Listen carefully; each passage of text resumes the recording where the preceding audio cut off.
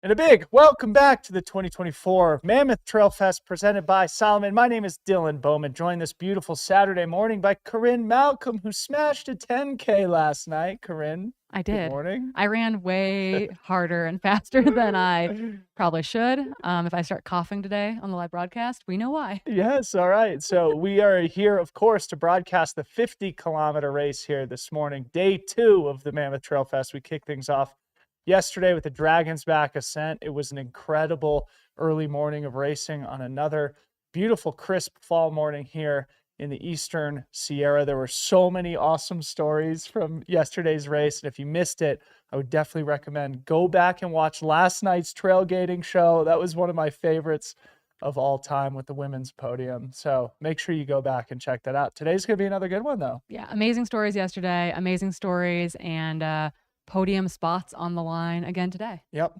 Some money on the line, and we're going to talk all about it. We're just about 10 minutes to kick off here, the 50-kilometer race. It does say we're getting prepped for a 250-mile race in the top right corner of our screen here. That's a little bit of an error. Our production team is recognizing that as well. And speaking of our production team, big shout out to the Mountain Outpost crew, the team behind the scenes here. It's a big operation. Corinne and I have the best jobs and the easy jobs. So a big thank you to the team behind the scenes as we look at this beautiful drone shot here in the village of Mammoth Lakes, a beautiful ski resort town, now a mountain trail resort town too. The 3rd annual Mammoth Trail Fest 50K kicks off here in just about 8 minutes. That was one of those moments where you've got two photos side by side and it's like spot the differences. Yep. And none of us would have caught the 250-mile issue. There's a race director on the far right-hand side of our screen there briefly, Tim Tollefson, getting ready to usher the runners out from under that arch and out onto the mountain.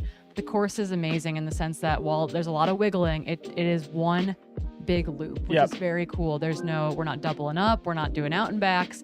They are making one really cool lap around the mountain. They will tag the high point over 11,000 feet before blasting back down towards the village. But really fun single track in there, some technical elements. But we're looking at probably darn near perfect conditions. It was windy up at the top yesterday. We could still see some wind up there today, but the atmosphere at the top, even if it's cold, the runners aren't going to feel a thing. Yeah, it looks like it's certainly a little bit calmer than it did yesterday morning. We had weather blowing through California and the Eastern Sierra earlier in the week, including so much snow that they closed Tioga Pass in Yosemite National Park, the main thoroughfare for those of us who are traversing our way across the state from the Bay Area. That pass is now open, and snow and rain and clouds have transitioned to a beautiful bluebird weekend here for the 3rd annual Mammoth Trail Fest. And we couldn't be more excited. Yesterday, if you missed the Dragon's Back ascent, it was an awesome race. There was a snow dusting on the mountaintops. It looks like that has melted away, so it should be dry, clean trails here for the runners this morning. And what a perfect morning it is. It's probably somewhere in the neighborhood of high 30s, low 40s now. It's chilly out there. Anticipated high of mid 60s. And I know you'll agree, Corinne, but yesterday in the afternoon when that sun came out, it felt just absolutely perfect. Yeah, it was even warm. It was even hot in the sun yesterday. I was definitely overdressed at one point, but they're getting the runners back behind the line there. We did catch a glimpse of Cole Watson for a moment in that bright orange Brooks kit, but while I think the race tomorrow morning, the Golden Trail World Series race, has the hottest competition of the weekend, we will see amazing performances and some really talented runners in the 50K this morning as well. As they make their way to the start line, we'll work on IDing those runners for you. Since when we went to the start list yesterday, we had some question marks about who may or may not be racing, but excited to see this get going. Absolutely. So to our viewing and listening audience who didn't catch our show last night, the course here today is, of course, a 50K. It's actually a little bit longer. According to Nick Handel's Strava file from his winning performance in 2023, it's about 32.8 miles with about 5,800 feet of climbing, some flowing single track, one big tough climb going up the Dragon's Back ascent, but for the most part, a fairly runnable course. that with the caveat that it is all at very high elevation. Our low point here today is right about 8,000 feet where the runners are standing now. The high point right about 11,000 feet. Can confirm. Yeah. Even when there's not that much climbing, it is very hard, at least for us sea level folks, when it comes to showing up at 8,000 feet. We Yeah. were mentioning yesterday that there's only about 6,000 feet of climbing in the 50K, only in air quotes there. But given that the runners are between 8,000 and 11,000 feet above sea level, every single foot of that 6,000 feet is going to hurt a little bit. Yep, absolutely. Beautiful drone footage here as we are under 5 minutes until start line now, and it bears repeating for those who don't know. Tomorrow's race, I would say it's not an exaggeration to say, is one of the most competitive races on North American soil this year. The Golden Trail World Series makes their way back to the Mammoth Lakes Basin, back to Mammoth Trail Fest for the second year in a row. Some of the best athletes in the world from North America, from Europe, from Africa are here to do battle on these beautiful, pristine mountain trails for their shot at a chance to qualify for the World Final, which is taking place next month in Switzerland, and also a lot of bragging rights on the line. Yeah, a ton of bragging rights on the line this weekend. I mean, but again, in every single race, I think even in the kids' race today at 10:30 a.m., there are bragging rights on the line. Yeah, unfortunately, I'll be here in studio. Otherwise, I'd be dominating all those children with my son Rhodes. Pushing Rhodes along the 1K. My 2-year-old son will be, I'm sure, gonna get a 1,000-mile buckle here at the Mammoth Trail Fest eventually in that kids race. One 1K at a time. Yes, exactly. The 1,000-kilometer buckle. Yeah, we're just over 3 minutes from race start now as runners continue to push in just behind this arch that is literally, I don't know, about a 2-minute walk from where we're sitting here in studio. Gloves on, arm sleeves on. Definitely chilly out there this morning. We are cozy, comfy, and warm here in studio instead. Absolutely. There's Ryan Thrower there with the camera. Yeah, so runners that we're looking at kind of to be on the start line here this morning include the likes of Chad Hall, who we're seeing there in that gray singlet with black arm sleeves. Chris Meyer should also be on the start line here. The Hemmings called it in the chat yesterday that Chris was going to go sub 4, so we'll see if that is in the cards. A drag race between Chad Hall and Chris Myers would be something that I would like to see. Absolutely. There's Sylvie Abel there jumping up and down. She's one of the favorites in the women's race, a great athlete from amazing athlete. Mom has I think a 2-year-old at home. 2-year-old started school or like daycare, childcare recently, and I think has been chronically under the weather this fall. And so she was telling me yesterday that it's one of the first times, this is the second time that she's left him at home, and that it's actually like she's like, I got to run really fast so that I can get home because she feels bad being here. And I was like, don't feel bad. Kids get sick all the time. Like, you're going to have a great 50K and then you can go home. A deeper level of inspirations for the parents on the start line. We had such a fun chat last night with Summer Allen, mother of 3, who was second place in the Dragon's Back Ascent. Talked all about fitting all the family obligations, ownership of a small specialty run shop, a small family business, while also being a great athlete. Not easy to balance. Goes without saying. As we look at our race director, Tim Tollefson here, the founder of the Mammoth Trail Fest here in its 3rd year. 2,000 runners plus total this weekend. And I think we are going to cut to the audio. Thank you everyone for coming to Trail Fest. It is a great honor to share our community and trails with you guys. As a reminder, as you're out there today, try to really embrace the opportunity in the moment that you're in. It's going to be hard. Sometimes you're going to feel like you're suffering, but we have an incredible crew of volunteers that will be supporting you along the way. 1 minute.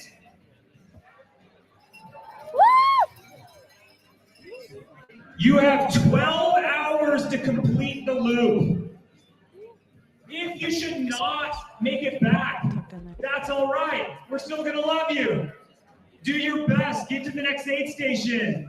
If you see a runner in trouble, try to help them out.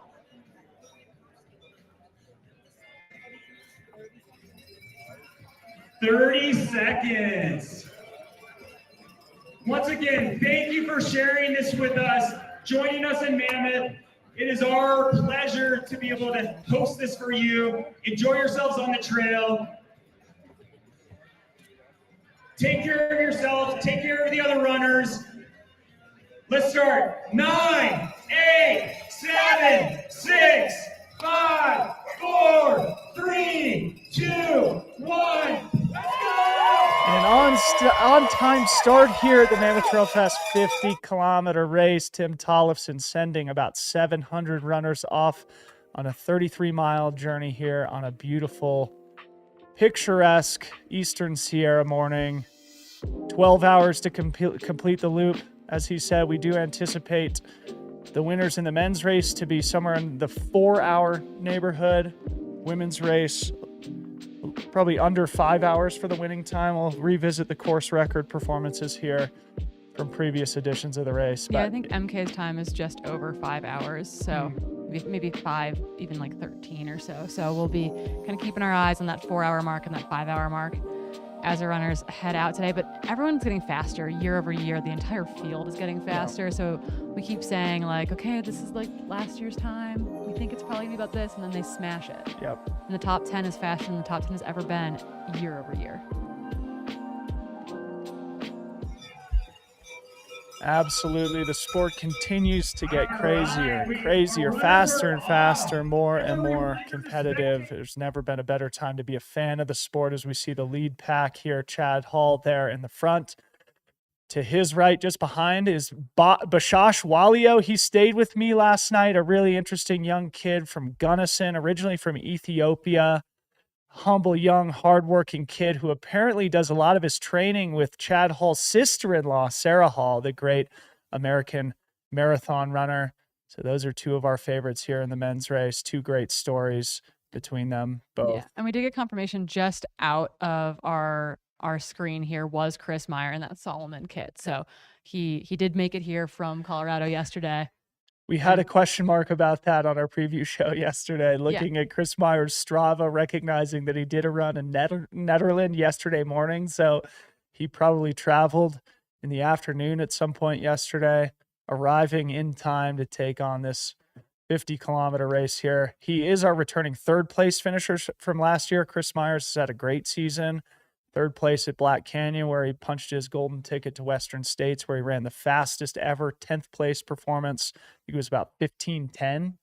Wow. For Chris Myers for 10th place. So fast. A time that would win Western States for much of its history. And held on to a 10th because Blake Slatengren was trying to get him basically down to the wire there. So Chris getting that ticket back to Western States if he decides to take it next year. Yeah, absolutely. Just behind Chad Hall and Bashash Walio. If you can identify that runner, please do throw it in the chat. Again, all weekend, this will be a theme of us learning names of new up-and-coming athletes. Going back to what Corinne and I were just mentioning, the sport advancing at such a rapid pace right now. So many young, talented athletes coming out of college, discovering the trails, pursuing a career in this wonderful sport. And I would guess that Mr. Orange Singlet here with the bucket hat is among that category.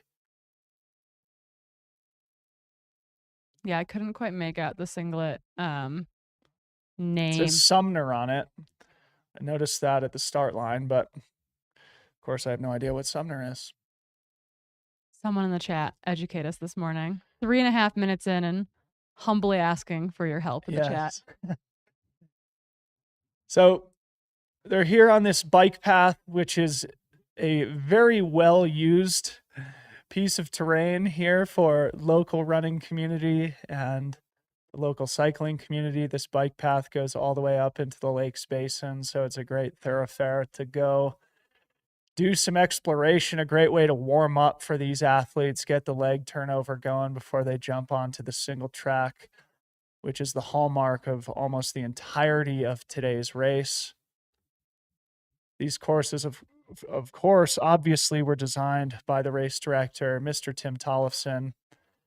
Nobody better locally to craft beautiful terrain that shows off Tim's hometown, his longtime hometown, and a place that has created many legendary endurance sport champions over many years, Tim Tollefson included.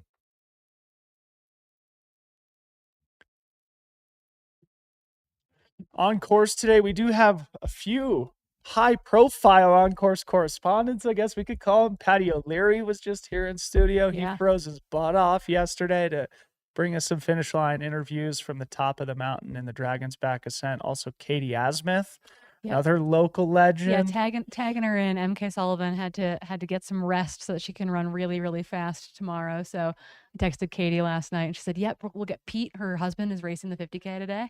She's like, "I gotta drop the boys off after Pete starts, and then I can make it into studio and get to the summit." So I imagine we'll see. Speak of the devil, Katie Asmith. Katie Asmith in studio here. Yeah, talking about we were saying Pete had to start the race so that we could use Katie out on course. I love it. I love it. I love it. Yeah. So our high profile on course correspondents today are going to be Patty O'Leary and Miss Katie Asmith. Very excited to have her up at the summit, which should be a good time. Hopefully not as cold as it was yesterday. She's ready. Jean jacket. She's good to go. Sweet. Oh, it's going to be beautiful today. Yeah.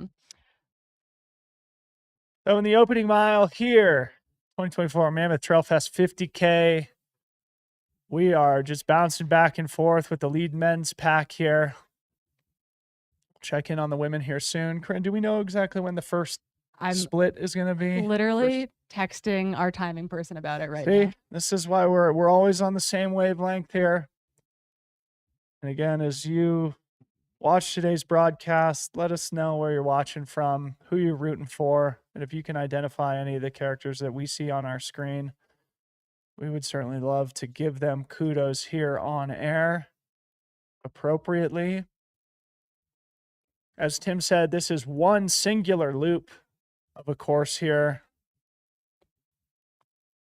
So no out and backs, no lollipops, just a clean single loop 50-kilometer race. This is a fast start for the race, given that they're on the bike path. Yeah. I always forget about that this is how that race kind of rolls out. It's definitely going uphill, and you're going uphill at 8,000 feet, which is no easy task, but it does favor the fast runners in the field, the quick runners in the field, who are going to feel very, very comfy, turning over some fast pavement miles. Yeah. I was actually looking at that last night, and I just pulled it back up on Nick Handel's championship Strava file from 2023. His first 2 miles were 6:33 and 6:24 on this bike path. Of course, as you can see, there is a slight uphill gradient to it. So he was on the gas pedal early.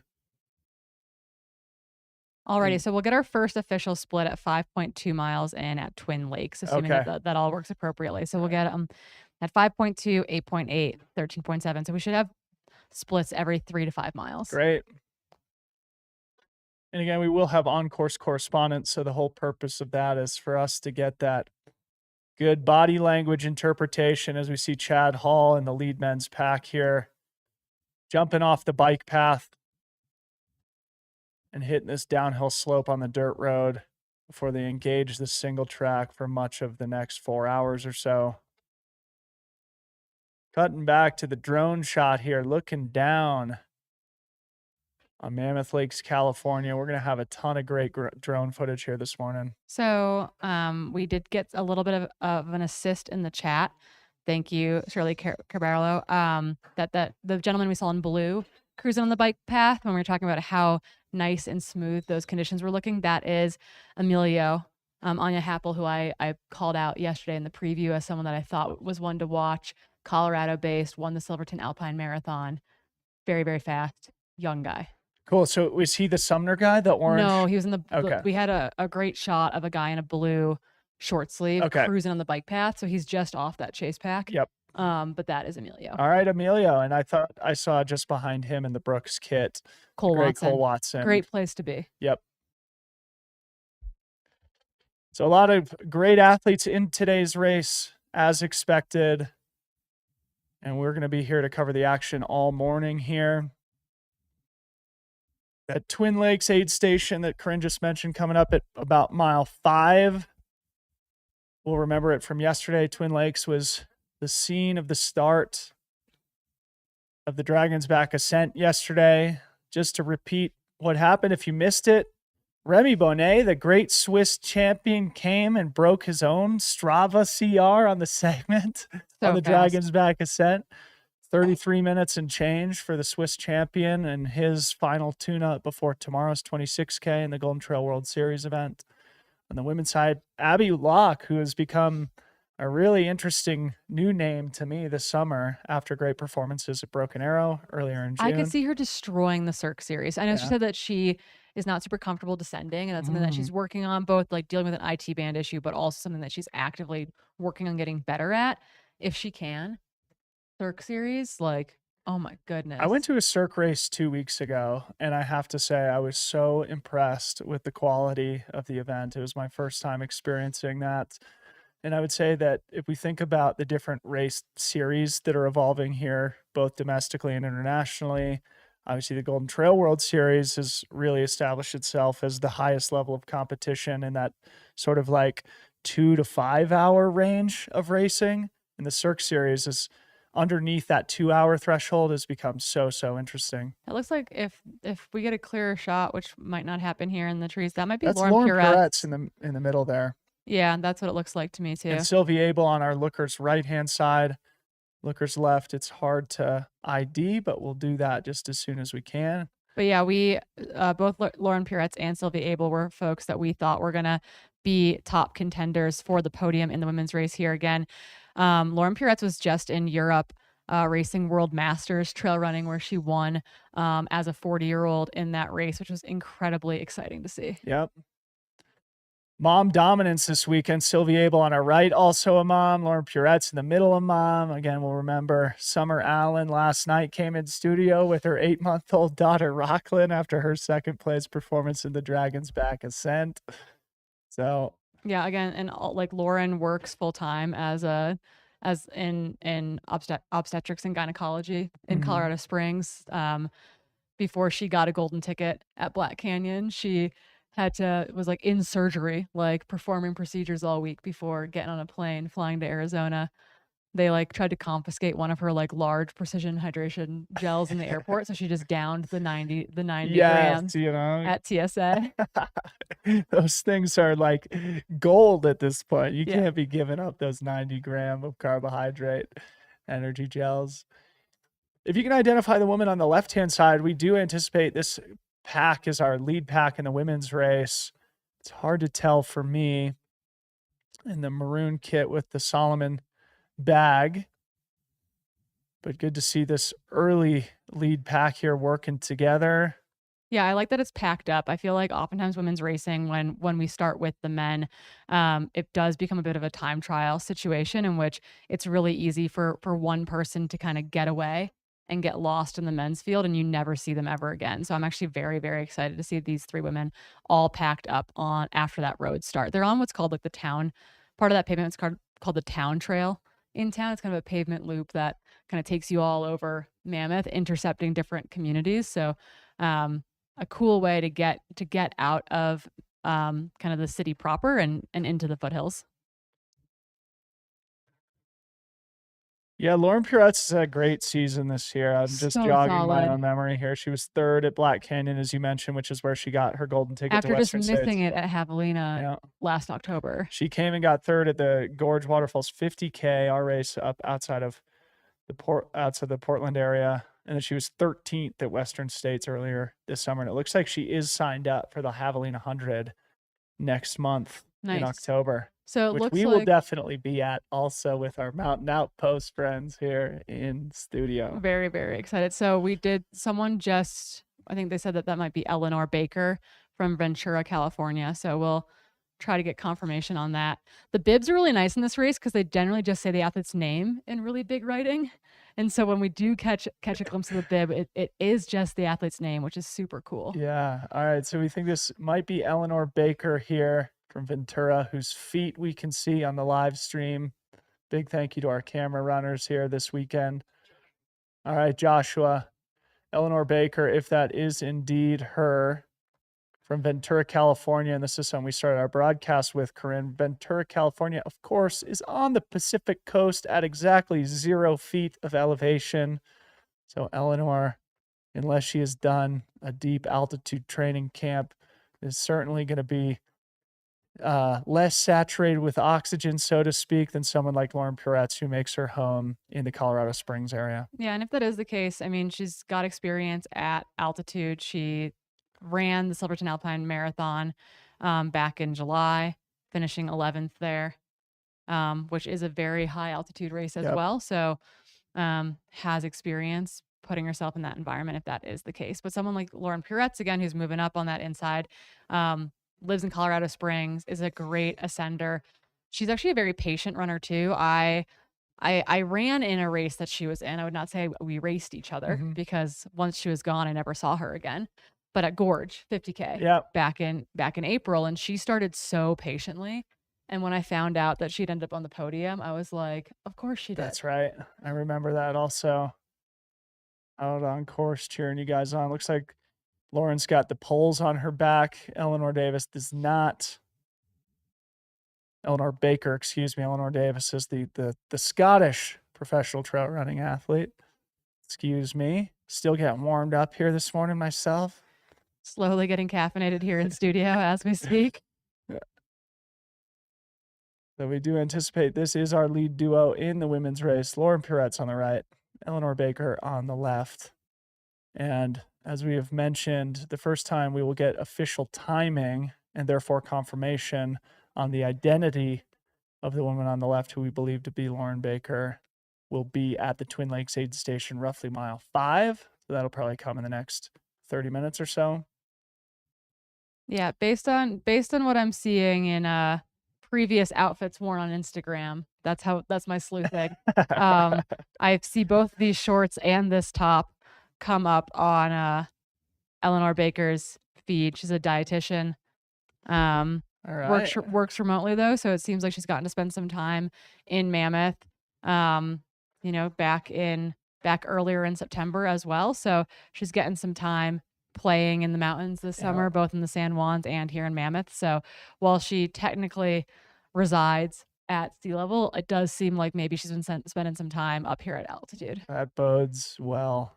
I actually did a 6-week altitude training camp here in Mammoth before the 2021 Hard Rock 100, and it was such a joy to have that privilege and opportunity. As we see Eleanor breaking into a hike here, Lauren Puretz continues to tiptoe up the hill in a running cadence, therefore opening up a small gap. Of course, it is very, very early, but it seems that now Lauren Puretz is alone at the front of the Mammoth Trail Fest 50K.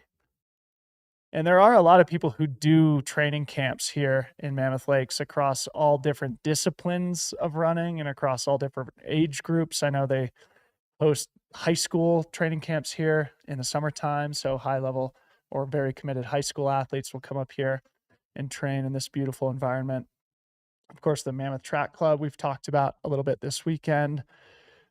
The formerly very high profile road marathoning group that trained here and track group that trained here, the likes of Meb Keflezighi, Dina Castor, It's iconic, legendary American distance runners. warming that up made their home quickly. here. We're seeing folks strip down arm sleeves, strip down jackets. Was cold standing at the start, but already layers are coming off here as they make their way up under the chairlift. But yeah, akin to track clubs, dedicated high school groups coming out here to train. There are also, a lot of pros make their homes here. Katie Asmuth walked into studio not that long ago before heading out on the mountain. They moved the family from SoCal up to be here in the mountains. Their boys are thriving here, getting to do all the mountain sports. Danny Moreno, same sort of thing, was in Santa Barbara for a long time, now makes her home here in the mountains as well. So I think we're seeing Mr. Rod Farvard, I was texting with him last forget night. about Rod. Yeah. One of the stories of the 2024 trail racing season, Rod Farvard, absolute stud, makes his home here as well. So they've got a great group of committed athletes, each pushing each other. I remember at the Canyons 100K earlier this year, Danny Moreno had run the 50K that day. Rod smashed the 100K. Tim had a solid one in the 100K too, and they had a big Eastern Sierra photo opportunity at the finish line to celebrate their local prowess here. Just cut back to the drone shot, looking down. Yeah, big props to our drone pilots out there this weekend. They make Ooh, the magic happen a bit. okay, we got a knowledge bomb in the chat. Thank you to Zeb. He says, it looks like the mystery Sumner singlet blue bucket hat runner is Adam Soland. I'm hoping I'm pronouncing that right. Recent grad from Nevada cross country. So I believe that would probably mean the University of Nevada cross country. Yeah, UNR. Also alma mater relatives, I would guess, or I guess you would say, with MK Sullivan and Helen Mino Faulkner, Yep. two great trail athletes who have emerged into the upper echelon in the sport globally. So great to see another one, Adam Solin, the Wolf Pack, UNR. Yeah, like showing up in trail in a big way. There's a young Australian, Paige Penrose, who also was kind of came in through part of that UNR program, was a trail runner going in, came over to do a bit of her education in the US, getting an opportunity to run collegiately before heading back home to Australia. So yeah, UNR, I feel like, again, close to good trail, close to good mountains, I do think is churning out more and more great trail athletes. I mean, that's why I chose to go to college where I went to college in Bozeman. The ski coach said, "Well, we run a different mountain every weekend if you want to come." And I was like, I'm in. Sign Sounds me up. good. Here's Sylvie Abel here, we believe to be in about Yep. third place position in the women's race. Sylvie, as we mentioned, a mother from the San Francisco Bay Area who is a really strong athlete. I don't think she comes from the traditional running background. I think she discovered it a little bit later, but has had a solid season. Just about a month and a half ago, she was second at the USATF 50-kilometer championships in the Marin Headlands at the Headlands 50K, just behind Lindsay Allison from Telluride. Sylvia Abel also had a good run at our race, the Big Alta, earlier in the spring. So she will be competitive here at the front of the pack here in the women's race today. Yeah, she's definitely someone that we think will be a threat for the win and a threat for the podium in the women's race. So she's had a really great season too. It's been really fun getting to know a little bit more about her, getting to watch her race. Super, super strong athlete, incredibly talented runner, but you're right, didn't come in from like a traditional running background by any means, but really has, I feel like, kind of exploded onto the trail scene with a lot of love for the sport. Okay, so I just pulled up her ultra sign up here, and she is not only a lot of good performances to recap, but also a ton of things that she's already registered for through the fall in early 2025, including the Quad Dipsy And Big there, Alta. and already the Big Alta next March, and critically the Black Canyon 100K here to our friends in the Mountain Outpost crew. So Sylvia Abel will probably be trying to go for one of those precious coveted golden tickets down in Arizona in February 2025. Yeah, so far this year, Sylvie has raced a bunch of times, at least a half dozen. Looks like she specializes mostly in 50K and Yep. below, but it is a rare phenomenon for her to be outside the podium I or mean, top five. she's in sights just, with, where we saw Eleanor start to hike. It looks like Sylvia was able to stay in that run, and she's actually closed down a bit to back to Lauren Purette's. They've all had to do a bit of a costume change this morning. We've got the arm sleeves off Lauren Purette's, the long sleeve off Sylvia Abel. So, that might have created a little bit of a gap for a second while Sylvia had to make that quick wardrobe change to get more comfortable, realizing that it is a bit warmer once they got moving than they had initially expected. Oh, oops, run her a little down. bit of a tumble. That's not unfamiliar. All part of the game here. Clip a toe, take a little tomahawk, back up. No worse for wear. We are just over 23 minutes elapsed here in the Mammoth Trail Fest 50K. Men's winning time in 2024 was Nick Handel in 4 hours, 22 minutes, I believe.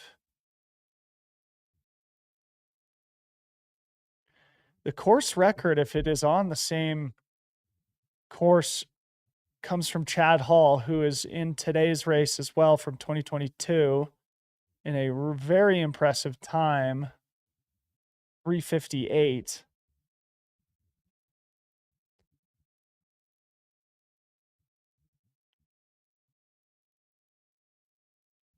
Let me just double check here.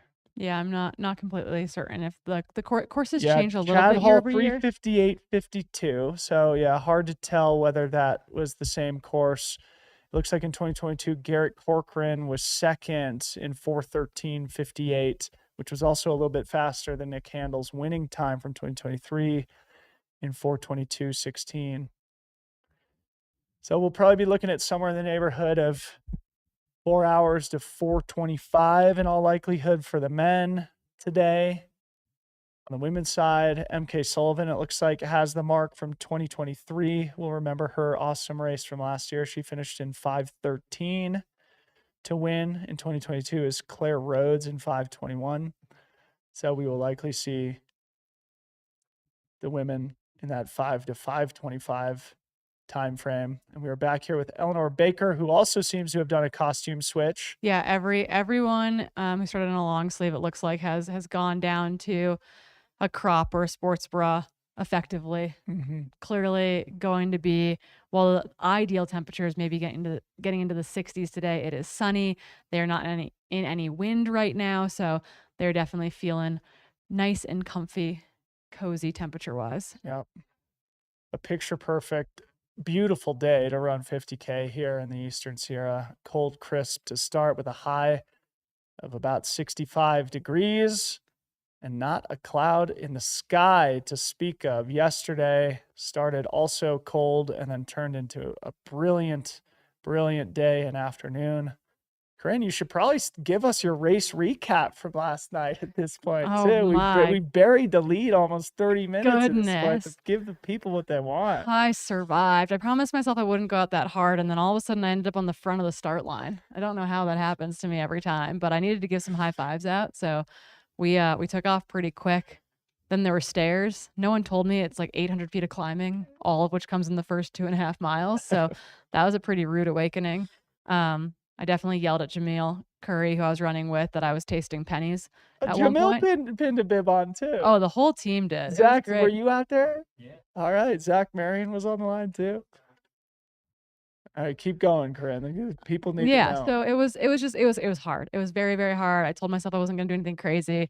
So eased off the gas a bit. And then when we got to the aid station, Dr. Andy Pasternak was playing the tuba. So Tuba Drew was out there in the woods.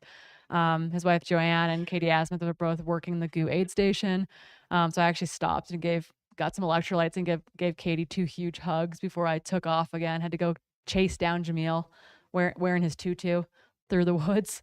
And then it did get dark on us, actually. So I had to turn the headlamps on for the descent back down the trail known as downtown to come back to the village. And definitely ripped some miles that were a little bit faster than anticipated, given that I ran 75 miles on Monday.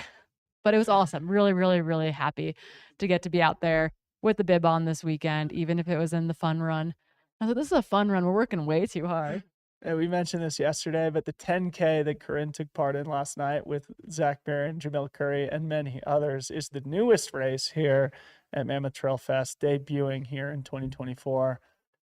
The night running event sounded like an absolute ball. DJ Skizzle Fresh on the 1s and 2s. Skylar Hall was putting the beats together for those of us who were in the village last night. It was an all-time vibe here at Mammoth Trail Fest. So something for the entire family as we are back here with what we think might be race leader Adam Soland. Zeb in the chat helped us identify this young athlete, recent graduate from UNR, University of Nevada, Reno, the Wolf Pack. So Adam Soland, if he's not in the lead officially, he's certainly in the front pack here in the men's race. Earlier, last time we had visual on the men's race, we saw Chad Hall, Chris Myers also in the mix. Of course, we are very early in today's race, but Adam Soland looking quite agile here on this flowing single track trail in the early miles of the 50K. Yeah, flowing out there. Getting a shot of our camera runner as we get things readjusted out there. They are also getting warm. You can see that jacket unzipped there. Oh goodness. Yeah, Blair Witch project these happening. gimbals can be so frustrating sometimes. feel like you're getting the perfect shot, and all of a sudden it sort of glitches out. So big thanks to our camera runners who are doing their best to bring us the visuals here this morning. Yeah, and we'll be bopping around from drones to camera runners on foot to I think some of the e-bikes might be out on course, kind of looking at, stuff from today to tomorrow, getting ready to cover the Golden Trail World Series race. That looks like Chad to me. That looks like Chad too. That lope and stride. That loping, incredibly graceful stride from Chad Hall, of course, the younger brother of all-time great Ryan Hall. Chad Hall, no slouch himself. We just mentioned he was the 50K champ here a couple years ago. I would say Chad is one of the most interesting runners in North America, unsponsored. Whenever he shows up, he's going to be a factor to compete for the win. We'll remember Corinne doing the broadcast where he and Eli Hemming had that great battle in the 23K at Broken Arrow. It was a couple so years ago. awesome. That drag race of a descent, them trying to make different breakaways on the climb versus the descent to the race course. We just had burritos come into studio. Thank you, Harmony Bowman, for keeping us fueled up in here as well. Thank goodness for Harmo. 30 minutes elapsed now. And what a crisp, clean, beautiful drone shot we've got here. So fun. This Mountain Outpost team has really pioneered the whole race live streaming phenomenon, especially in this last 10, 12 months. Yeah, truly. Figuring it out, definitely a little bit of building the plane as we're flying it here and there, but got to admire the hustle. And it's so fun, especially I wasn't able to catch any of the action from the rut last weekend, but Zach showed us some of the aerial footage of Cam Smith charging up Lone Peak. I mean, for the rut, run rabbit, Yeah. talk about race after race after race going on in one weekend and the Mountain Outpost team covering it from all angles. It's one thing to cover your own race, to be on Aravaipa turf, but to be popping up at other races, helping more and more race directors get their race out to the world in this fashion is incredibly cool. I do think it's one of the main reasons we've seen the explosion of our sport globally, because of the beautiful landscapes that you see captured on these live streams, those beautiful drone shots that we saw hovering over Twin Lakes as we saw the runners charge up the Dragon's Back ascent yesterday. There's that phenomenon in the Tour de France where the mountain stages get much more viewership than any of the other faster sprint stages. Same is true here in trail running. Because there's 120K of a pack riding before there's a 3-minute sprint. Right. But my point is, when you marry the great story of human striving and these trail events with the majesty of these mountain landscapes like Mammoth, like Big Sky, Montana, like Steamboat Springs, Colorado, it makes for a great viewing experience. And we do appreciate everybody who is joining us here today. We cut down, I think this is the Duck Lake aid station. That'll probably, I think that's roughly mile 8. Twin Lakes. That's Twin Lakes. Yeah. Okay. Where with our Dragon's Back ascent kicked off yesterday, where we will get our first split of our race leaders as well. I do believe that Patty O'Leary is bopping out that direction. Probably to give us more a take on the atmosphere of the runners coming through, who looks good, who looks bad, but they will be blitzing through there very, very quickly. That looks like the back of Chris Myers ripping down the trail there. Sure does. Chris Myers, Boulder, Colorado, but he is originally from Southern California. I know he stayed with the Azimuth family doing his altitude training camps here when he was a Southern California resident, now part of. So do they make them stay in the treehouse, or do they let them come inside? Yeah, I'm not sure. I've never been. So, but we mentioned this. Chris Myers had a great season here, and Boulder, Colorado, of course, is well known as an endurance sport mecca. There's such a great and talented group of athletes living and training there, Chris Myers included. I know he does a lot of work with Bailey Kowalczyk. We saw. Yeah, they both ripped a run yesterday. Just a little shakeout at 6:20 pace to get going. Right. I hit 6:20 pace. I think my Achilles tendon would snap in half if my first mile was 6:20, or if I had to run downhill to warm up anymore. Yeah. But as long as we're getting out there, getting the sweat in every day, life is good. Chris Myers also, I think, does a lot of training with the likes of John Ray Yep. They've Justin got Grunwald. Justin Two runners. Grunwald, right. They have a good training group. It looks like Adam Solon coming through here. No, that's Chad That's Hall. Chad Hall. So Adam and Chad, it looks like I'm pretty sure I caught sight of that bucket hat. Could be wrong. Anyway, that's Chad Hall for sure. Oh, some fall colors peeking Part out. of the mic. It does seem like we might have Patty down at Twin Lakes. We'll pipe him in as soon as we do. But Chris Meyer ripping his way down that trail. Yeah, a smooth start to this race, and it's actually really interesting to see kind of different tactics play out. I'm not surprised to see Chad go to the front early on. He's definitely a front runner. There we go. They're ripping down into Twin Lakes as we speak. That's Chad Hall. Go, Chad. So I think Chad lives full time in like the San Diego area, but here's Adam Solon right on his heels. So just a couple second gap separating first and second. Adam Solon Also sticking his neck out there, doing battle with one of the most talented athletes in North America, Chad Hall. I know Chad, along with his brother Ryan Hall, did a lot of their training in the Big Bear area. Yeah. Which is not terribly far from where we sit here in Mammoth. Oh, it's a great shot. drone shot of them coming through Twin Lakes. So again, we will have an official split through this aid station. I'll drop the link to our. It's tagged in the top of the chat Okay, already. great. Yes, if you were looking for the live tracker, what you're going to do is it is pinned in the top of the live chat on YouTube, and that will take you to the race's tracking page. But we don't have, and there will be a little bit of a delay of an update as they make their way through that aid station. So we do not yet have updated splits through Twin Lakes in our tracking, but we'll be keeping an eye on it.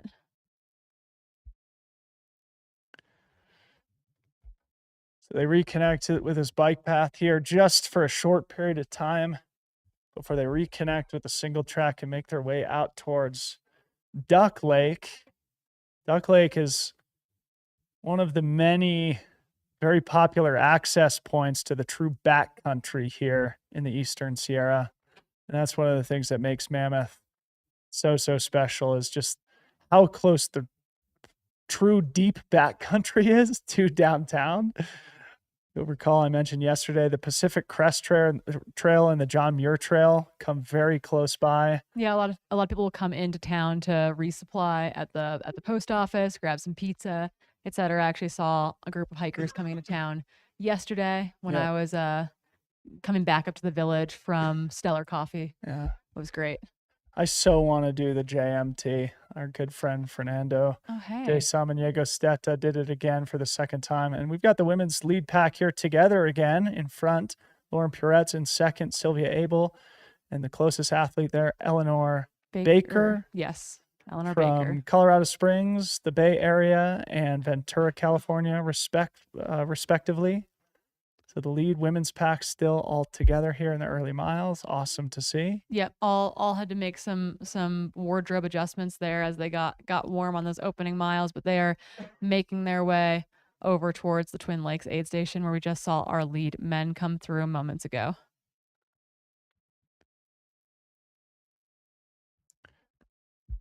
So we're now in front of Lauren Purette's race leader. Colorado Springs area, as Corinne said, just emerging as the world champion for Masters Trail Running. Yeah, Where was that held?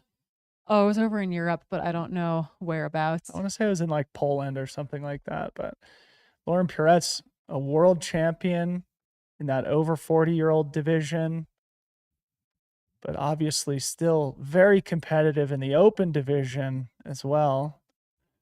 It's also a theme in the sport right now. We talk all the time about the emergent young talent, but also those who have been in the game for a long time who still continue to compete at a high level. People like Lauren Purette's, people like Tyler Green, who's over 40, people like Jeff Browning, who's over 50 at this point, still showing no signs of slowing down. I mean, that was one of my favorite stories from Western States this year, was like the women's Masters battle. Basically, whichever woman in the 40 plus category was going to Yeah. make it to the finish line first was going to get that women's course record Right. because they were going to run so darn fast in the process of just fighting for a podium spot, a top 5 spot, a top 10 spot. It was very, very cool to watch. But that was Yeah. my de facto, like one of my favorite stories from the Yeah. women's race this year. Ultimately, it was Ida Nilsson from Sweden who did secure that Masters course record on the women's side at Western States this year, but not far back was Heather Jackson, who also had an awesome race, and she's having an awesome season, coming off 5th place at CCC, a great, great result for the former triathletes and the current pro gravel racing cyclist, Heather Jackson. Yeah, had a phenomenal CCC. Was really happy to see her hang tough in the more technical spot parts of the race, kind of coming into Valorscene and Valorscene to the finish. Did a really amazing job there making that happen. Okay, we're back to the Twin Lakes aid station again. This is 5.2 miles into the race. We saw our lead men blitz right to this aid station. They will have another aid station about 3 miles from here. But I anticipate that our lead women will also be making it into this aid station here momentarily. Yeah, should be any minute.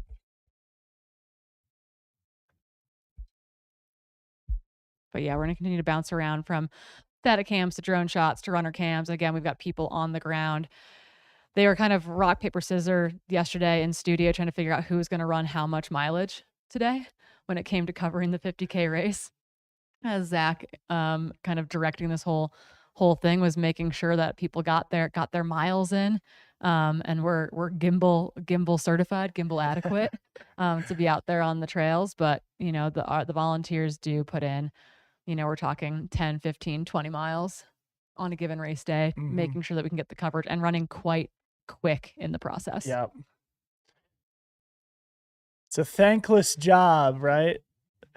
Just It's because we're super fans, yes, exactly. I think everyone involved in this. It's awesome to have that front row seat to the lead of the women's race, but also it's no easy effort to run with a gimbal for 20 miles, tell you what. Yeah, it looks like the women are definitely getting ready to descend into the aid station. We've got both. We're 40 minutes in now, so we might be working towards our first nutrition if they have not had any calories yet, besides maybe calories in the bottle. But they're also pulling out soft flasks so that they can maybe get that first fill up here when they drop into Twin Lakes at 5.2 miles in. We've got soft flask in hand at Sylvia Abel running in second. I did see Lauren Puretz as well just pull out that soft flask. And Eleanor looking just really chill, running in third place. The carbs, the carbs, the carbs. This is one of the storylines in endurance sport broadly, but certainly in trail running. We're learning. I was actually having a conversation yesterday with Cole Watson, who's one of our favorites here in the 50K today. And Cole said counterintuitively that he thinks some of the challenges he experienced with his digestive system at both Western States and CCC were based on the fact that he called it, I think, being brainwashed into the carb phenomenon, maybe taking in too much for his personal physiology, but I think that's probably trainable. Corinne, you're much more educated on this topic than I am, but the carbohydrate conversation is ubiquitous these days. It's a bit of both. It's definitely a bit of what your personal physiology needs. There's also a degree of it that's very trainable. And there's also like, what are your needs in that moment? How hard are you going? What is your glycogen burn rate? If you're not burning super high, you don't need 120 grams. Right.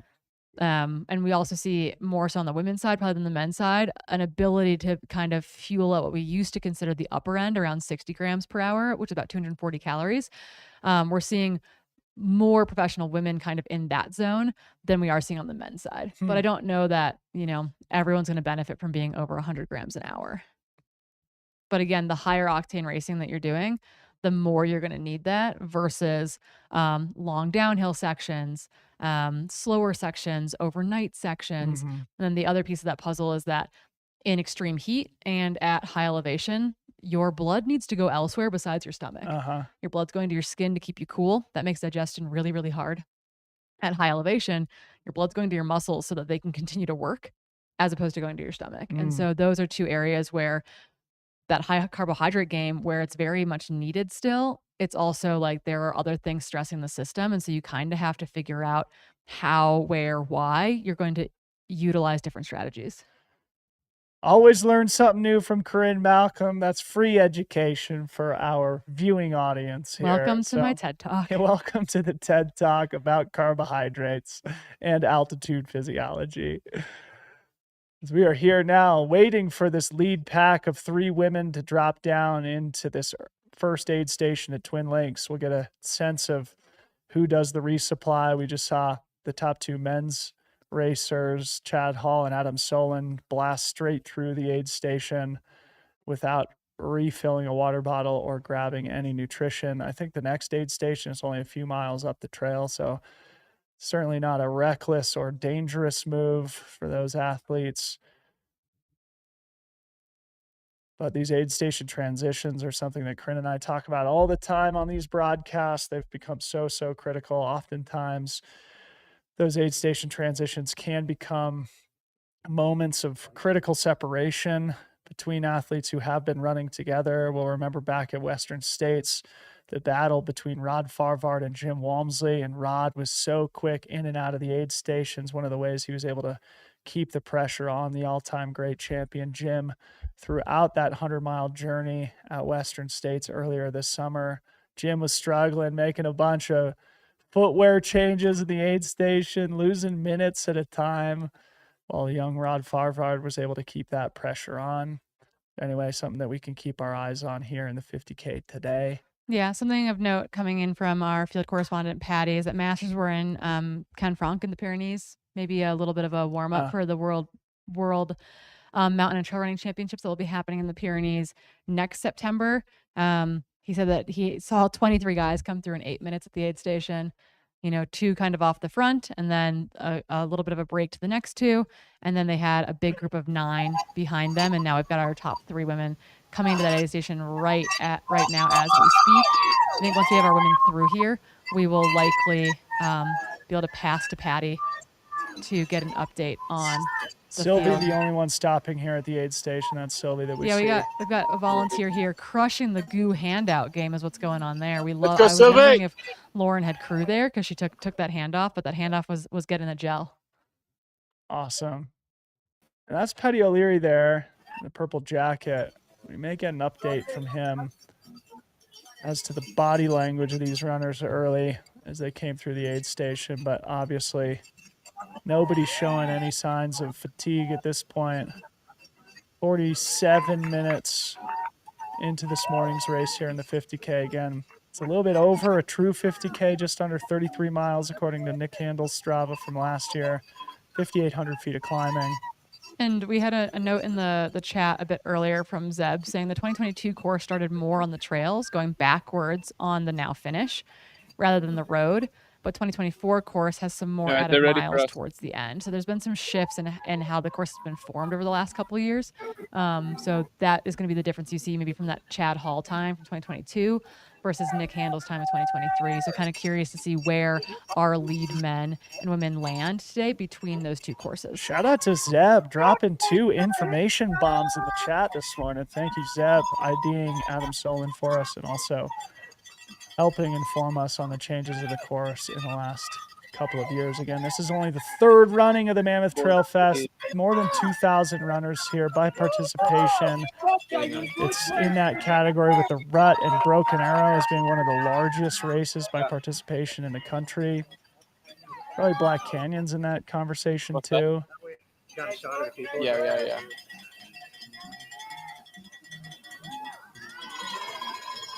Wondering if Patty can hear us. I can actually put my earpiece in finally. It sounds like Patty can hear us, guys. Should we throw it to Yeah, him? I can hear you. All right, I can hear all right, Patty. Patty, tell us what you're seeing down there, buddy. Well, lads, what's the crack from Twin Lakes aid station? People are rolling through strong and quick now. So we just have our 5th place lady passing through, which is Kennedy. All right, going back to the men. So going through first, we had Chad looking great, smiling, looking strong. We had Adam right on his tail, looking determined. Then about a 2-minute gap back to Chris Myers, looking strong, looking focused, and Cole. Cole stopped at the aid station, picked up a couple of things, 5 seconds, and then he was rolling on. I guess for the Mammoth locals, I think the first Mammoth person I saw was Bentley in 7th place. So he's a favorite of Mammoth Trail Fest. Now I'd say we might have had 30 or 40 runners pass through now. We've had the top 5 ladies, and the 3 lead ladies were in a pack right together. They were looking strong. Our Sylvie from the Bay Area in 3rd place. She was the only one who was smiling out of the 3, so that's one thing. Eleanor in 2nd place, looking determined. And then in 1st place, remind me, Dylan and Corinne on your side. Lauren Puretz. Lauren Peretz, who is from, is she an Aravaipa runner?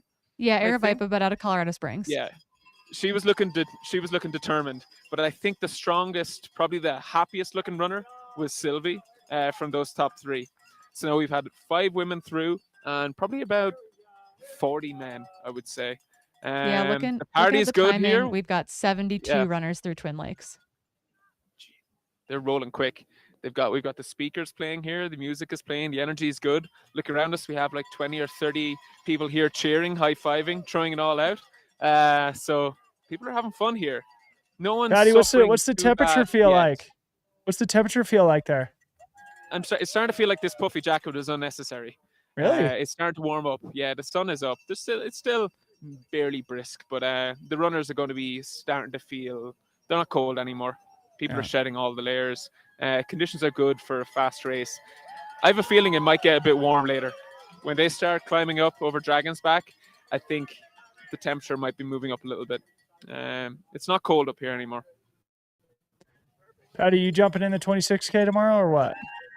Oh, let's go, Remy. Coming for you, buddy. I will be chasing them as best I can in the 26K tomorrow. Looking forward to it. I had an extra day of rest since I did the rut, so hopefully that'll stand to me from their race at Headlands. But I'm excited for it. It's just great to be down here at Mammoth Trail Fest. Tim and his team have put on such a spectacular event.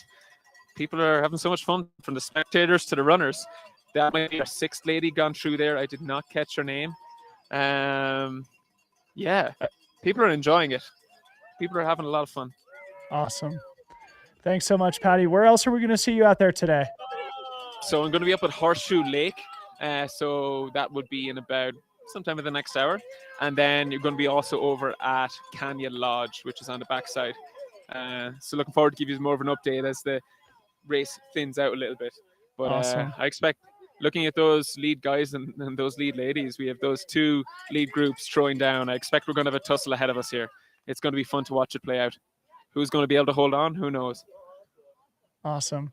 All right. Thank you so much to Patty O'Leary, the great Irishman and awesome trail runner himself, community leader in the San Francisco Bay Area, and somebody whose personality and connective ability is something we all appreciate. We can do a deeper update from the top 10 men and women from Twin Lakes. We've got official splits here. And again, you can find the tracking link into the top of the chat here. Let's go, Lauren. On today's live stream. So as we said, Corinne, maybe I'll bang through the men. You can do the women. And the top 10 here, we had Chad Hall coming through 35:08, about 9 seconds ahead of Adam Solon, 35:17. Chris Myers, about 2.5 minutes back, 37:49. Then Cole Watson was in 4th, about 10 seconds behind Chris. Then our guy Anaya Happel, came through in 5th, 39:35. Bashash Walio in 6th, 39:39. Bentley Rager, who Patty mentioned, Mammoth local, just under 40 minutes. Jordan Clay in 8th. Spencer Strom in 9th, and Nathan Williams in 10th, going through Twin Lakes, all separated by about 5 minutes in the men's race. Yeah, and on the women's side, we saw our women come through virtually together. There again, Masters athlete coming off that Masters Trail win, Lauren Puretz in the lead, followed by Sylvie Abel and Eleanor Baker. Sylvie did stop there to get a flask filled up, but you did hear from Patty that she was the only one smiling in that group. Rolling back through the remainder of the top 10, we had Dania Stimpson in 4th, Paige Borges in 6th. I think kind of together with Catherine Lynch in 5 and 6, Kennedy Riffner in 7, doubling back from the 50K, Lauren Fiddler in 8th, Taylor Smith in 9th, and Allison Watts in 10th position there. Again, you know, the spread there, about 5 minutes separating 1st from 10th on the women's side. So it's hot, early, competitive racing here at the Mammoth Trail Fest 50K. We are just under an hour elapsed here. The athletes are through the first major aid station, and it won't be long till we start seeing them come through the second aid station up there at Duck Lake, where I think we've got Katie Asmuth also on site, ready to give us the on-the-ground perspective.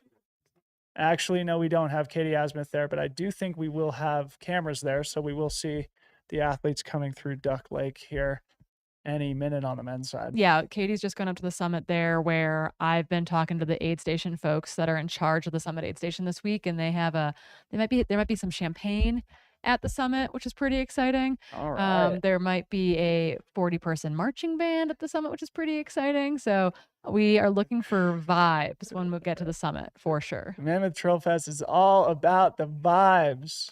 What a setting. Go ahead. We had people in the chat mention that this is all of the TNF 50 vibes from the 2010s or 20-teens era, and like that is such a good point. We had this hole in our community at the closing of that race in existence, a race in the Bay Area that we all loved. It was one of the ways that we could close out our seasons. Big competitive race environment, multiple distances, and Mammoth Trail Fest is really, I think, stepping in, building, growing, going to surpass, I think, what were those vibes, but really a huge community gathering spot for the fall.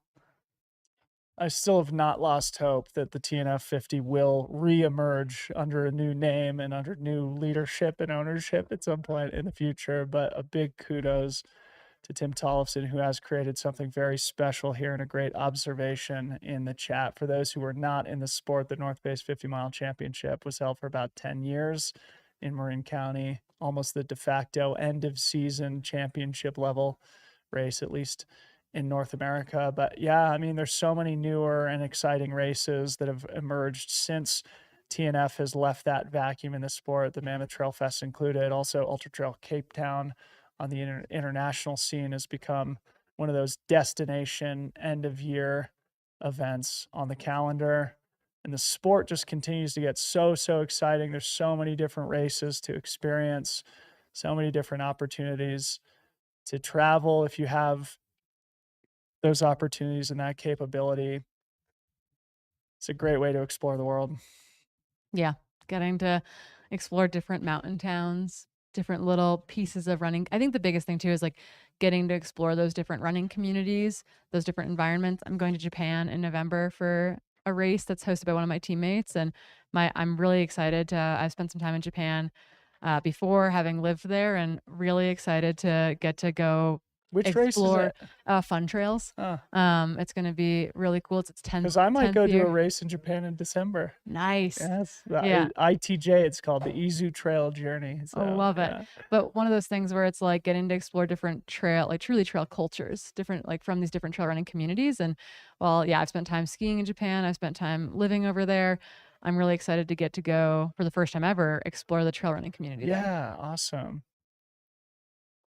So same thing can be said for showing up to Mammoth and walking into this community where I was giving Tim a huge hug last night, and I said, man, you can feel the love here, right? Like you can feel the love of this community, the love coming back to the energy that you're putting into this race. It is truly something special. Yeah, absolutely. There is a feeling here at the Mammoth Trail Fest that it's hard to describe, but if you do come, it does become infectious. It's my second time here. This is your first time here. I know, Corinne. which Somebody feels reminding crazy. us in the chat, I think, Jesse Luna saying that this is Patty's third time here. He's been here for all 3 Mammoth Trail Fest events. Obviously, he's been a racer, now helping out on the live broadcast team here. So it's a great place, an easy place to convince yourself to come to.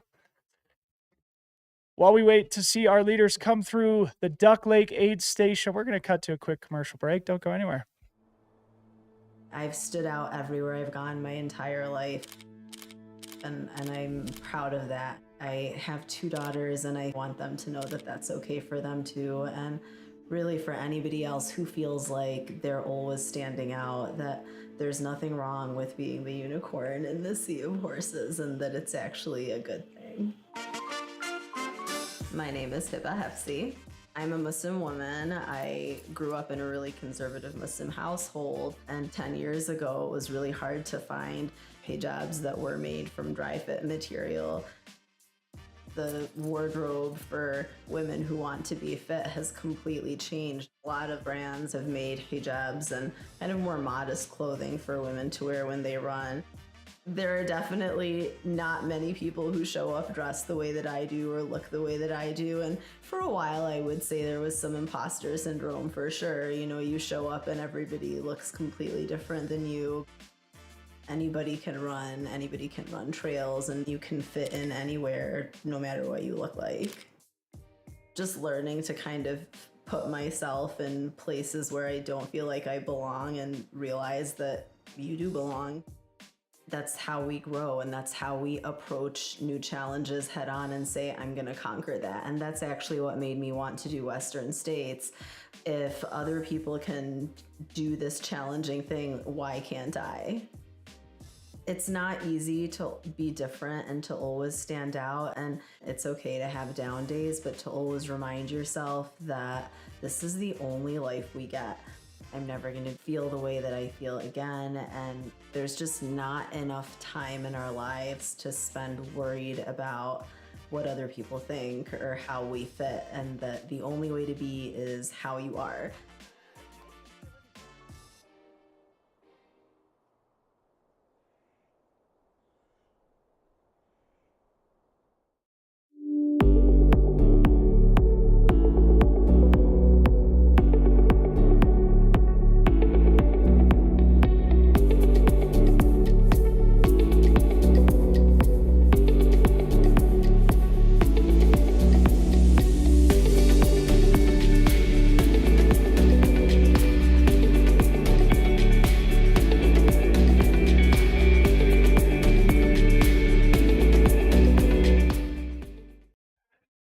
Alrighty, we are back live in studio. Is this out at Duck Lake? Yep, looks like Duck Lake to me. Sweet. They are out there, by the way. So very limited signal out there. We've got our camera on the ground, expecting our men's leader through here imminently. The projected time through was about 60 minutes on the dot. So looking for Chad Hall and Adam Soland to come on through. I didn't realize that Adam's only 23 years old. All right. Young buck. Adam Solon, 23 years old. I was talking to some friends last night about Philemon Kiriago, who will be one of the favorites in the men's race tomorrow in the Golden Trail World Series event, only 22 years old himself. So as we've said, the youth have arrived in trail running in a big way, pushing the sport forward in such an exciting moment. Yeah, They're looking backwards on the course here. They'll be charging through this campground here any second. Yeah, and again, we did see both Chad and Adam blitz through the Twin Lakes aid station around 3 miles ago, not stopping at all for anything. They're also both running, I think, with just waist belts, so they're probably going to need to grab a little bit of liquid here, because it is then another 5 miles before they get to Horseshoe Lake, where we'll see our infield correspondent Patty O'Leary again. So that is what we're looking for. MK just did confirm that Adam is one of, because MK Sullivan, you have to remember, not only kind of coming through that UNR pipeline, was the coach at UNR, and Adam is in fact one of her former athletes. All right. When she was coaching at UNR. That is so cool. What a legacy. And here we go. Chad Hall here emerging into the Duck Lake aid station in first place still. It's about a 9-second gap at the last aid station at Twin Lakes, so we'll get a sense as to whether or not that gap is growing or shrinking. Chad Hall looking so smooth. Gonna blitz right on through. He's got a full bottle in his hand, so maybe he's got he knows the local water sources. Obviously there are streams around here with snow melt, but it is a little late in the year to be able to find flowing water here in the Eastern Sierra. Not a lot running out there, that is for sure. So we did just see race leader Chad Hall. We can kind of keep an eye on the clock there. He came through right around 63 minutes even, we'll say, as we wait for Adam to come on through. I texted MK back and I said, also, can we talk about how Adam is a style icon this morning, rocking that bucket hat? The singlet and the bucket hat. It's a new age in terms of fashion statements and trail running. Yeah, we're not head to toe spandex all the time, you know. Challenging us aging athletes to stay on top of our swag game. Yeah, it's a great reminder on the screen of what the men's race looked like coming through Twin Lakes, about 3 miles from the location on our screen. So Chad has opened up a gap over Adam, wondering who of that chase pack who were 2 minutes back, Chris Myers and Cole Watson, if they picked up Adam on their way into this aid station. Again, another young athlete, Emilio Anya Happel, also kind of rocking that M5 position right now, and then down to 7. Bentley is a Mammoth Lakes local there, so he's going to be getting lots of extra cheers out on the course for sure. I see movement. There we go. Our bucket hat icon, Adam Solon, 23 years old. Coming into the aid station here, the gap definitely has grown, but Adam's still looking very smooth here, just over an hour elapsed in today's 50K. Yeah, we'll say there's about a 2-minute gap right now between Chad Hall and chaser Adam Solon. I can't tell. I think there might be Also, a no belt stop. under that singlet. It kind of looks like there's a bottle maybe in the back there, kind of high above his shorts, and a belt potentially. I sure hope there is. Yep. I always get really nervous when I'm like, you guys know that you need liquids, right? Yeah. We are at 9,000 feet of altitude. Yeah, it's like Coach Corinne, Mom Corinne comes out pretty hard on the old live broadcast when I see athletes blitz through aid stations. I mean, it is funny, I've been here in Mammoth for 48 hours or so, and I probably have doubled my liquid intake.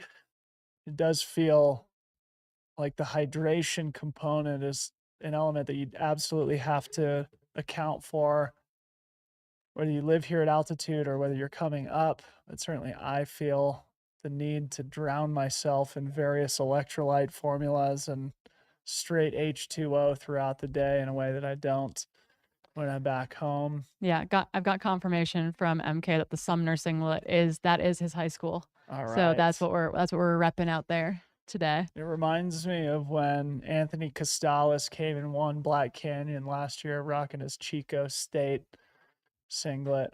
Definitely a fashion statement here from Adam Solon. But High school jersey with the bucket hat. Yeah, it's I again And style. he's got the flow going, Yep, sure He's does. got that long hair. Chad Hall had that man bun tucked up in his Mammoth Trail Fest hat. So Yeah, love some to good see hair it. with the top 2 so far today. So we were saying, so at Twin Lakes at the 5-mile mark or so, Chad and Adam had a 2-minute gap over Chris and Cole. However, and all of a sudden I was like, man, are we going to see a bridge from 3 and 4 up to Chad, or up to Adam, but that gap still stays. He still has almost 2 minutes on Chris. Yep. So Chad has opened up off the front, but Adam is still staying solidly away from the chase pack, which includes the man on your screen right now, Chris Myers, about 2 minutes separating our second and third place men. Yeah. Zach Marion just said Chris is a finisher. Yeah, he is. Tough, strong dude. Boulder, Colorado. But as we said earlier, grew There's up here Cole. in Southern California. Cole Watson, now our 4th place runner. He's from the Sacramento area, Rancho Cordova. Cole Watson's been a great athlete in the sport for a decade plus. He ran at the University of Oregon. They don't just let anybody into that program. Cole Watson, a stud.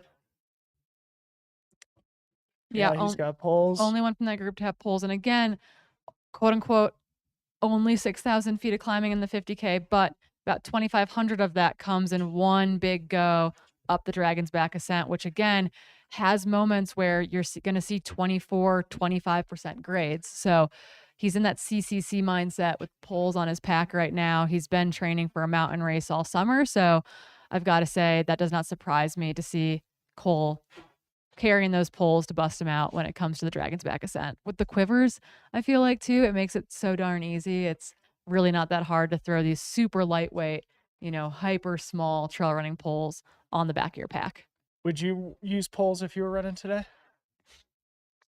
I feel like I hike so much faster I would. when I have poles that for me, having a quiver, having them tucked away for much of the race, but pulling them out for that big long ascent, because when I have to hike, I am so much faster when I have poles. It's so funny just thinking back to UTMB. OCC, almost nobody's using poles, at least at the front of the race. CCC, it's more like 50-50, I feel like. I mean, we saw Hayden Hawks win again this year without using poles, which blows my mind. But Adam Peterman, who was in third place, did use poles.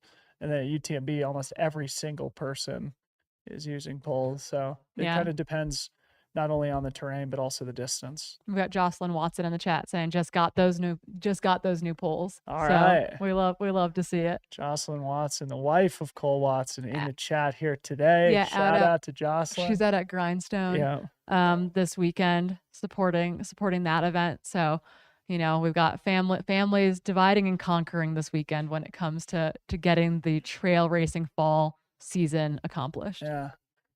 As I said, I had lunch with Cole, bumped into him over at the what's the name of that place? The brew? Stellar Brew and Cafe. Stellar Brew, a great place, awesome local spot. cafe here in Mammoth Lakes. And Cole did say that even though he's had kind of an active and high volume racing season, that he's still feeling energetic. He's not feeling run down, and therefore he does anticipate stepping to the start line at the Javelina 100 coming up next month, the legendary race held in Arizona by Aravaipa and their great team.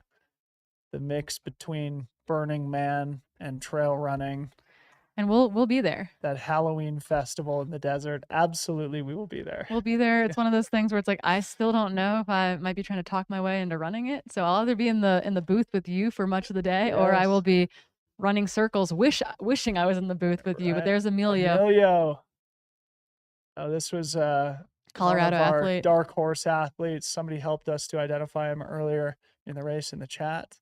What's Emilio's story? Where is he from? I believe the Colorado area, based on both of his running and kind of what that background information was that we looked at yesterday. But he won the Silverton Alpine Marathon earlier this year, which was a great run for him. So we'll need to get some more data. I think he's only 26 years old, so young athlete, tons of potential.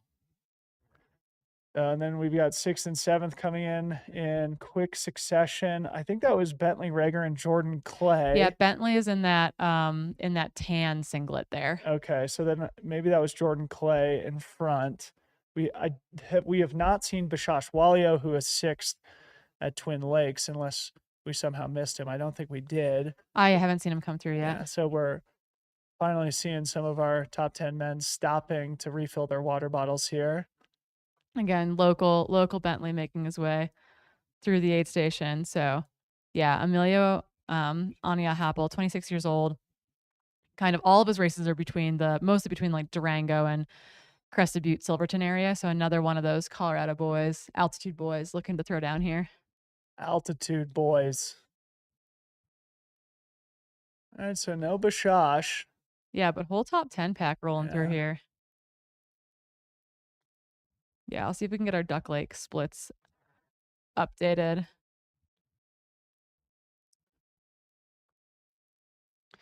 So they're slowly coming in. There we go. They are slowly updating, though not quite accurately, because Cole Watson and Jordan Perry's splits have come through, but not our front runners.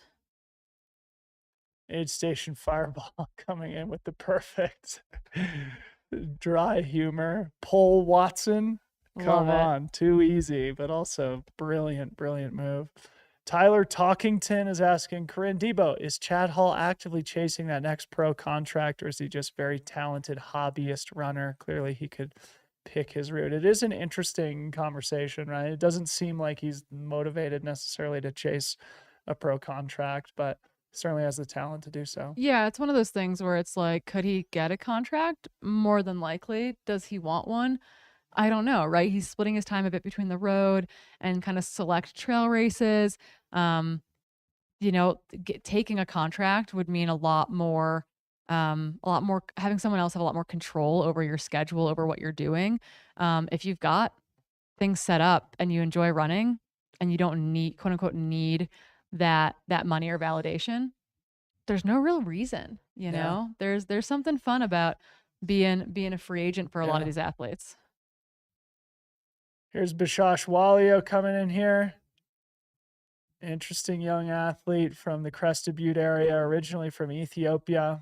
Again, he stayed with us last night. He's got a great attitude. Don't know him very well personally, just getting to know him, but from everything I've heard, just one of the hardest workers, loves the sport, trains a lot with Sarah Hall, as we said earlier this morning. The sister-in-law of Chad Hall, our early race leader. So Bashash coming through here, probably just outside the top 10 with another pack of talented men.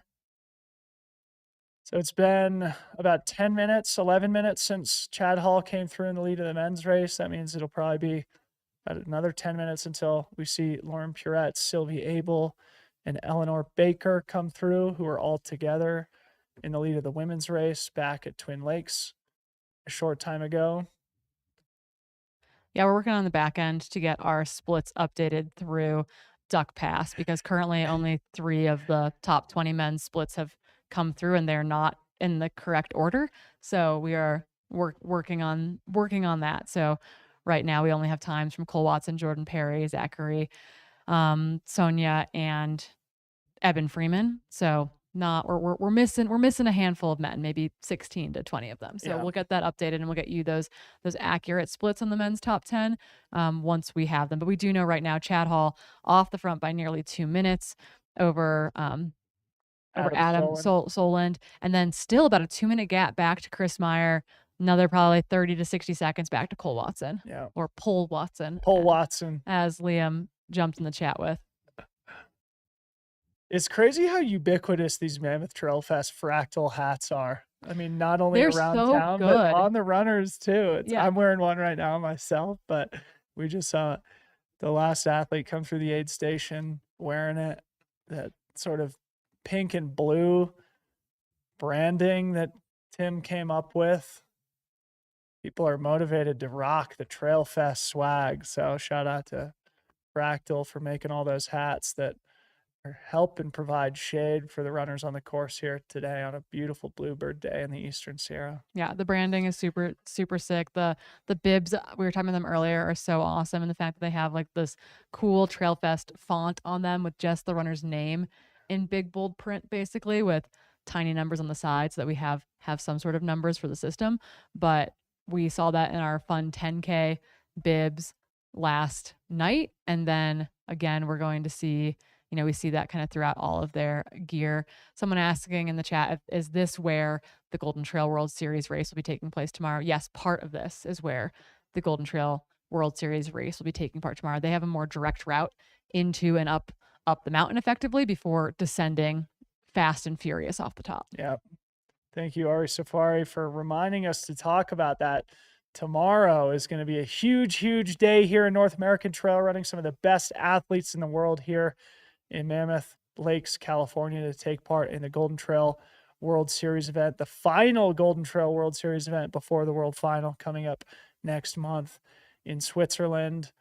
Second time the series has made their way to Mammoth, and holy smokes, is the talent deep and dense. Corinne and I are going to be doing a full preview show, trailgating tonight around 5 p.m. here on the Mountain Outpost YouTube channel, so make sure you are subscribed and come watch us break down all the action and anticipation ahead of tomorrow's big race. 26K, it'll be under 2 hours in all likelihood for the top men, a little bit over that for the women, but athletes from across North America, Europe, Kenya, East Africa, Morocco. It's going to be amazing. Yeah, and the cool spread too from like traditionally like Western European countries represented to really a cool group of kind of Eastern European runners making their way like strongly into the pack. You've got Poland and Romania all of a sudden like really representing in that field. Yeah, exactly. We saw great performances from Polish athletes in the UTMB World Series finals at the end of August as well. They just had horrible flooding in country. Unfortunately, like catastrophic damage to a bunch of communities. So, but there's a growing and building trail community throughout those countries that I think historically we haven't thought of when we think of trail running. But having spent time in like Georgia, for example, in like going into the Caucasus Mountains, holy Toledo, is there some unexplored territory that is hopefully going to continue to be opened up to the rest of the world in the coming years when it comes to Speaking of racing. speaking of territory that is going to be opened up to the world, last night, highlight of the year so far with Pema, who was Ecuador. from Ecuador. They made it sound like it's the greatest trail running destination on planet Earth. Well, We got to go to Ecuador. There are for a it. few people who spend a lot of time down there that we see in the old ultra running and trail running world. But again, you got to remember that we had the first South American podium finisher at UTMB with Joaquin Lopez Yep. taking third just a couple weeks ago. So Mhm. Ecuador really not punching above their weight by any means, but like finally punching on the stage that we believe we should be seeing them on. Yeah, such a good point.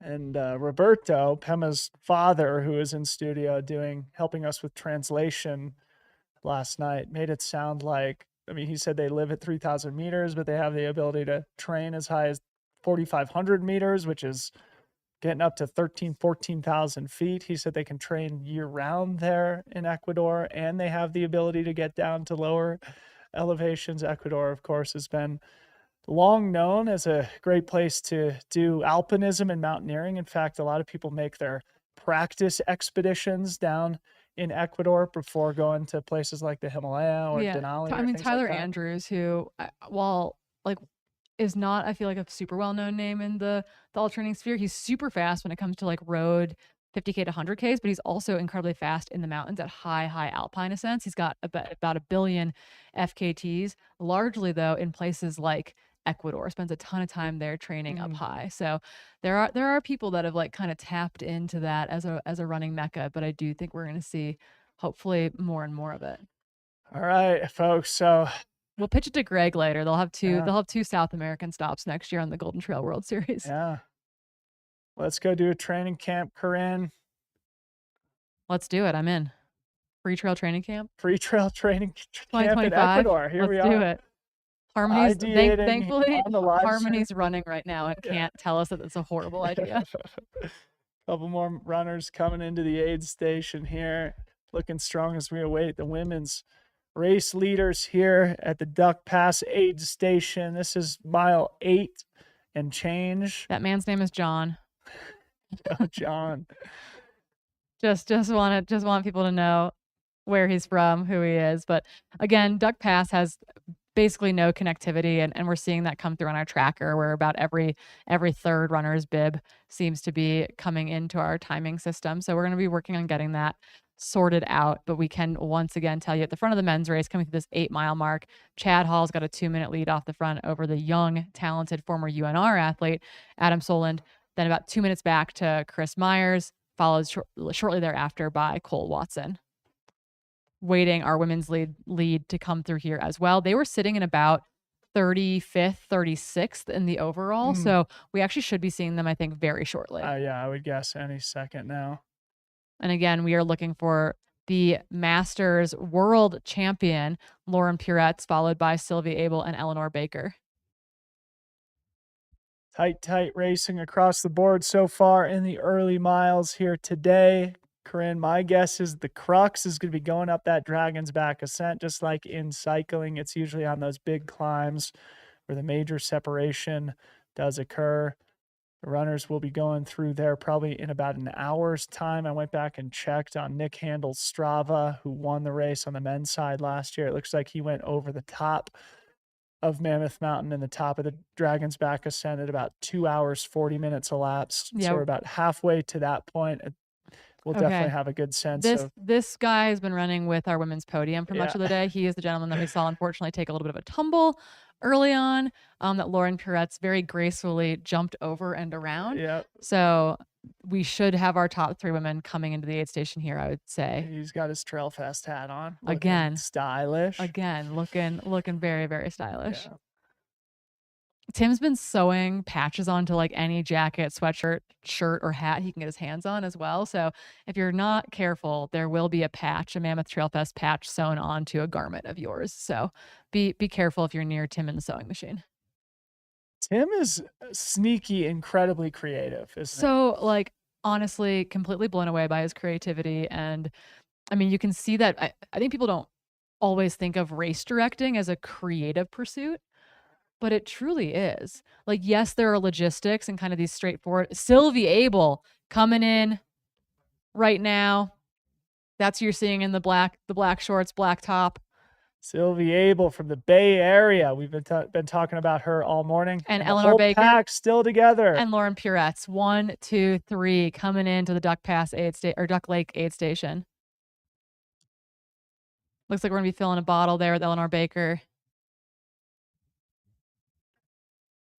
Last time I saw Lauren Puretz race at Gorge, she was listening to a very long audiobook on her headphones. So I'm really curious to know what Lauren Puretz is listening to today. Lauren Puretz has the pole. Should we call her Lauren Poleretz? Sorry, Liam, that wasn't as good as your nickname, but doing my best here in studio. But top 3 women through together. It's very exciting racing here for the women's podium at the Mammoth Trail Fest 50K. Sylvie Abel just ahead of Eleanor Baker and just ahead of Lauren Puretz.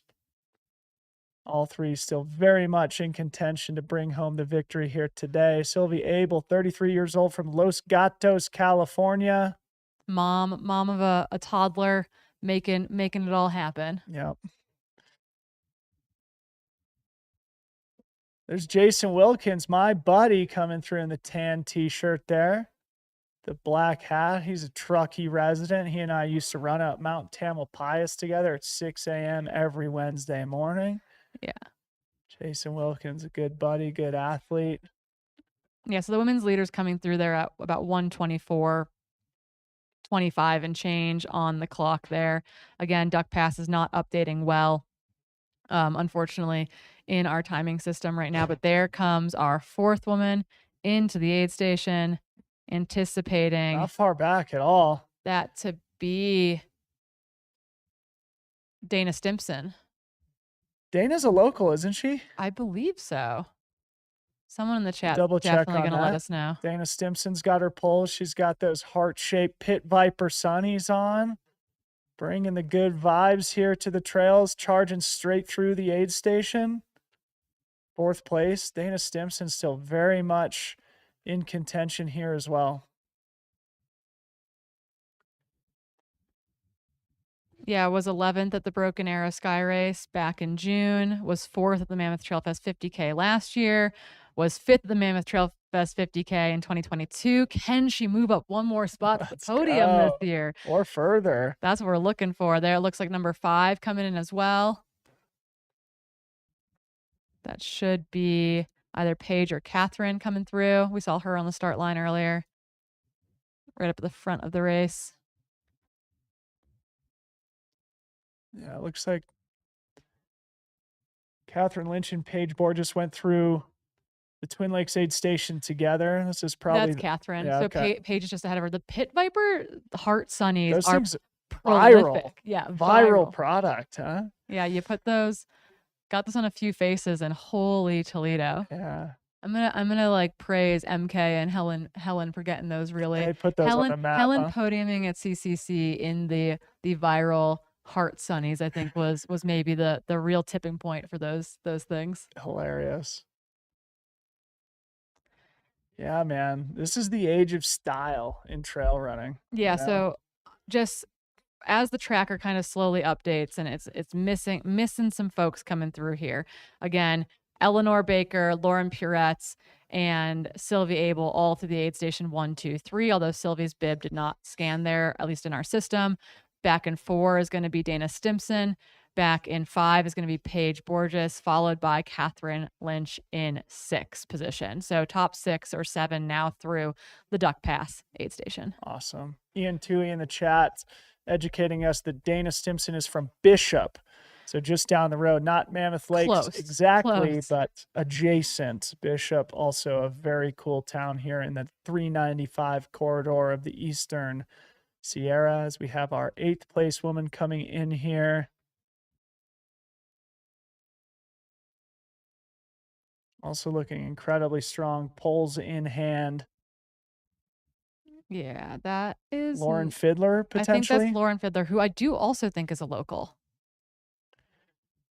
I think Lauren Fiddler's the local. We're also looking for Kennedy Ruffner to make her way into the aid station as well. They are pretty close together at Twin Lakes, so I imagine she will be the next runner into this aid station. So again, we're looking at probably 8 or so women through Duck Pass, and then we'll be throwing the camera here and not all that long over to our next aid station again, which is going to be Horseshoe Lake at 13.74 miles into the race. That's very specific. We should have Patty on site there too. Yep, exactly. So we'll be getting on the ground updates from Mr. Patty O'Leary at that aid station.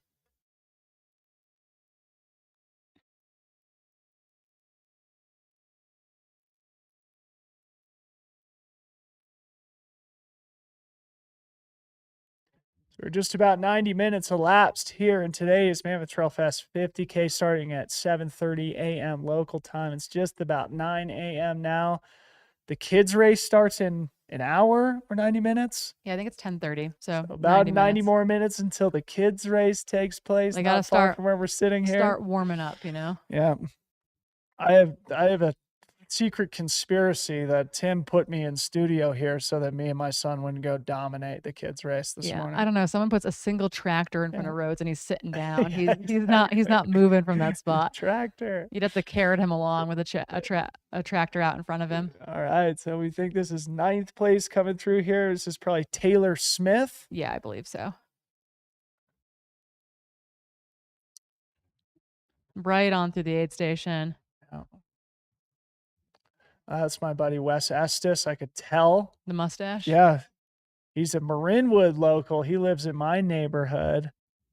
A passionate trail runner and dad himself to a toddler. In fact, I saw him down in the expo yesterday and we were just talking dad stuff, Corinne.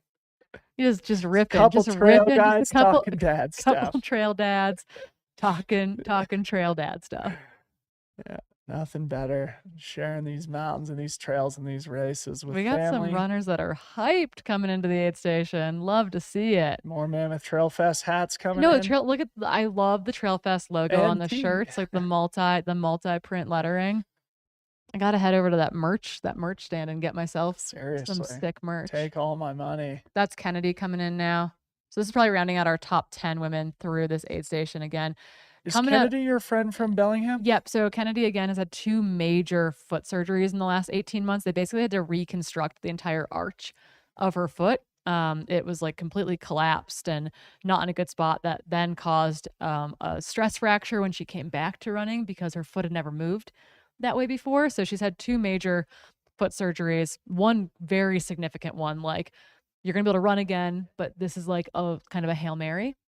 And then she had to get another bone break fixed, basically pinned, because her foot wasn't used to moving to that range of motion. So really cool to see her back racing. She was an incredibly talented collegiate athlete, very talented. I think particularly can be in that VK to 30K distance, throwing down in a bunch of 50Ks, but is kind of racing her way back from having major foot surgery. But I'm so happy that she's out here. She's my ride from the airport. So got to give Kennedy major kudos this weekend. Shout out Kennedy. But again, Brutal. another Flatlander, right? Lives in Mhm. Bellingham, Washington at approximately negative 20 feet below sea level. Yep. So this is definitely going to be, it's a hard race for anyone rolling in from the coastal territories, from the Midwest, from the East Coast. Yeah. Another excuse to come early. Come often, come early to Mammoth Lakes. Come do a little acclimatization trip if you can. Obviously not practical for many people, but it is a good excuse to come spend time in this beautiful area. So it's difficult to know. I think we probably do have the full women's top 10. So Yeah, I believe we saw put the Kennedy top 10 through. Ruffner. I think probably Taylor Smith. Taylor Smith is in that mix. Allison Watts was in that mix. Kristen Bourne was just outside the top 10 at Twin Lakes. We do expect to see people like Lauren Bartels, Sarah McMahon here shortly, and then we'll probably start to cut back to our drone shots.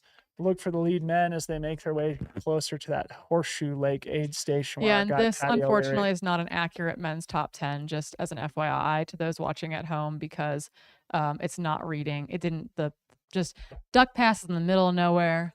We're lucky to get any imagery out of there, let alone, anything out of the timing chips. But unfortunately, It did not quite update accurately. So what we can say, Chad Hall leads the race 2 minutes off the front of the field, followed by Adam Solon, and then back to Chris Meyer and Cole Watson. And I will be your ASMR any day of the week. A beautiful, beautiful comment from Tara G here in the chat. Couldn't agree more.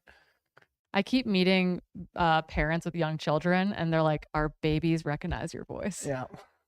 You do have a perfect voice. I'm jealous of your voice. My brother has a great voice for radio. I feel like your brother and I should start some sort of weird like book reading service. It's because I'm NPR and you're ESPN, and it's just the way the cookie crumbled. It's I guess we all have our strengths and weaknesses, I guess, and always fun to sit in studio with the great Corinne Malcolm as we start to see Happy women's campers. top 15, top 20, more Mammoth Trail Fest. That looks a lot in. like Tessa Chester, but I don't think she's here. Tessa, you got a doppelganger. If that's Here's Horseshoe Lake, a beautiful spot here. Yeah, you see the dog there on the beach. When I did my training camp here a couple of years ago, my wife Harmony and I would come up here. This is before our son was born, and we would just launch chuckets into this lake, and our dogs would go swimming and get absolutely exhausted. It was our nightly ritual. Another just picturesque, perfect spot here in the Mammoth Lakes Basin. This is mile 13 and change. Chris Vargo wants you to know that your voice is also very nice, Dylan. Oh, thanks, Chris. Thanks, bud. Is he racing tomorrow? I hope so. Vargo, you in town, buddy? I think he's racing. Remember last year, race. Chris and Alicia Vargo were sort of one of the stories of race weekend. Alicia threw down. Crushed it. Coming off that other great performance at the Pikes Peak Ascent last year. So, Chris Vargo back in the chat. Oh, look at those volunteer bucket hats. Okay, so just so you all know, these bucket hats, the Mammoth Trail Fest bucket hats, not anyone can get them. You can't buy them, okay? They are for volunteers only. You want a bucket hat, you need to be here next year, okay? You got to sign up to volunteer. You got to do a race. Why not double dip? Work an aid station one day, run a race one day, run the 10K. Come have fun with us and get one of those sick bucket hats. Yeah. Is that Chloe on the far right? No, Chloe should be headed up to the should be headed up to the top, the summit aid station. Yeah. Chloe Schulman and her mom they're running the summit aid station. They are aid station MVPs. They're up here in the cold. I think I saw them purchase about 20 bottles of champagne to have up there. So if you're lucky and you remembered your cup, they can pour you a little champagne out there. It's like the tequila you can get at the Kroger's Canteen aid station at the Hard Rock 100. Oh, there's Katie Asmith on screen. Katie I love might be able to hear us. That her choice of jacket today is just the world's largest denim jacket. Put my earpiece in here. No, we don't have Katie's. Katie, we don't have your audio, but we do have your visual. So good to see that big smile up there at the top. We'll cut to you just as soon as we can. Again, we do expect the men to be coming through this aid station in just about an hour's time. After they exit the Horseshoe Lake aid station, they've got a short traversing trail before they begin the big climb of the day, the Dragon's Back ascent, where they will be greeted at the top by Katie Asmith, Chloe Schulman, Elka, and the rest of the aid station crew at the top of the mountain. Yeah, so flipping back again to Duck Pass aid station as more and more runners run, roll, scamper through the aid station here. So many Mammoth Trail Fest hats. It's ridiculous. I mean, it feels like 10% of the field or more are wearing the hats that they get in the swag bag. I'm all about it. It's like, I don't need another race t-shirt. I will buy a t-shirt if you've made something super sick, but the hat is a great move. Yeah. Useful.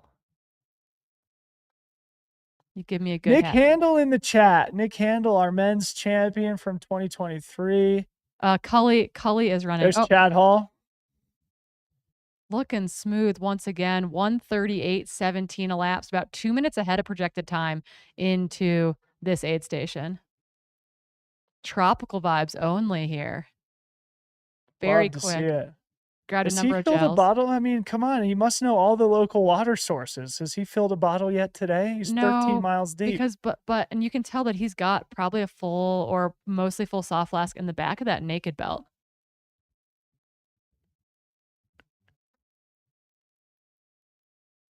But yeah, last year's race winner Nick Handel in the chat, his brother is out there racing. We did hear that when he came through Twin Lakes to get things started, he said show up or blow up to our in-field correspondent Patty O'Leary. So Cully Handel making good on the Handel promise to be here year over year. Shout out to Coley Handel. So race leader Chad Hall now through the Horseshoe Lake aid station. He's got what looks to be about a 500-foot climb and then about a 400-foot descent and then that big 2,500-foot climb up to the top of Mammoth Mountain and to that Dragon's Back ascent aid station. Chad Hall looking very smooth in the lead of the race here today. Again, he was the champion back in 2022 as well. That's actually when I learned of Chad's name for the I think we first all time. did, yeah. Patty's sitting on a rock just vibing out right now. But again, yeah, Chad Hall coming through in 1:38:34 on the clock. The projected time having him come through about 1:40. So again, we're looking for that 2-ish minute gap back to Adam Soland. So that's what we're going to keep our eyes on, keeping the eyes on that Sumner orange singlet, as well as that that bucket hat and some flow.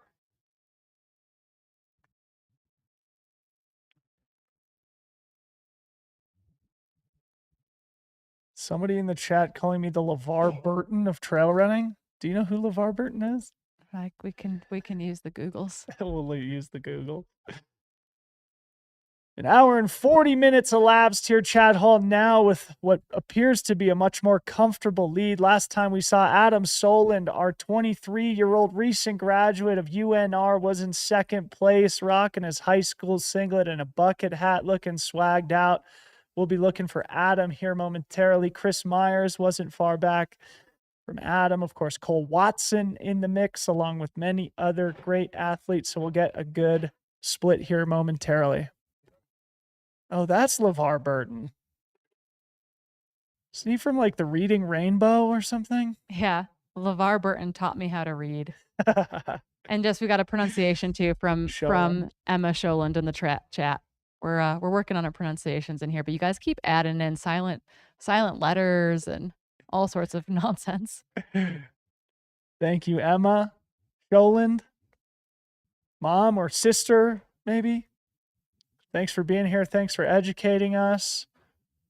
Looks like Adam is making everybody proud here in the Sholand family.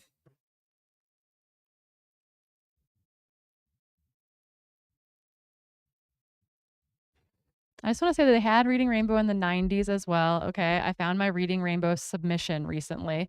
Snowball and like Snowflake were two dogs that were looking for Santa Claus. That was my Reading Rainbow submission in like 1996. So the 90s kids also had that. I remember the theme song.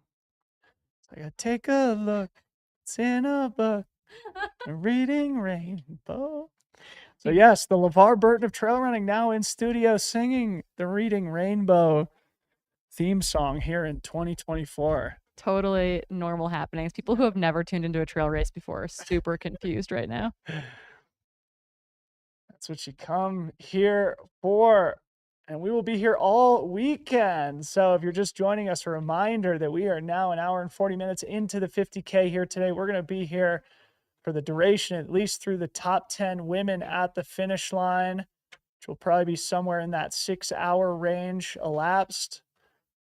And then Corinne and I will be back in studio at 5 p.m. to preview all the action of tomorrow's race, the Golden Trail World Series event back here at Mammoth Trail Fest 26K. Some of the best athletes in the world taking the start line tomorrow at 9:40 a.m. local time for the women. They will have a 20-minute head start on the men, who will start at 10 a.m. local time. You will not want to miss it. Get your run done early tomorrow morning because it is going to be a knockdown, drag out battle here at the Golden Trail World Series Mammoth Trail Fest 2024. Yeah, I mean I really like that set, separate start for the men and women there. What that does enable us to do, although we will not be doing it, is to really do a great job covering both races.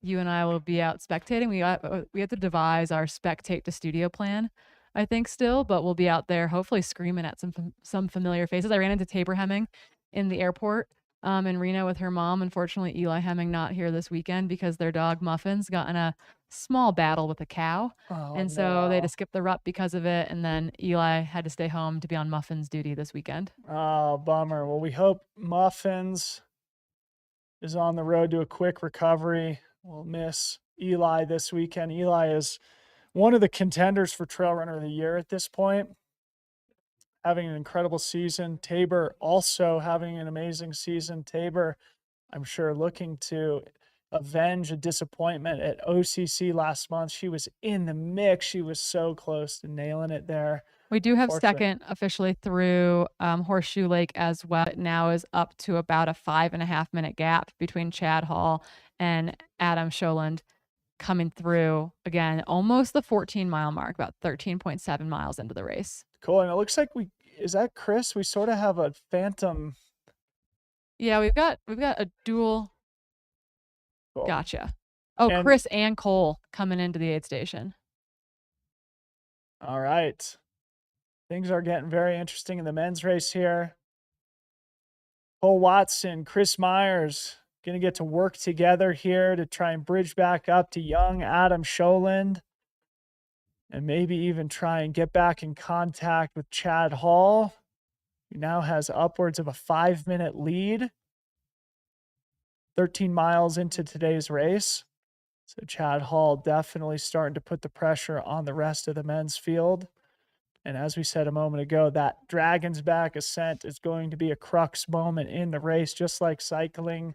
That's where typically a lot of the separation does occur, is on those big long climbs. And I guess the note there too is not only has Cole closed to Chris Myers, but the two of them have also closed the gap a little bit to Adam Scholand as Chad Hall continues to pull away. So right now we've got Chad Hall through the Horseshoe Lake area, 1:38.34 elapsed, back to Adam Scholand in second, 1:44.03 elapsed.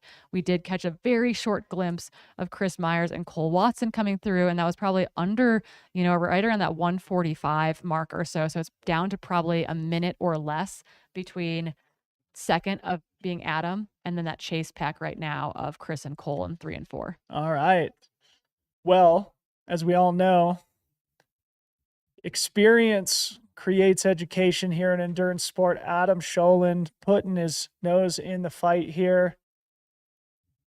And even if he may be fading a little bit or giving a little bit of time, and still having a great race early. I'm going to put my earpiece in because it sounds like we've got Katie Asmuth at the top of the mountain here. We're going to try and get connectivity with Katie, hear how the temperature and vibes are up there at the top of Mammoth Mountain. 11,000 feet of altitude. Katie, can you hear us?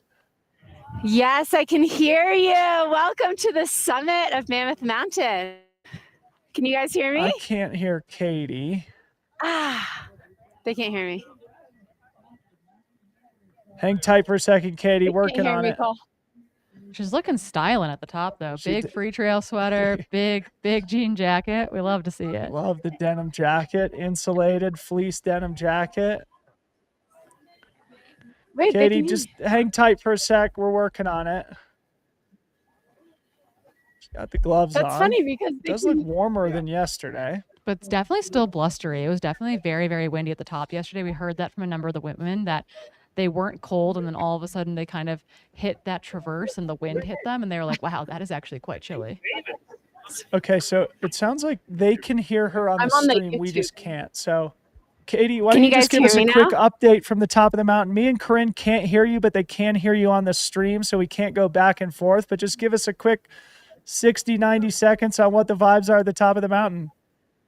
Noted. Okay. Well, hi, everybody. It is a gorgeous day up here. We are at 11,000 feet, and it is quite windy. It's got a little crisp chill in the air, but it's not bad. It's actually perfect running weather. I think these are really fast conditions. And I think runners are actually going to love it after that massive climb up Dragon's Back to get to the summit and feel some nice breeze. We're feeling pretty good. The aid station is hustling, bustling, getting ready for our first runners. Everybody's kind of in this really fun Oktoberfest vibe. Andy, can we get you over here? Joanne, do you want to show off your cool outfit? Covered up right now. We're ready, runners. This is the medical director of Western States, ladies and gentlemen. And they're looking great. And so this is definitely the vibe of the summit. It's definitely a party. And yeah, I'm feeling like we're ready to see some runners up here.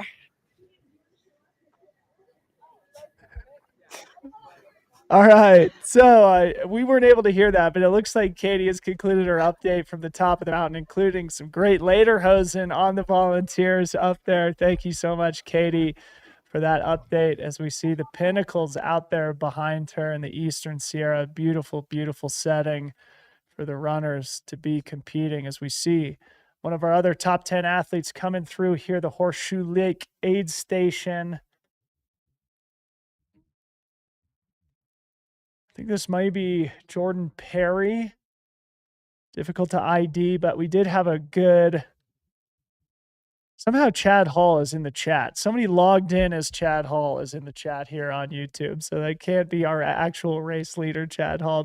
That's my favorite, though, mix is like when people do that. Although Jeff Colt has an uncle named Jeff Colt. And so that is generally what happens on that front. So maybe just it's circumstance that we have another Chad Hall. But we had a really good update here in the chat, though, on one of our early top 10 contenders on the women's side, Laurel Fiddler, who we've talked about a little bit earlier. Dan Yarborough in the chat says Laurel Fiddler is a local from Crowley Lake, which is actually where Tim Thompson lives, the daughter of Annenstein Fiddler, a local Olympic Nordic skier. Laurel is also an awesome Nordic skier. That's so Thanks awesome. for that update, Dan. Yeah, it looks like she skied collegiately at Bates out on the East Coast before coming back home. And here's the pack of men here, rounding out our top 10. I think one of those is Bentley Rager, right, Corinne? Another local here. Yeah, Bentley's in that tan singlet as part of this mix. But again, those official splits kind of through our top 4 or 5. What we can tell you, because we were speculating what the gap was between Adam Scholand and 3 and 4.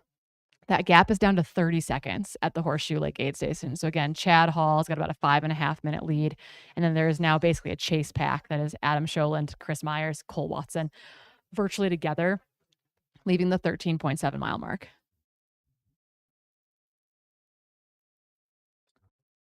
Outside of Adam Scholand,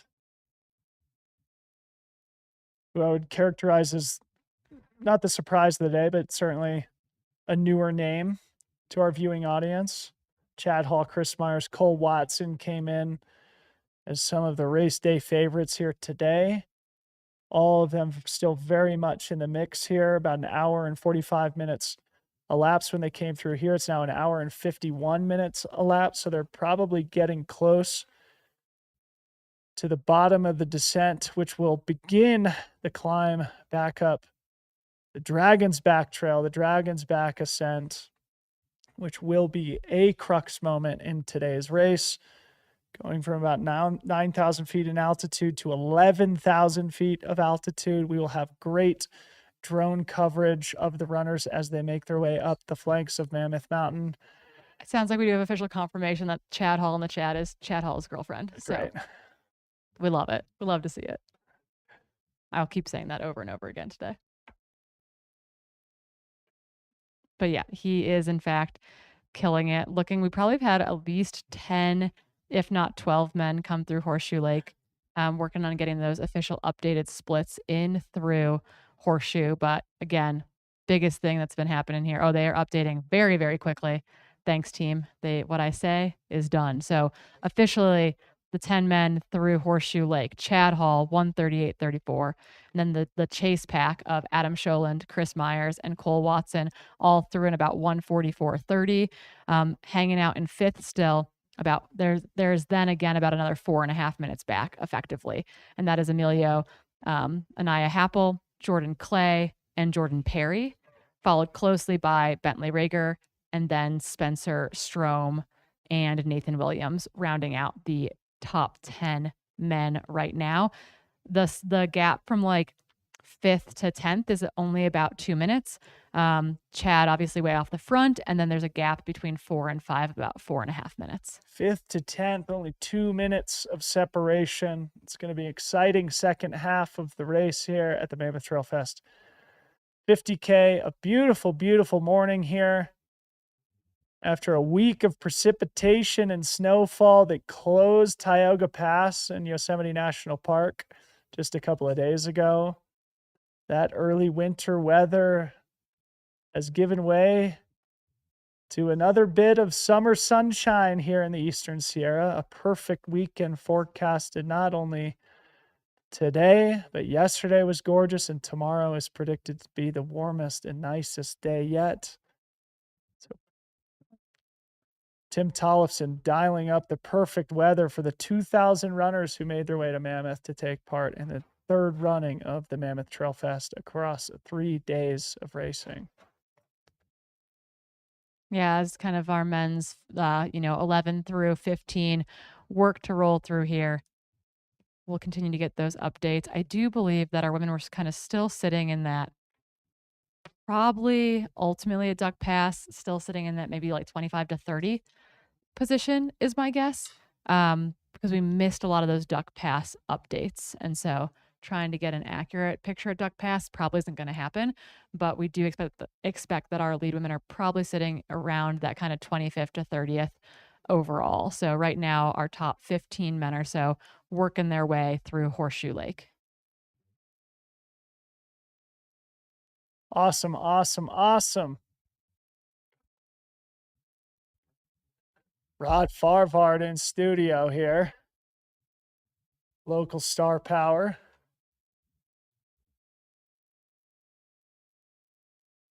There's just like piles of burritos. More popping around the burritos. studio here. Eventually we'll actually abundance of put some in our burritos. face, which is great. DJ Skizzle Fresh in studio here after Don't putting think on a he live. slept last night, so pretty sure he's just coffee is working though. That's good to know. Yeah, I think Jamil rolled back into his couch bed at like 3 a.m. So I think we're all working on about 2 or 3 hours of sleep thus far. Heard all the alarms going off this morning. It was great. Well, oh, here we go. Here's your dude. Josh Walio coming into the aid station here. Somebody we've talked about a bunch this morning. Ethiopian by birth, lives in the Gunnison Crested Butte area. What a cool story. I'm Yeah. like so curious to learn more about him. Samesies. Yeah, he just won the Grand Traverse race, a 40-miler that connects Crested Butte with Aspen, Colorado. Also has the iconic ski race that I took part in 6-7 years ago. Have you ever done the Grand Traverse? I haven't. No, Yeah. it's a race that I would love to do at some point in time. My college ski coach did it, and she oftentimes would use it as an interview for our incoming assistant coach, which is a brutal way to get to know someone, but in-field experience. Yeah. I did it with Seth Swanson back in probably 2019. And it was a super fun overnight adventure in the snowy mountains, the Elk Mountains connecting Crested Butte and Aspen, Colorado. It's funny to see how that race has evolved over time, starting as a very obscure backcountry ski race where most people were doing it on Nordic equipment. And Yeah. now it's kind of an interesting race in that skimo equipment has become so advanced that I think most of the top athletes are using standard skimo equipment, but you will see a lot of the Nordic out on the trails too. Yeah, it's one of those things where I think that like it's just taken the US a long time to adopt skimo equipment, because it's definitely been a thing that's been happening in Europe for a very long time. So you're right that people used to race the Grand Traverse on a combination of like lightweight alpine setups or even like Nordic setups with metal edges, because there are like Nordic touring skis effectively that you could use out there. But yeah, you want a really fast and light setup, and based on snow conditions, it's kind of like how you pick or choose your weapon for the weekend. Yeah. Yeah, the frustration for me, it was the first and only skimo race I've ever done. So the 40-miler, but I had 3 pairs of skins on me, and I feel like in the first 2 hours they were all useless, and so the next 12 hours were Just a kind of a slog. slog. Yeah, everyone's like hydration equipment will freeze during Yeah. that race too. I think I It's drank a pretty total of nasty. about a liter of water, and I think it was 14 hours it took us. Nice. So Solid fueling. we see more of the top 15 athletes, 20 athletes coming into the aid station here. It looks like Bashash came through in 13th place. So these runners are going to be trying to compete their way into the top 10. The army of volunteers wearing those bucket hats. Looks like kind of a Hawaiian theme in the aid station there today. Filling up the bottles, keeping the energy high. Yeah, tropical at that aid station are the vibes that I'm feeling. Yeah.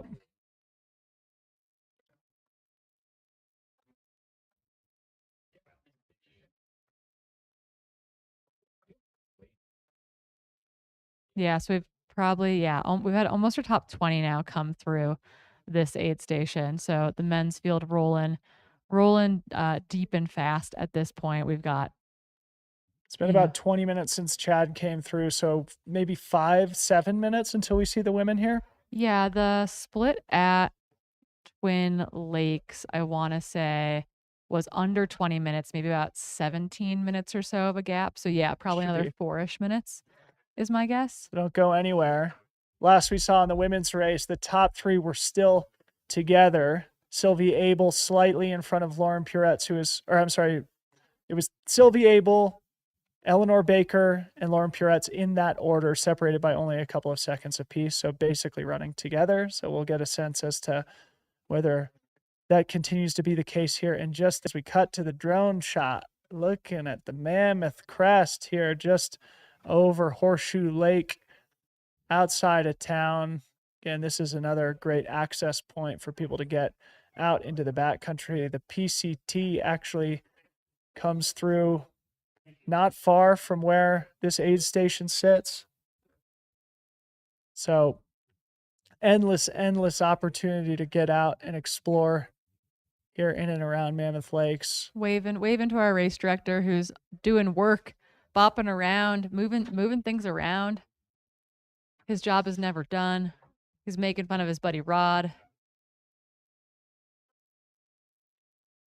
A good support system here as they work to get everything set up for press conferences later today with the elites in the Golden Trail World Series, as well as make sure that our e-bikers are tuned up and ready to go for the coverage of that Fast and Furious. I heard the 26K. athlete presentation is at 5 p.m. tonight, which also happens to be the same time that we're going to go live for our pre-race show, but I don't want to miss the athlete presentation personally. I think they do a formal press conference at 4:30 and then they do a in the village presentation. Okay. So there's 2 different things going on. There is a press conference essentially where they're doing kind of one-on-one questions and then a presentation.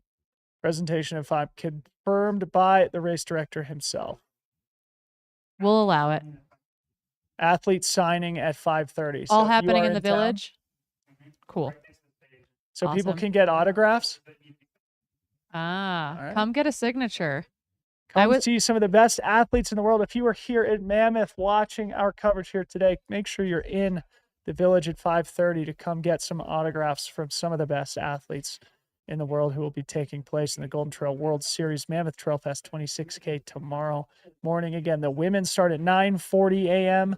tomorrow morning. The men 20 minutes later at 10 a.m. Corinne, this is maybe something that you could comment on.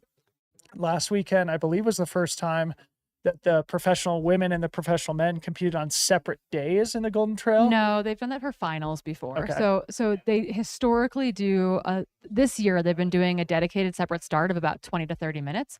And then last year during the finals, they did separate days for both the prelim and the main event. So that is something that the Golden Trail World Series has kind of been finessing and working on race weekend to race weekend, but the big thing has been the division of the start times in general, but they have used separate days in the past, which is also great. Then you have dedicated press conference time, you have dedicated race time, media coverage, media rollout after the event, right? Who's that highlight reel on? Is it on the men or is it on the women? Yeah. Like making sure that those are getting equal coverage. That separate day start or that separate morning start does so much to benefit both fields. Yeah. Talk about that. So obviously, like the separate day start, I thought was great for headlands last weekend I because think for short racing, it's really nice. and it increases the media impact. As a fan of the sport, even though I live in Marin, I was out of town, so I wasn't able to experience it live. But it was so great to have a full weekend of content on YouTube, on Instagram. You know, all the athletes are able to go out and cheer for one another. I know a lot of the elite men came out and cheered on the elite women on Saturday, and vice versa. After the races on Saturday, a lot of the elite women came out and cheered on and spectated the men's race. So a lot to be said for the separated days. But I think one of the things the audience would love to hear you talk about is how having a dedicated early start time for the women actually changes the racing dynamic, because the women ultimately don't have to be mixed in with a bunch of men. It's a night and day difference. And the big thing is, right, is that we all love beating a guy in a race. It's quite fun, particularly when you see them go out and you're like, I'm gonna see you in 60K. But what happens in the women's race, that it largely becomes a time trial, because even if you don't physically lose sight of a runner, we saw this happen earlier. Actually, we had Lauren Puretz and then we had a guy slotted in between. If that guy slows down at all and he breaks the elastic from F1 to F2, F2 really can't do anything about it. Or they have to spend a lot of energy to get around this guy. So it physically disrupts the women's race because men impact it in various ways. There are obviously benefits to being out and around more runners for sure, and utilizing those guys later in the race to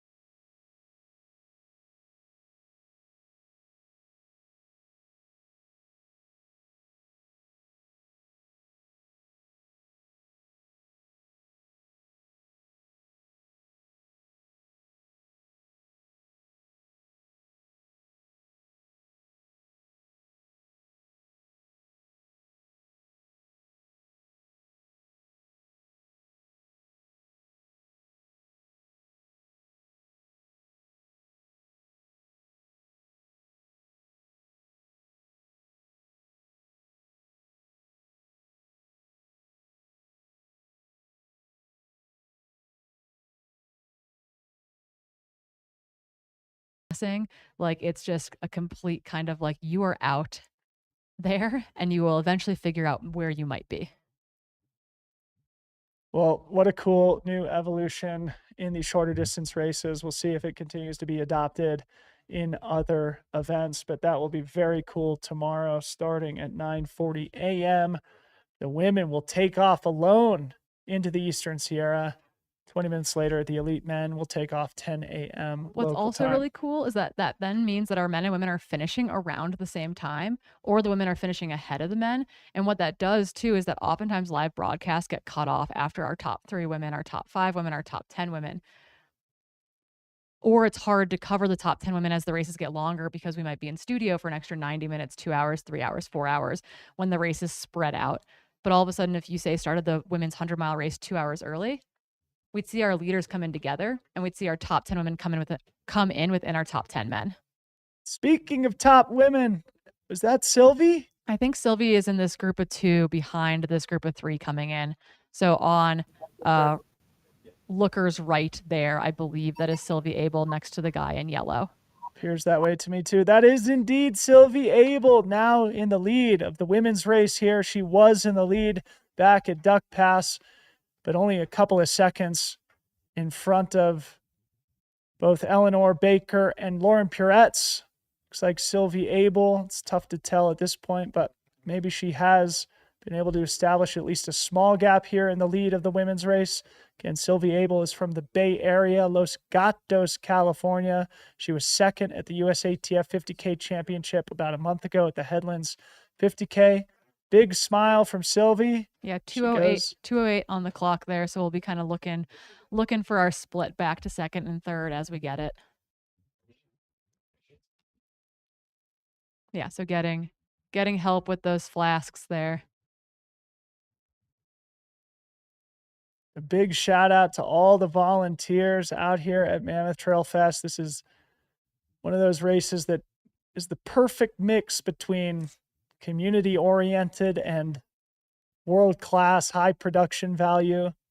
And really important to fill up here because while there's only about 4.5 miles to the summit, you have at least 2,500 feet of climbing to get there. Yeah. So they are entering the big climb of the course. If you look at the course profile, there is a serious spike in the middle of it, and that is going up to the summit aid station. So from Horseshoe Lake to the summit aid station, that is their big climb of the day before they have kind of more gentle descending off the summit. So Sylvia Abel definitely has a gap here. We do have Patty O'Leary on the ground there. Patty, can you hear us there, lad? I can hear you. Yes. We see about 40 seconds out, we have second and third ladies are going through right now. So before I dive into the update, we might let these two ladies pass through. That sounds I'm going to great. intro this aid station. It's the beach vibes here. When it comes around, you're going to see they've got some Hawaiian, they've got some umbrellas, they've got the beach.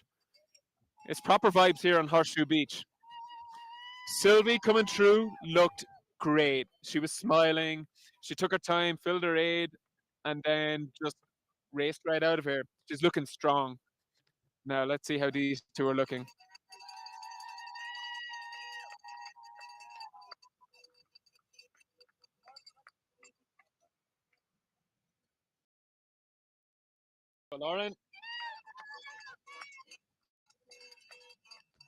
Lauren smiling, got her poles out, just straight through the aid station.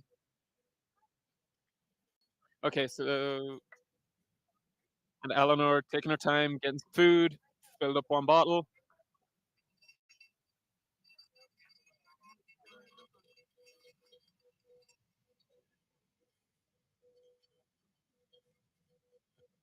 Okay, so am I live there, guys?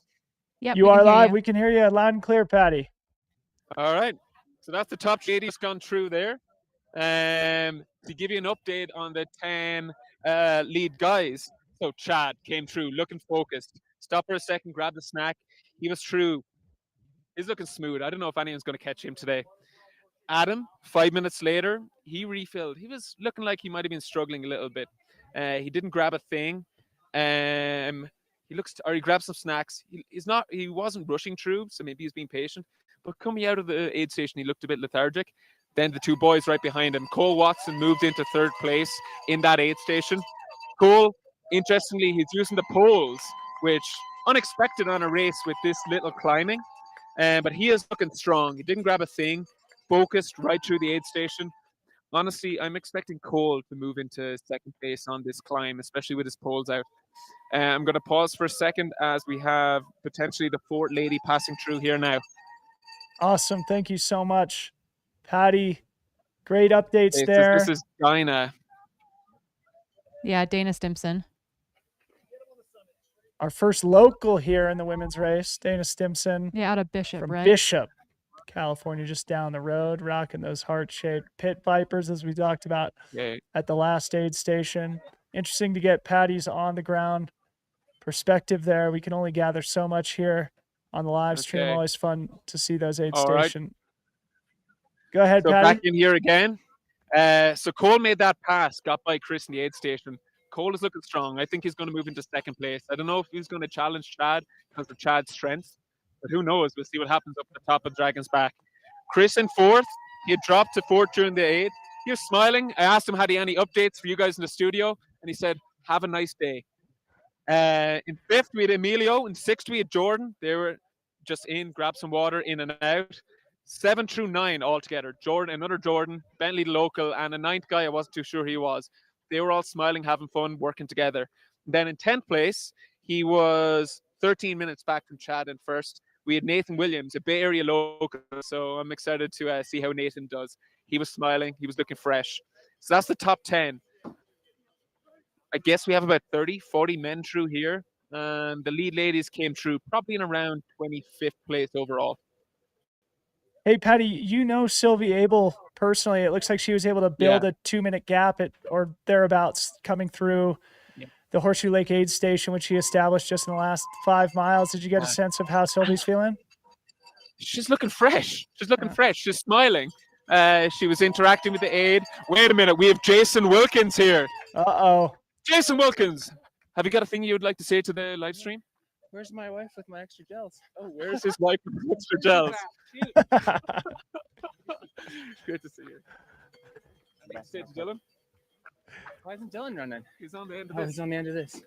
Keep looking good and saying the nice, beautiful phrases, Dylan. Okay. Jason looks coherent. It's good. Into the toilet. Did we miss any women through here? Thanks for that great update there. Jason trolling me So for being in the studio and not actually running myself. Jason is looking for his wife. So Annie, if you're around, maybe get here to Horseshoe Lake while he's in the bathroom. Okay, moving back to Sylvie. She was looking strong. I think she is looking stronger than the second and third ladies. She had maybe a 2-minute gap coming into the aid station and leaving the aid station. I don't know. I think this is her day. Lauren had her poles. She ran straight through the aid station. She was looking focused, not moving as fast as Sylvie, but with her poles, she's going to have a strength on this climb. It is interesting to see how few people are using poles in the race. I think I've only seen 2 men in the top 20 and 1 woman so far who's used it. I'm actually surprised Cole was using it because this isn't that hilly a course. It's only, 7,000 feet of climbing in a 50K. So maybe he's practicing for future endeavors. Maybe that's his vibe. And one moment, I'm going to have to cut to Annie. Annie, he's in the bathroom. Found his wife. Patty O'Leary, the MVP on the race course here this morning, just telling the entire world that Jason Wilkins is in the porta potty right now. Would you like to say something to Dylan Bowman on the live stream? No, she would not like to talk to you. Patty, back to your poll point. We gave Cole Watson the new nickname of Pole Watson. That was actually a creation of Aid Station Fireball. So yeah, Pole Watson is ready to start moving up here. We have, is this our 6th lady? Paige is just in the aid station now. She's grabbing some liquid. She's refilling her fuel. Maybe looking a little tired, but I think everyone's starting to look tired 14 miles in. Paige is in and out a lot quicker than the men.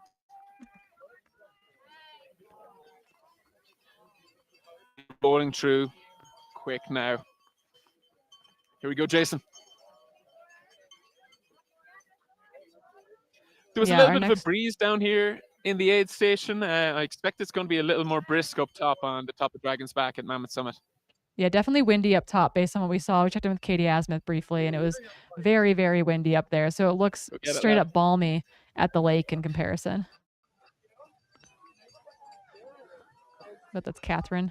Okay, now we have a lady in a pink hat, hard sunglasses, and my poor eyesight Catherine Lynch is making it challenging. Catherine Lynch. Is she Irish? She's a very Irish name.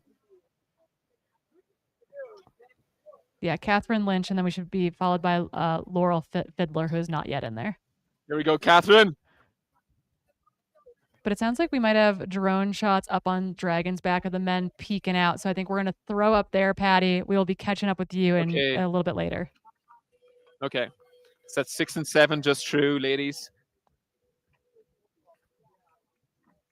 Thank you so much, Patty. We cut to the drone here. That is Emilio in the blue.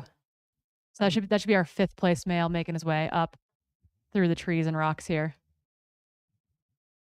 So I was just looking at Nick Handel's Strava, and it does appear to me that he went over the top of Mammoth Mountain at 2 hours, 40 minutes elapsed. So I would guess that the guys are a little bit ahead of pace as they have been through the aid station so far here today. Yep, I think there is a bit of a faster start with the pavement, but a little bit maybe more mileage to get them to the summit, and then I think there's more mileage coming off the backside than his 2022 time. So they are anticipating his summit split based on like projection from how he's been running to come through maybe around as fast as they are projecting 211. So we are obviously not on that split because we are 218 elapsed or so. But I do imagine that Chad Hall is well on his way to that summit aid station about 18, just over 18 miles into the race. Right. So things are heating up here. Yes, it's about the same 18.2. Yeah. So Things are heating up here as we get into the second half of the race here by mileage. But once they get over the top of Mammoth Mountain, they probably have 75% of the climbing done for the day. It's definitely a significant net downhill from the top of the mountain, which will be welcomed by the athletes here. So 2022 versus 2023 forward. 2023 and 2024 look to be the same. The split at the top is 18.2 miles in. That's what we're seeing on Nick Handel's split versus Chad's run from 2022, which we know had a different start. They kind of ran out the finish of what they do now. So wondering what our finishing time will be for someone like Chad. Like the 2022 course might be significantly faster in that regard. But right now, based on Nick's splits, that's probably our closest comparison when it comes to time estimation today. Yeah. So, and we have seen Chad a couple minutes ahead, I think, of Nick's splits at Horseshoe Lake. So call it the next 10 to 15 minutes in all likelihood, Chad will be up near the top of Mammoth Mountain. In fact, we may be seeing him here in this top-down aerial drone shot. Does look to be. I think we were projecting 10:09 local time or so for our lead men to come through there, so that would be about right. He's probably a couple minutes ahead of that, so maybe 10:05, just after 10 a.m. local time. Awesome. So while we await confirmation on that, let's just go back and recap the top women through the Horseshoe Lake aid station. As we were just talking about with Patty, Sylvie Abel from Los Gatos, California, now established in the lead alone, 2:08 elapsed. She is almost exactly 2 minutes ahead of Lauren Puretz and Eleanor Baker, who are running together in second and third. In just over 2:10 elapsed, ahead of Dana Stimpson, the Bishop, California local, just down the road here from Mammoth, who came through in 2:11:52. Dana Stimpson still very much in I feel like she's contention. closed quite a bit. And Yeah. again, she's been fifth and fourth here before. So we were saying, man, wouldn't it be nice if she moved up one more position this year? Yep. And then behind Dana is Paige Borges, who came through in 2:15:56, and then Catherine Lynch, 2:16:57, and then Laurel Fiddler, 2:18:56. I know we do have more women Kristen through. Bourne is also through there in 2:18:58. Okay. So 8 have come through. We are still waiting on Kennedy. And it looks like Allison Watts just came through Horseshoe Lake in 9. And then we should be looking for Kennedy Ruffner in 10 to come through Horseshoe Lake. Is that Chris Myers and Paul Watson working together there on the climb? If I was a on our betting screen here? man, I would say so. If we could get we should be seeing the orange of Cole Watson. That is a pretty distinctive kit, but That's them. from an aerial shot, it can be a little bit difficult. And this is an interesting dynamic. You know, the two guys working together. How does that change things between those who are running solo, as Adam Scholand has been for most of the day, and as Chad Hall is at the front Yeah, of the race it looks here like today? Chris leading Cole. Yeah, that's what it looks like to me too. Yeah. Two great athletes here. Chris Myers out of Boulder, Colorado. Cole Watson from Rancho Cordova, California. Two very experienced and very talented athletes. It's hard to determine whether they still remain slightly behind Adam Scholand or if they've been able to get out in front of him. As Patty said, Adam Scholand of that top four probably looked the most vulnerable, the most fatigued at the 14-mile aid station at Horseshoe Lake. So we'll get confirmation on that as soon as we can, but we do believe this is Chris Myers and Cole Watson running somewhere within the top 4 here in today's 50-kilometer race.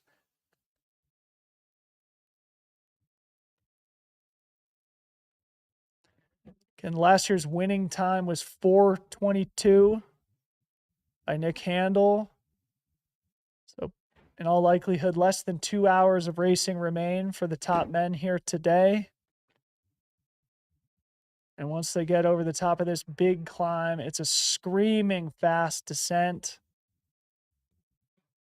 off into the backside of the Mammoth ski area, where they wrap around and start blowing their way down into town on some beautiful single track trails. There's still a lot of room to run here for the top men in today's race. We're starting to see the podium contenders start to shake themselves out here in both the men's and women's races. Chad Hall had a 5-minute gap back at Horseshoe Lake. Sylvie Abel, a 2-minute gap.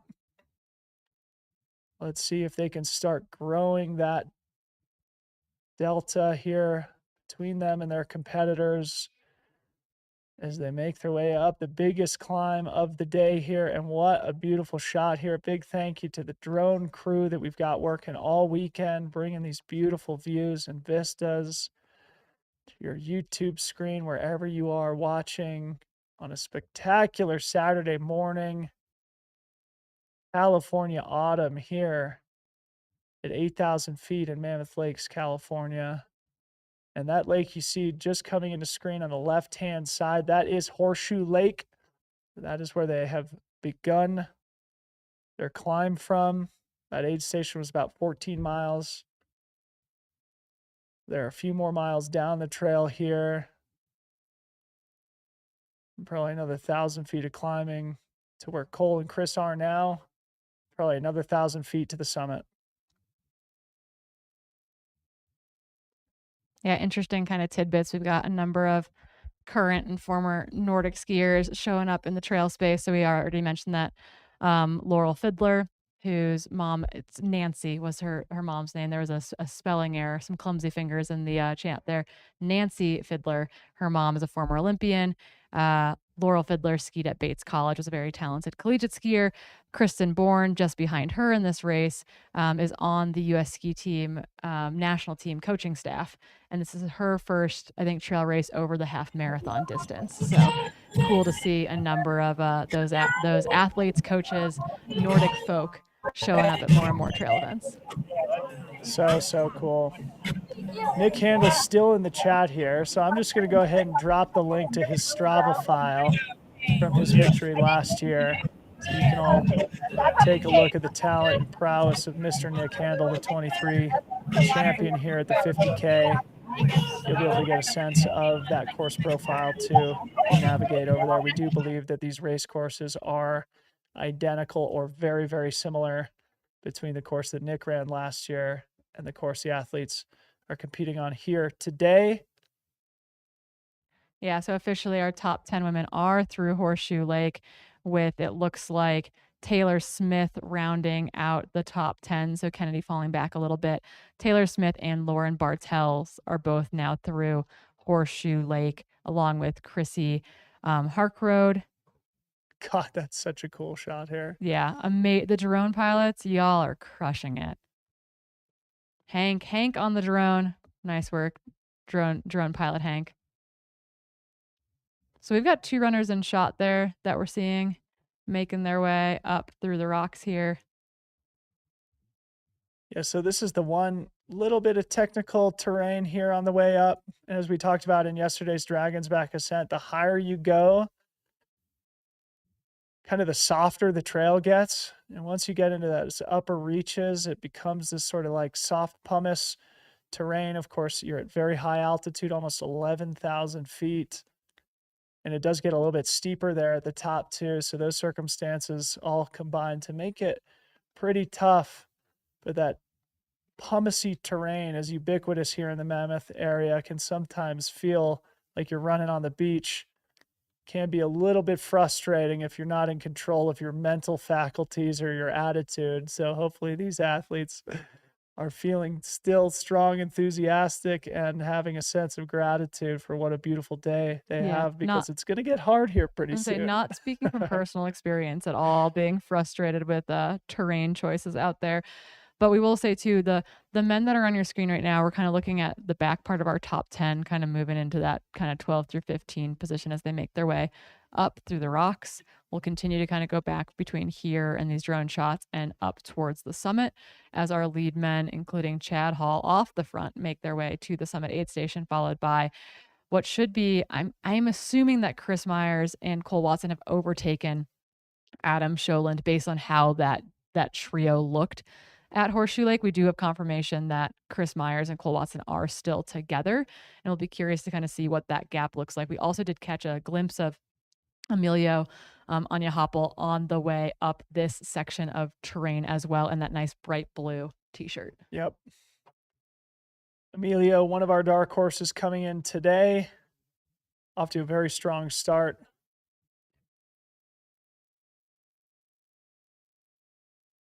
Yeah, we've got a lot of altitude boys in this field. We've got lots of folks that live kind of locally in the area, living anywhere from 7,000 to 10,000 feet above sea level, either in the Sierra or over in the Silverton, Durango zone of the country. So we're seeing lots of altitude pay off when it comes to running a 50K that is all above 8,000 Yeah. feet.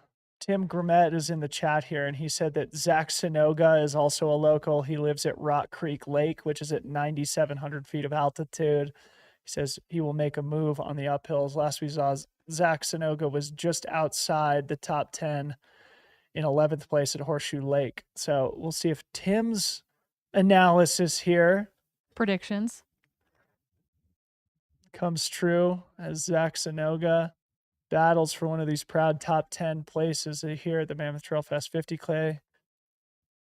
The Mammoth Crest in the distance there. There's actually a sweet loop you can do from up here at Lake Mary, where you can basically run that entire skyline across over to Duck Lake and Duck Pass, and then drop down to basically where that Duck Pass aid station is. It's a spectacular high alpine loop that's only, I think, like 8 or 10. Is this race leader Chad Hall here in the upper reaches of the Dragon's Back ascent?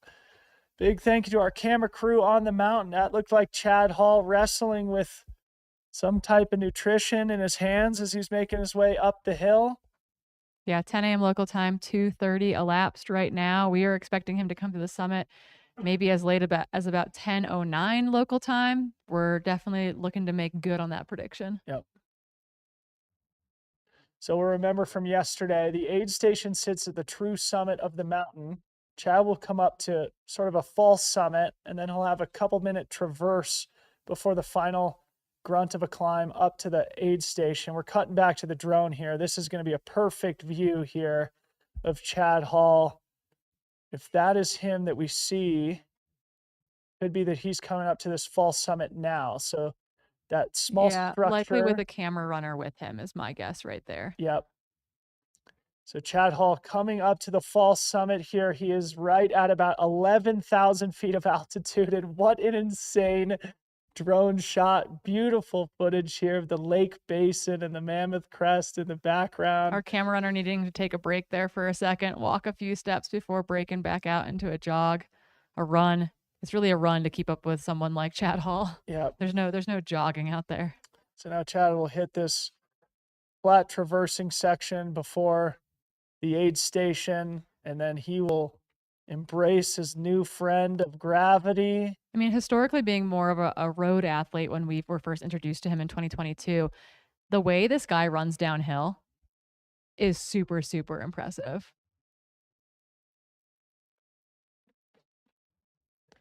Still looking very, very smooth.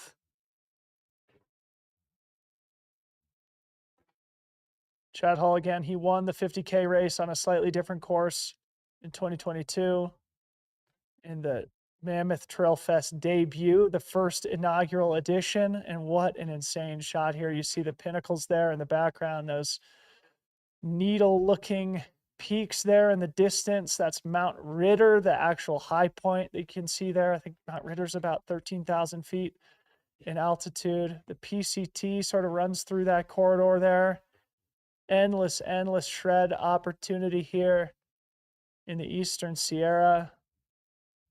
Yeah, Jesse Luna in the chat too saying that while some of these zones look like you should just be able to rip on them, it is very soft underfoot. So Right. a little bit sandier conditions, but he is almost to the summit. 10:03 local time. Yeah, probably 5 or so minutes ahead of predicted schedule.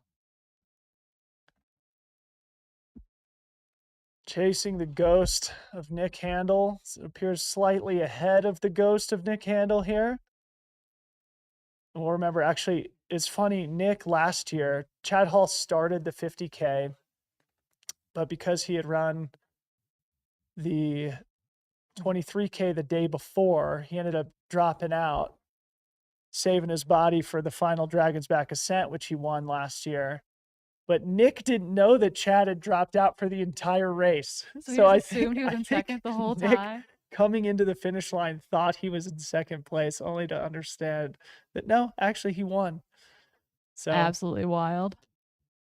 Chad Hall here coming up to the true high point. He is now at over 11,000 feet of altitude, and he'll drop just around that gondola facility, and the aid station is just on the far side there. We do have Katie Asmuth up there, so Katie will be able to give us the on-the-ground Whatever. perspective here momentarily. That's when I get to say I'm not in Katie, we charge. can hear you. I don't know. Yeah. I wonder if he has if his girlfriend's here. I don't see her. Katie, can you hear us? There he is. Here comes Chad. Sean on the chase there, getting that content.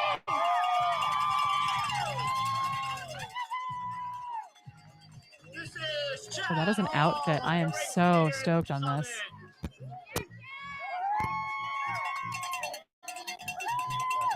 Let's go, Chad. Go do it. 2:35 elapsed. Chad Hall grabbing a couple of snacks. Quick transition here at the top of the mountain. Go, Chad.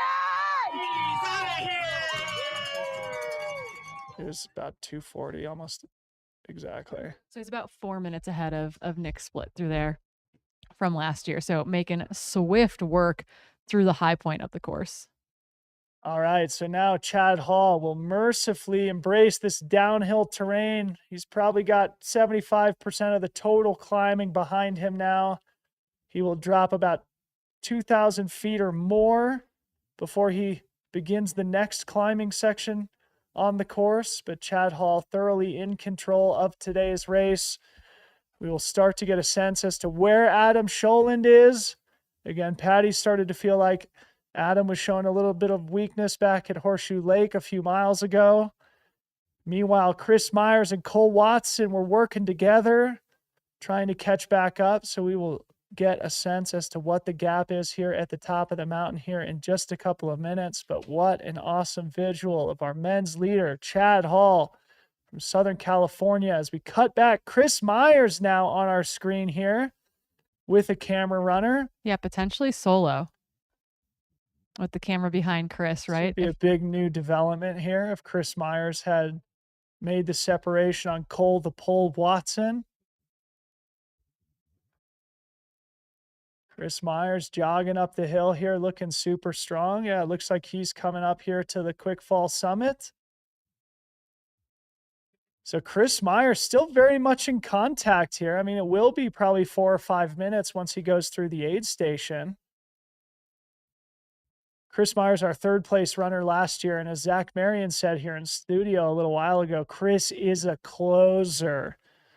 Chris runs hard this- to close on someone like Chad Hall, though. Yep. I will say. So while he had a very patient start in general, kind of sitting back in that 4th or 5th position and then moving steadily up, Chad Hall is a hard person to close on. No doubt.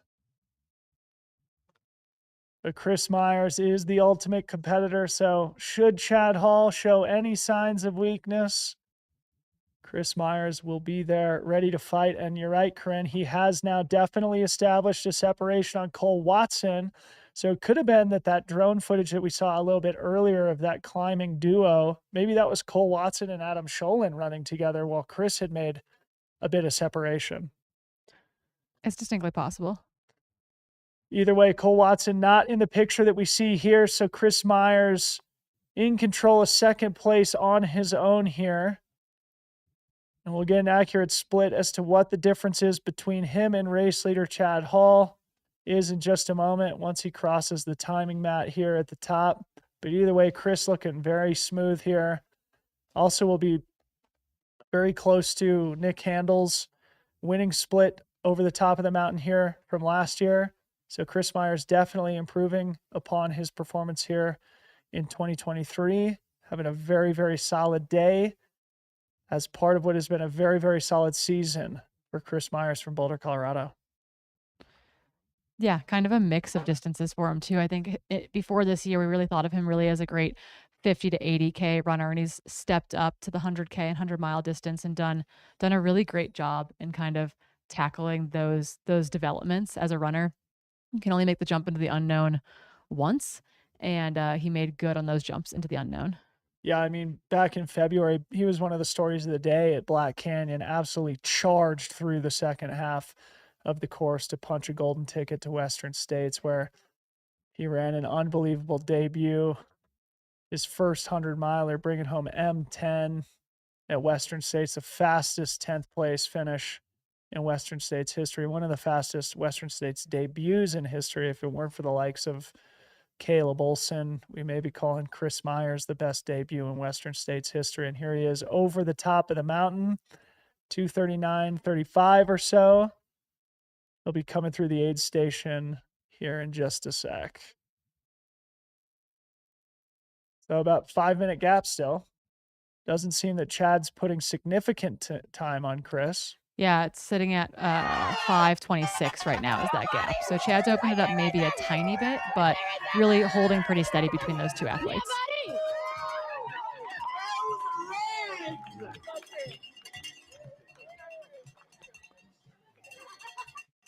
It looks like Tabor Hemming there crewing for him. Yeah, the Hemmings are good friends with Chris, so that makes good sense to me. Easy to ID Tabor. Yep. The hair. Always the hair. All right. Awesome job. So Chris sort of right on what looks like Nick Handel's split from last year, 240 out of the aid station. We cut back to Cole, the pole Watson here in third place. Yeah, looking super smooth. Obviously, a degree of separation has happened since the Twin Lakes, or since the Horseshoe Lake aid station, but Cole moving really, really well. I think he came in with a degree of uncertainty as far as how he'd feel for a 50K right now as he's building for Javelina after having a disappointing day at CCC just a couple weeks ago, but running super strong. And honestly, you know, the likes of Chad Hall and, again, Chris Myers in the 50K, while Cole, we've seen him run extremely well over the 50K distance at races like the Canyons Endurance Run, for example, earlier this year. You know, he's had more of a mountain season, more of a 100-mile season. So showing up to a fast 50K is maybe a little bit of a more of a tune-up race right now than anything. Yep. Well, he did characterize it as a bit of a tune-up when I talked to him yesterday. He had less than satisfactory performances by his standards at both Western States and CCC. And Cole, I know, is hungry to get back into Western States. So it sounded to me like he was going to be targeting the Javelina 100 next month. So here, Mammoth Trail Fest 50K is a great opportunity to test the legs, test the fitness, though on much different terrain than Javelina here. Cole Watson having a great training day here in third place. Do we Looks know? like he'll be about 3 minutes behind Chris Myers or so once he goes through the aid station.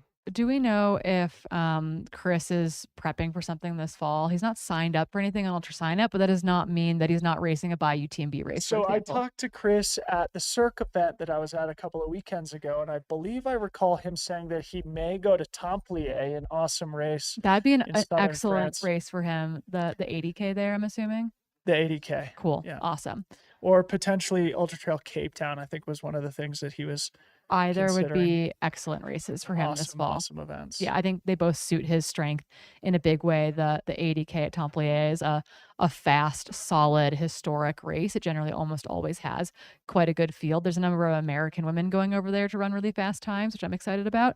And then UTCT obviously is a bucket list race for anyone getting over to Cape Town to run, particularly the historic 100K distance there. Jocelyn Watson in the chat reminding me of Cole's other nickname, the Barracuda. Cole the Barracuda Watson, now potentially Cole the Pole Watson as of today, thanks to Liam Tryon, aka Aid Station Fireball. Yeah, about 2.5 minutes back from There's Chris Chloe. at the summit. Chloe doing the Aid Station transition for her friend Cole Watson. It doesn't seem like Cole needs champagne right now. That was if he wasn't having a good day, they were gonna offer him some champagne at the top of the mountain, but seems like he's looking for more traditional hydration, getting some Coke directly into that bottle. Traditional hydration, the Coca-Cola straight in the soft glass. What we see there too is that I think particularly at high elevations, Coca-Cola in particular is great because it's really easy just to sip on it and get that kind of simple sugar into the body. When you're having a hard time eating up at 11,000 feet, it's a great solution just to kind of continue to trickle something into the body. Awesome quick aid station transition for Cole Watson. When I talked to him yesterday, again, we connected spontaneously for lunch at Stellar Brew, which we talked about earlier. And one of the things Cole was a little bit worried about or self-conscious about is just lack of altitude acclimatization. So Chris Myers, who does live in Boulder, was much more prepared for the altitude today, potentially the reason why there's been a little bit of separation between Chris Myers and Cole Watson. But Cole very solidly in third place here today, exiting the aid station about 2:44 a lap. So he's not far behind the winning split from last year. Cole Watson having a great day here today on a spectacular Saturday morning in Mammoth Lakes. Yeah, really great to see our men's podium all cleanly through the summit, all getting the aid they need. And you can see that tiny dot running downhill. That is Cole Watson running down. The ant going across that downhill traverse is the gentleman we just saw at the aid station in that Brooks kit. That very vibrant. I love how bright their kit is. Makes our job really easy when it comes to locating them out on course. So great to see that. But again, I do think that when you are not acclimatized to altitude, you feel it obviously way more on the uphill. I find that, Cole's a very fast runner. He's got great leg turnover. He's got, good kind of road speed abilities. And so all of a sudden, once you start turning it over downhill, it doesn't put quite that same tax on your system. You're not feeling like you're going through lactate threshold, for example. And so he might be able to kind of churn some gears here on the downhill where he might have had to kind of, sit back a little bit when it came to making his way to the summit. Yeah. Great point. Cole will be happy to hit the downhill here and start making his way down in altitude. He is now over the highest point on the race course as we cut back to lower on the Dragon's Back ascent to what potentially could be a pack that includes some of our women's race leaders. In fact, I feel like at the back of that train, that looks like Dana Stimson, who had been sitting in fourth place. Looks like our camera may be down on the summit. We seem to have some wind-related camera injuries up there where the wind might have taken our camera out. So they're working on a lens fix as we speak. Yeah, We do have Katie Asmuth up there too, so we'll hope to connect with Katie and get some of her on-the-ground perspective of how the top three men looked coming through the aid station there. Yeah, and maybe one of those things where we might not get to see Katie, but it might be one of those things where we ultimately get to have her audio come in if that camera is in fact down in the field.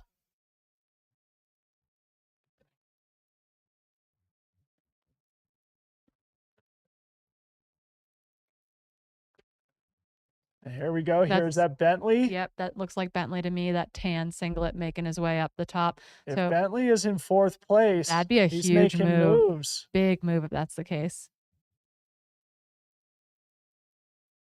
Bentley now coming over the fall summit here. We believe Bentley's now sitting in fourth place. If that's the case, the biggest question mark in our brains now is where is Adam Scholin, the early Second place runner just behind Chad Hall, 23 years young from UNR, recent graduate. Haven't seen him. Oh, here we go. There's our guy, Emilio. Emilio. But he might have potentially moved into 4th position, having potentially taken over or overtaken. Adam Sholin through the summit. Okay, Okay. I've got the splits up. So wait, okay. Yeah, Adam Sholin through the summit, about 4 minutes behind, 4.5 minutes behind. But so Adam Sholin would be about 2 minutes behind Cole Watson. I think I saw Cole had gone through at about 2:44. Didn't I say that? Yeah, I wonder if that's the bib that's reading. It would make sense that Adam would be about there, though. Anyway, we'll get confirmation on that. Because Joel definitely has not come through because he would have had to split a 36-minute run from Horseshoe Lake to the summit. So we're going to say that's an error. And we've had Chad Hall, Chris Myers, Cole Watson to the summit works, and then Adam Scholand, another couple minutes behind that.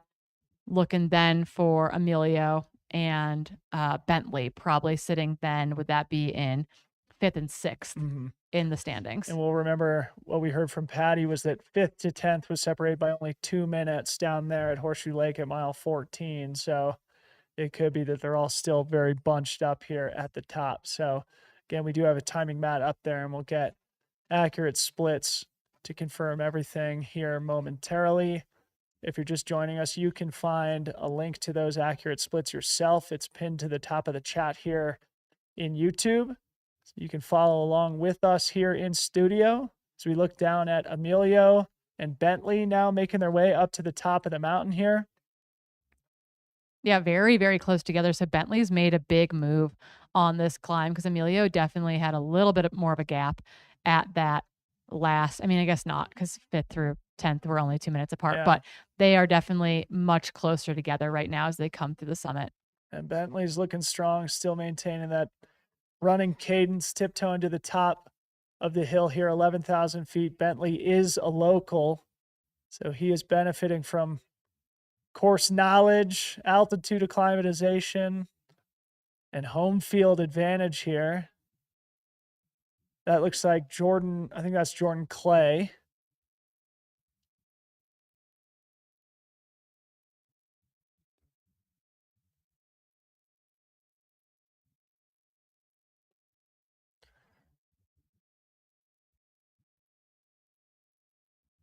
What's the mile marker here? Just over 18 miles, 18.24 miles. So they will have about 14 miles to go once they go over the top of the mountain here.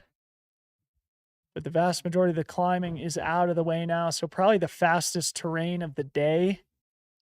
Now in between the summit and the finish line where Corinne and I sit. Yeah, we anticipate it's obviously net downhill.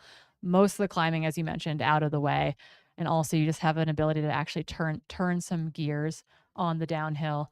Open it up if you've been fueling well, in particular, using gravity as your friend to hopefully get you all the way back down to, finishing just about 2 minutes from where we sit in studio. And we've got our runners out there, and by runners, I mean folks who will be bringing in our men's podium and women's podium into studio here for us to have quick chats with them post race. Yep. So we did get the splits updated and corrected in our system. So Chad Hall threw in 2:34, Chris Myers threw in 2:39.26, Cole Watson 2:42 even. Back to Adam Scholand, in 2:46.29, Emilio Anya Happel in 2:49.35, followed closely by Bentley Rager, the local, in 2:49.52. All right. That's what we more like to see. In frame here. So the top 10 in the men's race still close together, even if it is spreading out a little bit. If that is, this would be Bentley, in all likelihood 7th and 8th place here. Is that? This is them coming down from the summit, isn't it? No, that's the. Oh, so it's the traverse, but we're just from the other side of it. Mm-hmm. You are correct. I'm so used to seeing it from the other side that I was like, they must be going downhill now. Yeah, so that is likely looking at Jordan Clay, Jordan Perry, the battle of the Jordans there, and then followed by Spencer Strom and Nathan Williams are the guys. Jordan Clay is officially through the summit, so that is probably Jordan Perry and Spencer Strom that we just saw in screen there moments ago.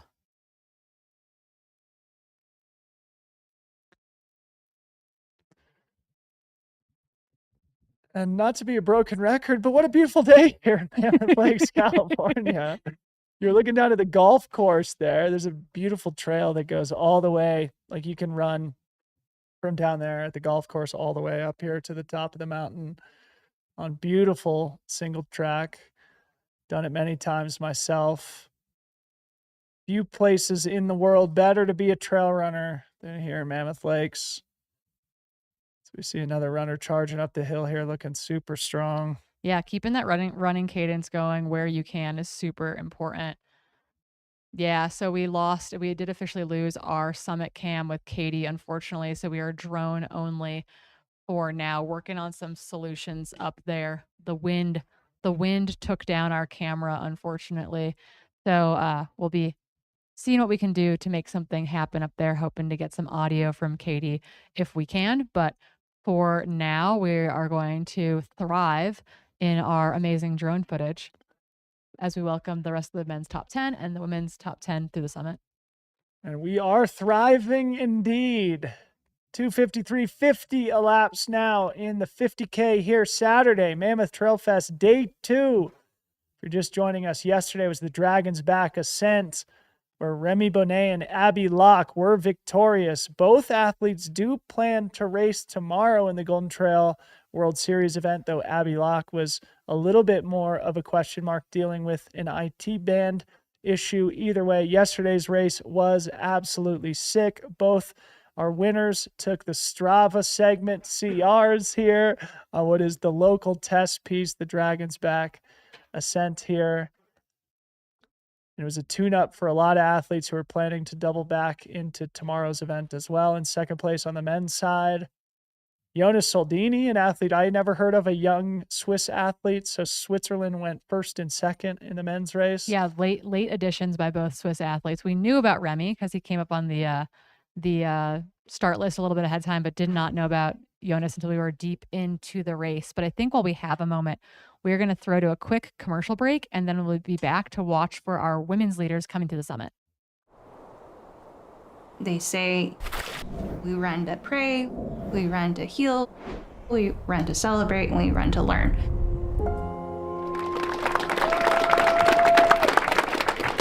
Hello everyone, good morning. As Magda said, I'm Alex Staten. I am Dene in Mexican, and I'm just grateful to be here representing Rising Hearts and Good Energy. Growing up, sometimes there's a feeling of like, are you Mexican enough? Are you Native enough? Doesn't matter where you're starting at. Learning is just the first step. That's all it takes. Asking questions and encouraging that curiosity and not stifling it. We stand beside the Nisenan people and their right to sovereignty, self-governance, and self-determination through the stabilization of their people, homelands, and culture. Being up there doing the land acknowledgement, it felt like an honor. Being affiliated with Rising Hearts and working with them gets an opportunity to spread that education and that awareness. At the end of the day, I hope people, not only listen to it, but even throughout the run, just taking in their surroundings and keeping in mind the lands that we run on and we're the original caretakers of the land. And it's just a way to feel even more connected. And, we get outside because we want to be outside. Just feeling the ground under our feet and getting in the dirt and crossing the streams, I just think it's another way to be more present and more connected. Now, as the Dene or Navajo people would say, let's walk, or in this case, mostly run and hike in beauty today. Thank you. Thanks, Alex.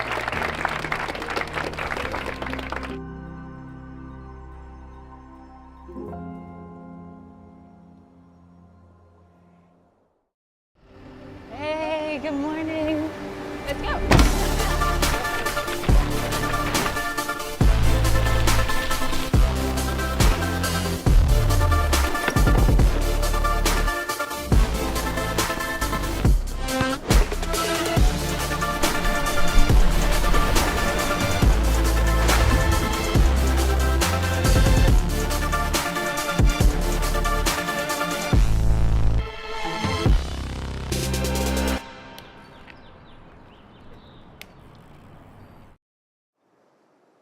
was a kid, we would go on adventures. Like in Kenya, we call them adventure.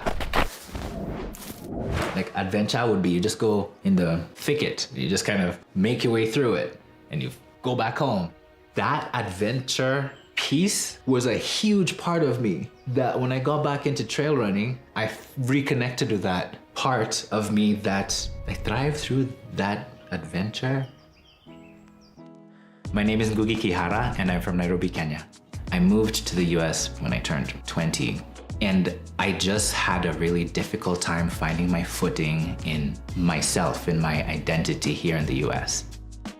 At the same time, I knew that there was this part of me that needed something. And then I started practicing yoga and I found like some quiet through meditation and I was like, wow. Just that was the path that got me to like feeling I could just be with myself. Around 2019, when I just started to explore running just a little bit, I found this huge mindful component of the meditative practice while out on the trails. These tools that are helping me find my own happiness, my peace, my conflict, my challenge, like just everything wrapped into one. And I can experience all those things in one beautiful hour outside in the morning. Like I feel how much more present I am for my kiddos, for my family, for myself. It was just what I needed. The thing I'm most excited about for Western States is the adventure of it, as being a participant on the course with other people that are pursuing the same challenge and the same adventure in their own purpose, and knowing that we're doing that together and to grow from whatever beauty and challenges the course will have for me that day.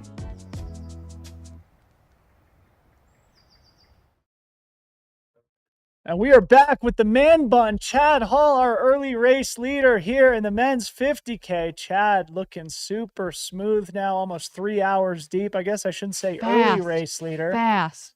Wire to wire Chad. thus far. He led out at the start and has not looked back. He's opened up about a 5.5 minute lead over chaser, second position currently, Chris Myers. And shout out to our chase cam here. Dude, keeping up with Sticking Chad. Hall. It could be a bike. We're moving around enough that I'm pretty sure that's someone running, but yeah. That's a runner. Okay, that confirmed somebody is indeed keeping up with Chad Hall on foot On at a least for a downhill. short period of time. Chad Hall in the terrain that very much suits his strengths as a runner. Incredible foot speed. If you're like me and you just ate half a burrito, the footage might make you a little bit nauseated, but we are getting glimpses of a very, very fast Chad Hall. Wasn't it early last year Chad ran like a 62-minute gimbal's half marathon? Yeah, and people were asking, has Chad Hall raced this year? And I don't really think he's raced much on the trail this season. He ran Kodiak last year, got a spot into OCC, did not ultimately start OCC, unfortunately. I think he was supposed to be at Broken Arrow as well and ultimately did not run that race either. So I don't know if that's injury or relation. Oh, the bell we just heard is the kids race. The kids race just took off, the 1K kids race in the village. Dylan is in tears in studio because he and Rhodes aren't out there dominating. Just wanted to make it fair for everybody else that my son isn't in the field here today. I'm already trash talking on my son's behalf. I'm turning into the ultimate cringy sports dad. But hey, you know, it's who I am. But either way, shout out to all the kids taking on the 1 kilometer run through Mammoth Lakes.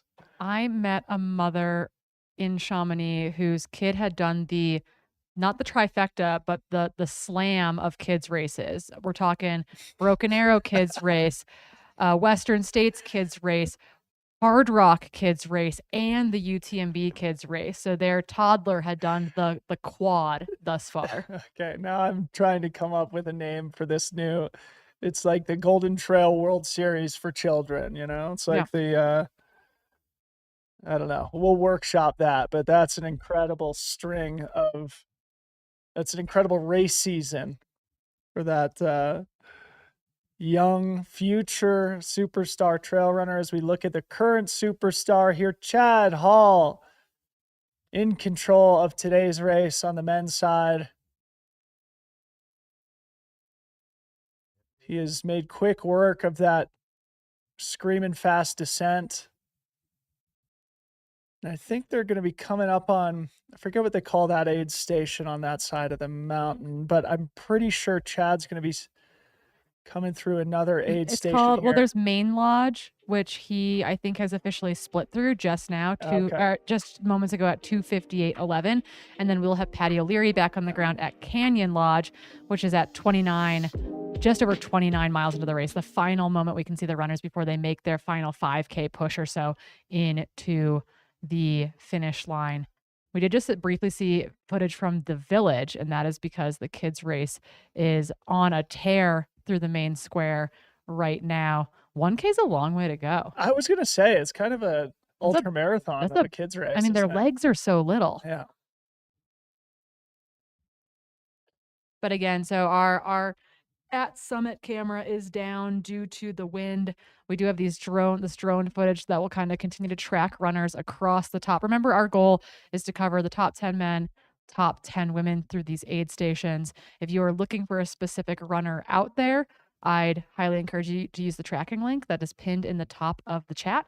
But you know, we try to catch as many runners as we can on the day, but we're also bopping around from the front of the race, the back of the race, the last aid station, the current aid station. So lots of movement happening between our different camera locations and where we currently have high quality footage and decent cell signal. Yes, indeed. And we are back at the top of the mountain. So as we await another visual on Chad Hall and the men who are chasing him, we are also looking for the women's leaders who will probably be coming over the top here in the next 10 minutes or so would be my guess. Last we saw Sylvie Abel. We got kids race champions coming in right now, it looks like. And Tim Tollefson still swinging that cowbell. That guy is not going to be able to use his Oh my arms. goodness, they are sprinting in. I do have some elevator music coming into my ear. I don't know where that's coming from, but it is relaxing. Oh my goodness. Future trail shredders. My goodness. Go into the Reminiscent. arms. I mean, that looked like El Hussein El Azawi and Philemon Kiriago from last Got weekend. a gal coming in there. We got the girls coming through. Yeah, go into the arms in that final sprint there. Truly.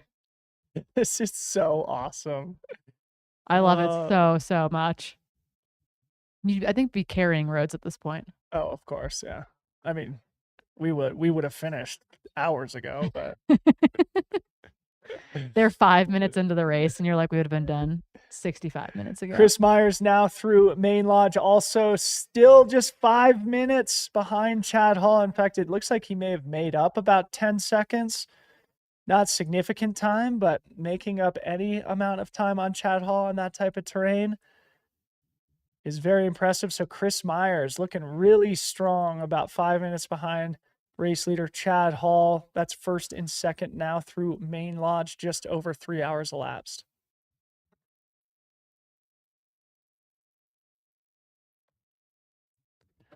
My guess is we will see Sylvie Abel come over the top.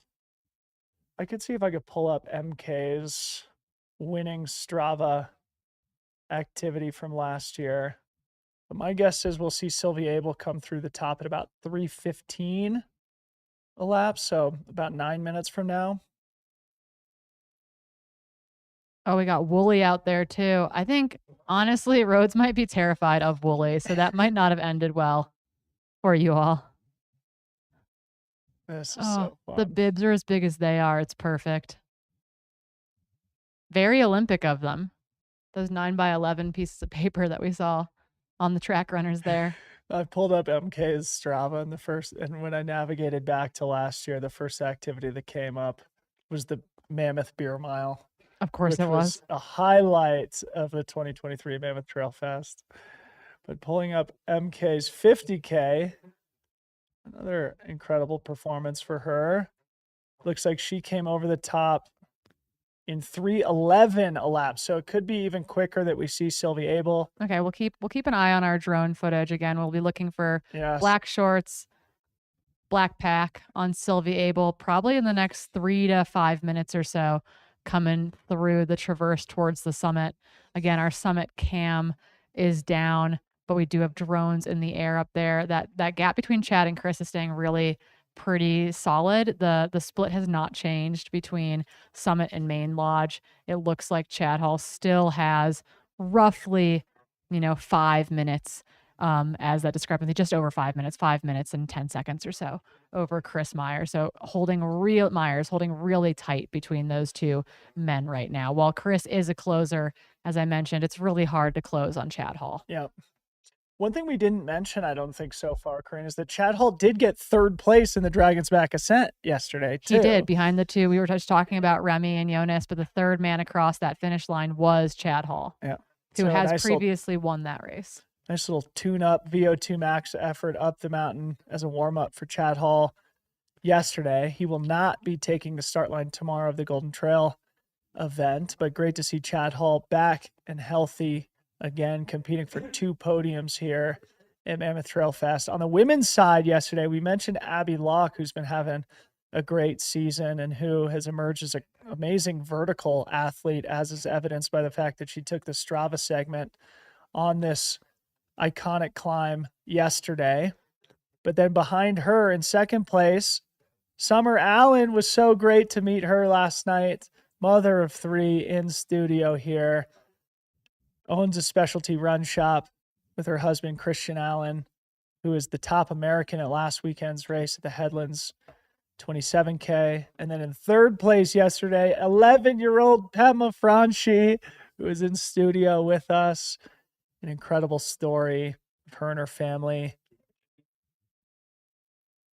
becoming. I think that's Sylvie Abel. Yep. Not the first runner on your screen, but the second runner on your screen. That looks to me like Sylvie Abel making her way kind of out of the trees towards the smoother quote unquote running near the top. So I do think we just caught a glimpse of Sylvie Abel, the race leader on the women's side, as she makes her way towards the summit. I also just pinged our back end because our summit splits have stopped updating, and we definitely have, I think, more than maybe they're up to date now, about 16 men through the summit. If that's the case, Sylvie Abel is also moving up in the field. The last split through there, Oscar Perez in 3:08:43. Robert Weber just came through there as well in 3:09:49 elapsed. So we are back up to date on those summit splits. So psychologically for Sylvie, coming up over the top, being out of sight of the chase group of women would be ideal. Something that she is, probably would give her a lot of peace of mind. As we've mentioned, this is obviously the crux of the race course here at the high point of the race course. Sylvie lives at low elevation in the Bay Area, so she won't be fighting as much of the altitude from here on out. Plus, the vast majority of the climbing is done. So if she can get through that toughest part of the race course with a healthy margin, it becomes much harder for the chase group of women to catch up here in the back half. So we did think that we identified Sylvie Abel here in the closing stretches of the Dragon's Back ascent. We should see her come past that structure, the small false summit here, in just a minute or two. Repeat something Corinne has said a couple of times. We lost the on-the-ground camera, technical difficulties. But what a great alternative. Just a beautiful high drone shot on a beautiful Saturday here. I mean, it's perfect. It's Bluebird. It is definitely still blustery at the top, hence the reason we lost our camera. It got blown over, and we the lens took a pretty hefty hit, but working on getting that rectified up there. Sylvie. That pixelated person is Sylvie Abel, your women's race leader.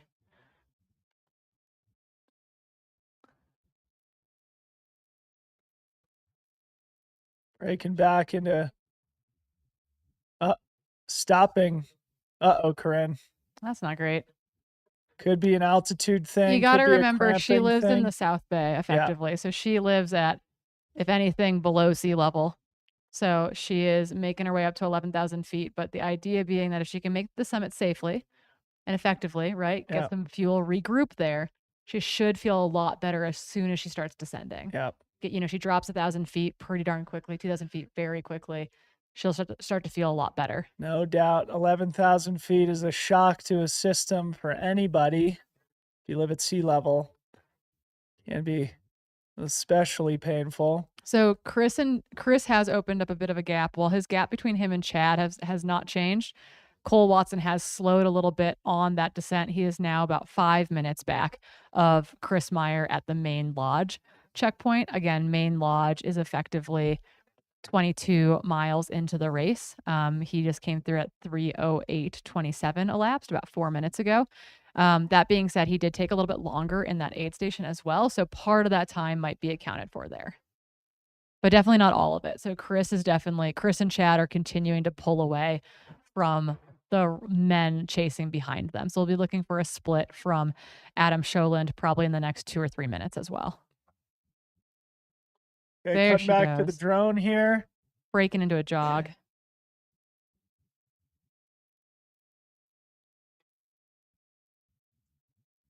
So Sylvie Abel, women's leader here in the Mammoth Trail Fest 50K. Just a couple minutes from coming up over the true high point of today's race course. She will have an opportunity to resupply at an aid station there. Then a screaming fast downhill, a loss of elevation, which will be a welcome change from the last 45 minutes or so. She's been marching her way up the Dragon's Back. I mean, 23 men have come through the summit aid station. If that's the case, depending on how many men are between her and the summit right now, she has moved up significantly in the overall field as well. She came through Horseshoe Lake in 36th position in the overall.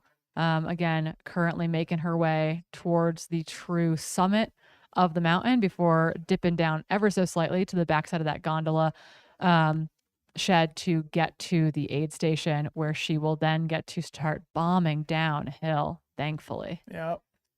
But so we got the chase cam back on Sylvie now here. At Horseshoe Lake, the gap between her and second and third was only 2 minutes. Right. So again, Sylvie Abel out in front, your race leader, followed by Lauren Puretz and Eleanor Baker, 2 minutes back at Horseshoe Lake. So very curious to see. Again, you got to remember Lauren Puretz lives in Colorado Springs, spends a lot of time at altitude. Eleanor Baker, while she is from California, generally resides at lower elevation, has been spending most of her summer in both the San Juans and in the Mammoth area. So likely has been spending a bit of time at altitude.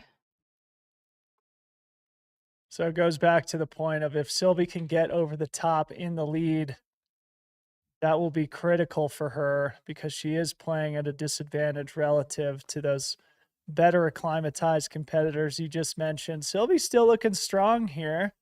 We just saw her take a quick pause, probably a few deep breaths there on the upper stretches. You could interpret that as a sign of weakness, but Sylvie's still looking really strong here. She's now about 18 miles deep into today's 50K. The race measures at just under 33 miles. So she is well over the halfway point herself in terms of mileage.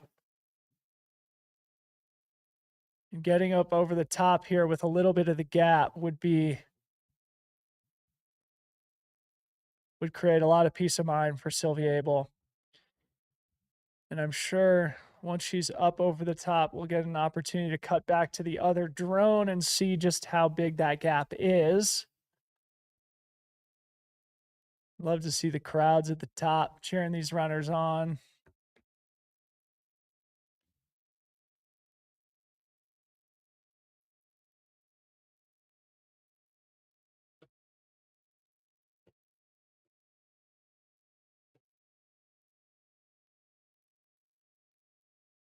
There she comes through the summit, hanging that right.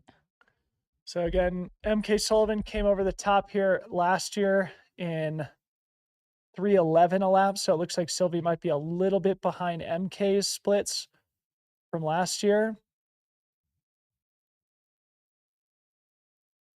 But still running a very strong time here through the 18-mile mark.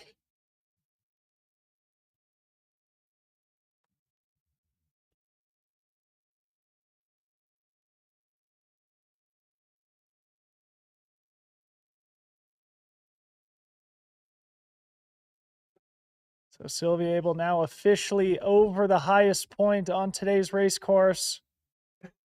Around the corner here, she'll have an opportunity to resupply. So this will be a good chance for us to get a look at Sylvie's strategy, to get a sense of how she's feeling. Look at that crowd up there. Awesome to see so many fans out there cheering for our champion athletes. Sylvie filling up the soft flask. She's still smiling. She is indeed. No sign of slowing down. No negative energy or body language. Sylvie Abel. All downhill from here, except for the uphill parts.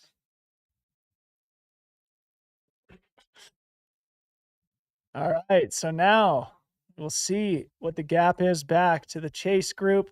Last time we saw Lauren Puretz and Eleanor Baker were running neck and neck in second and third place.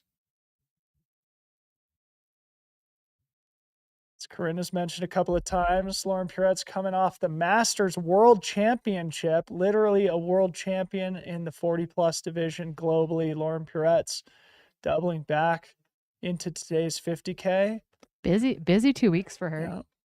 Eleanor Baker, a lesser known name, but seems like a very talented athlete from Southern California. Corinne mentioned has been training here in the area. Yeah, and then Dana Stimson, who has been 4th and 5th here before, so looking to potentially move up one more position this weekend. She was only about a minute back or so at the Horseshoe Lake aid station, so curious to see kind of what that 2, 3, and 4 look like as they hit the summit aid station. The definite space and room for moves to be made once they crest the top. It's very possible that you could lose a bit of time going up to the summit when you don't feel so great, and then if you are a good downhiller and or you have good general leg speed, good 5K to half marathon leg speed, you could definitely close back down a bit using gravity as your friend as you descend a quick 2,000 3,000 feet from the summit back down towards town, where we sit just 2 minutes from the finish line at about 8,000 feet above sea level.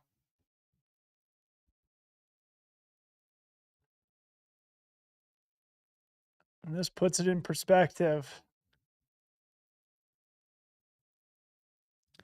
Tiny human beings in a giant, vast, and beautiful landscape. As our drone pilot doubles back, we got to go find the rest of the women's top 10. And this will be a very interesting update here once we receive it. Yeah, so Sylvia Abel was in 36th position overall down at Horseshoe Lake, is now up into 28th position overall at the summit. So despite some of those woes that we saw as she was well over 10,000 feet in elevation, it seems like it's because she was moving quite hard and quite quickly up to the summit aid station.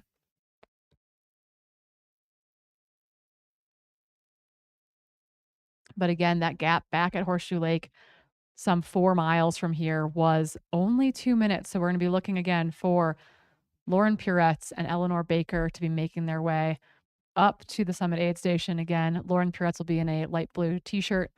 We'll likely have her poles out. Eleanor Baker will be in red half tights, and then a white and black pack is what we are looking for. Likely close together. I feel like I'm in an IMAX or something right now. This is just absolutely phenomenal drone operation here from our team. Yeah, keeping the birds in the sky is what we like to see. I feel like I'm in the drone. Maybe it's the fact that I just smashed some more caffeine. Here we go, Lauren Puretz. One pole out. Lauren Puretz, our world champion that we just mentioned in the Masters division globally from Colorado Springs, mother of 2. Yeah, works full time as a doc. She's got one pole collapse, one pole out. Not exactly sure what's. Oh, because she's getting them ready. Nice work. Oh, using them for this little bit of an uphill. Not quite ready to put those away yet. Lauren Poletz, remember that terrible nickname? Yeah, the other pun that we just got in the chat was that Sylvie is definitely able to take souls on her way to the finish. Yeah. All right. So you can see how soft it is here, right? We were talking about how, oh, the surface looks so great to run on, so fast, so smooth. It is also very sandy effectively. So, Yeah. it's kind of like how much work do you put into pushing off of it when it's going to give away under your foot, not infrequently.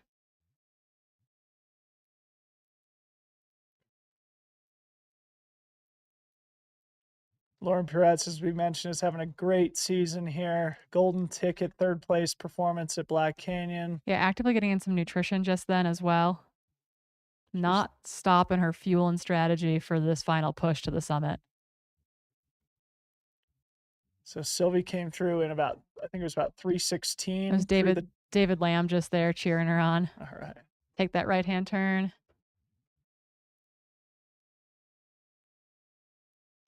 Awesome work. And a good shout out was mentioned earlier. Again, Lauren Puretz is an Aravaipa team athlete based out of Colorado Springs. So part of the family associated with the Mountain Outpost family here showing up at Mammoth Trail Fest. Awesome. All right. So probably about 6 minutes back from Sylvie. Yeah, we'll get an official split here. Yeah, so official split put her through in 3:23:24. We're looking at, basically 6 and change. So that's interesting, right? We were just saying it was 2 minutes at Horseshoe Lake, and Sylvie, the least altitude acclimatized, was potentially going to give some time back. Turns out she actually grew the gap by about 4 minutes. Yeah, I was taking on some heat in the comments because Sylvie Abel lives down in Los Gatos, but like close to the Santa Cruz Mountains. And so they're like, well, she's at least 1,500 feet. And I was like, okay, semantics a little bit. It doesn't make a difference. That is way, like, to feel at all altitude acclimated to this, you got to be maybe living at 5 to 6K minimum type of thing. That's kind of that healthy zone in which like you're gonna get some acclimatization, but it's not going to be totally detrimental to your performance. It's like the difference between living in Boulder being positive versus Nederland being too high. So it's like that kind of mix. Colorado Springs fits into that very nicely as well. But yeah, I'm sorry, running to 2,000 feet above sea level is not gonna feel the same as running to 11,000 feet here on the summit. I mean, living in the like Snoqualmie corridor, basically outside of Seattle, like we frequently can get up to 5,000 to 8,000 feet if we summit stuff around us. That doesn't prepare me for this either. No.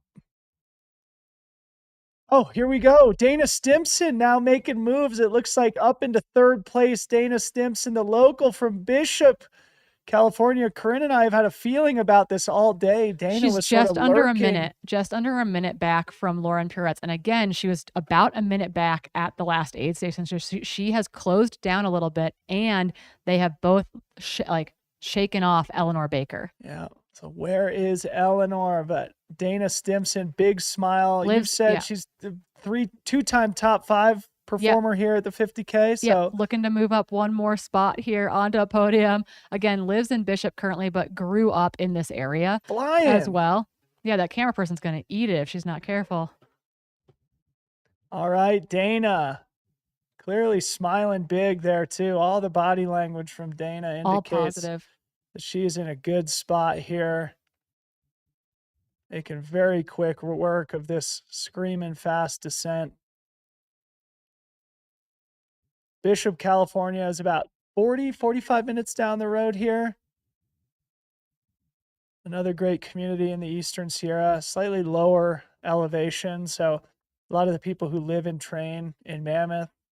Bishop gives you an opportunity to actually go a little bit lower to get higher quality workouts in, or in the summer or in the winter months to escape the snow and run on some drier dirt. So Dana Stimson from Bishop, California, another cool place that you can check out if you ever make your way to the Mammoth Trail Fest. Yeah, a lot of the locals, right, are bopping down there to get snow-free running in the winter. For example, someone did mention in the chat, reminding us, Tim Grimmett mentioned that Dana grew up in Crowley Lake. So again, lives in Bishop currently, a little ways down the road from where we sit here in Mammoth, but grew up literally right down the road where race director Tim Tollefson also resides. But also mentioning that so many things factor into feeling good at altitude beyond where you live and what elevation you're training and residing at. Things like iron status can be a huge factor. Things just like baseline aerobic fitness can be a huge, kind of piece of that puzzle. Like, for example, I couldn't run uphill at all when we were at Western States because I was severely anemic back in the spring and early summer. I have to get infusions like every 6 to 12 months to kind Yeah. of stay iron solid, Ironed up. and like felt hard running yesterday at 8,000 feet, but did not feel like I could not run uphill Yeah. I did a lot of walking when we were at Western States. Yeah. Altitude definitely can be a humbling factor if you go in feeling very fit, though unacclimatized. It's a good way I mean, have a yeah, wake-up call. fitness is king kind of no matter how you cut it. We've got great examples in our sport throughout history of that, where we have athletes like Casey Lichtig, for example, right? Lives in the flattest place possible, puts in big running volume with zero elevation, but is mega fit and can show up to both Western States, Hard Rock, UTMB-esque races, etc. Things like High Lonesome is a great example of that. And you're like, things like UTMB, great example of that, where it's like fitness is still supremely important when it comes to performing for a podium spot here against kind of any other factor. Corinne dropping knowledge bombs on the live stream per usual. We all benefit from the free education from Corinne University. This is my masterclass. I'm no longer taking TED Talks. I'm just doing master classes. Perfect. YouTube education is where it's at. So that's what you came here for. You came here for these vistas and views and drone shots, and you're staying for our masterclass / hype monsters that we tend to be. One thing that you can't tell us, though, Corinne, is the big question of the moment. Where is Eleanor Baker? She was in the mix here, and it appears, unless we somehow missed her, let's update our tracker here. Eleanor Baker noticeably outside the women's podium, it seems, at this point. So hopefully Eleanor's doing okay there on the trails. Yeah, it looks this like is the point of the race where the fatigue starts to set in, where, things like cramping or stomach issues can make themselves known. Yeah, she did have about a 5-minute, that group that included Eleanor Baker, Dana Stimpson, Lauren Puretz, did have about a 5-minute gap back to the next female runner, being Paige Borges, sitting in 5th position overall. So there is a bit of a gap there when it came to like Eleanor having a bit of a buffer to get to the summit ahead of that next woman. We got some people moving really well in this traverse though right now. What do we have here? I think this last person on our screen, That the furthest looks left, like is Eleanor Eleanor. Baker. Yep. Yeah, I'm The thinking visor. sports bra, red, those like maroon half tights. Yeah. All right, Eleanor's back. Eleanor is so back. Maybe hit a little bit of a low point, but here she is. 3 hours, 30 minutes elapsed. She is almost to the true high point of today's course. Let's see if she can put the rally cap on and start making moves back towards the women's podium that right now consists of Sylvie Abel, Lauren Puretz, and Dana Stimpson. Yeah, that altitude is definitely not our friend right now, but she's going to make it cleanly up through the summit arch and feel a whole lot better in a matter of the next 10 to 15 minutes when she gets to leave what she's probably thinking is a godforsaken place at the top of this mountain right now, this barren moonscape that she is on. But again, moving. That's all that matters. She's moving forward. She's moving smoothly. She's moving solidly. She might have crew up here. That would be delightful. And then she's going to get off the summit and get down the mountain. And as long as she didn't come in with like IT band issues, that will feel very, very welcome. Yeah.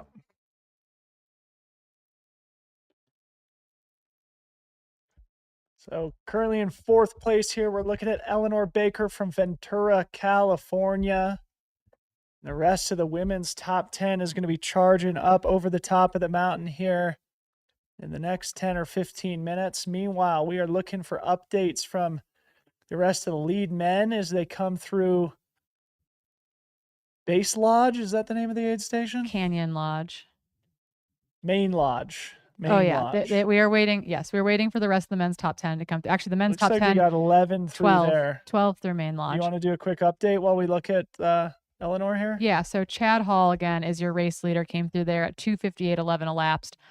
Chris Meyer sitting in second place, all alone, 5 minutes back of Chad in 3:03 elapsed. Cole Watson then another 5 minutes back, 3:08.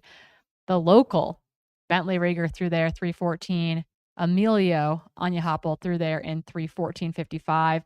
Adam Scholand, the young UNR grad, coming through there in 3:17:21 and 6. Jordan Clay and Jordan Perry sitting in 7th and 8th, followed by Spencer Strom and Nathan Williams, all making their way through main lodge as we speak. Our next split from the men's race lead is going to come at mile 29.06 on the clock, and that is going to be Canyon Lodge, where we will also, I believe, have Patty O'Leary on the ground there as well. Heck, yeah. So, man, that 6th through 10th is still pretty bunched up here. About 4, almost 5 minutes separating 6th through 10th. So very competitive for the men's top 10 here today. Yeah, so Eleanor losing, I want to say, about 8 or so minutes on maybe 9 minutes to Lauren Puretz, 8 minutes to Dana Stimpson there. So we've got a big gap through Summit that has opened up all of a sudden between 3 and 4 in particular. Curious to see who comes through main lodge first between Lauren Puretz and Dana Stimpson. And then we are waiting for our next women to come through the summit. Paige Borges could be through there very quickly. It looks like she is, in fact. And again, only a minute now down behind Eleanor Baker. So, Christian Bourne. Christian Bourne has moved way up. Again, Christian Bourne was, I think, in 10th place or 8th place back at Horseshoe Lake. She is now sitting in 5th position. Again, she is one of the U.S. ski team Nordic national team coaches. That is a mouthful.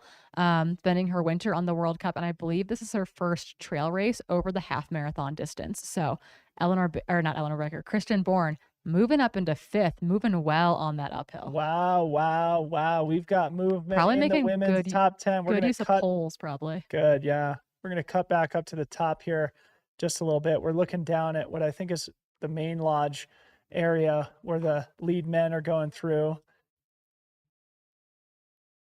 Meanwhile, the women's top 10 going over the top of the mountain.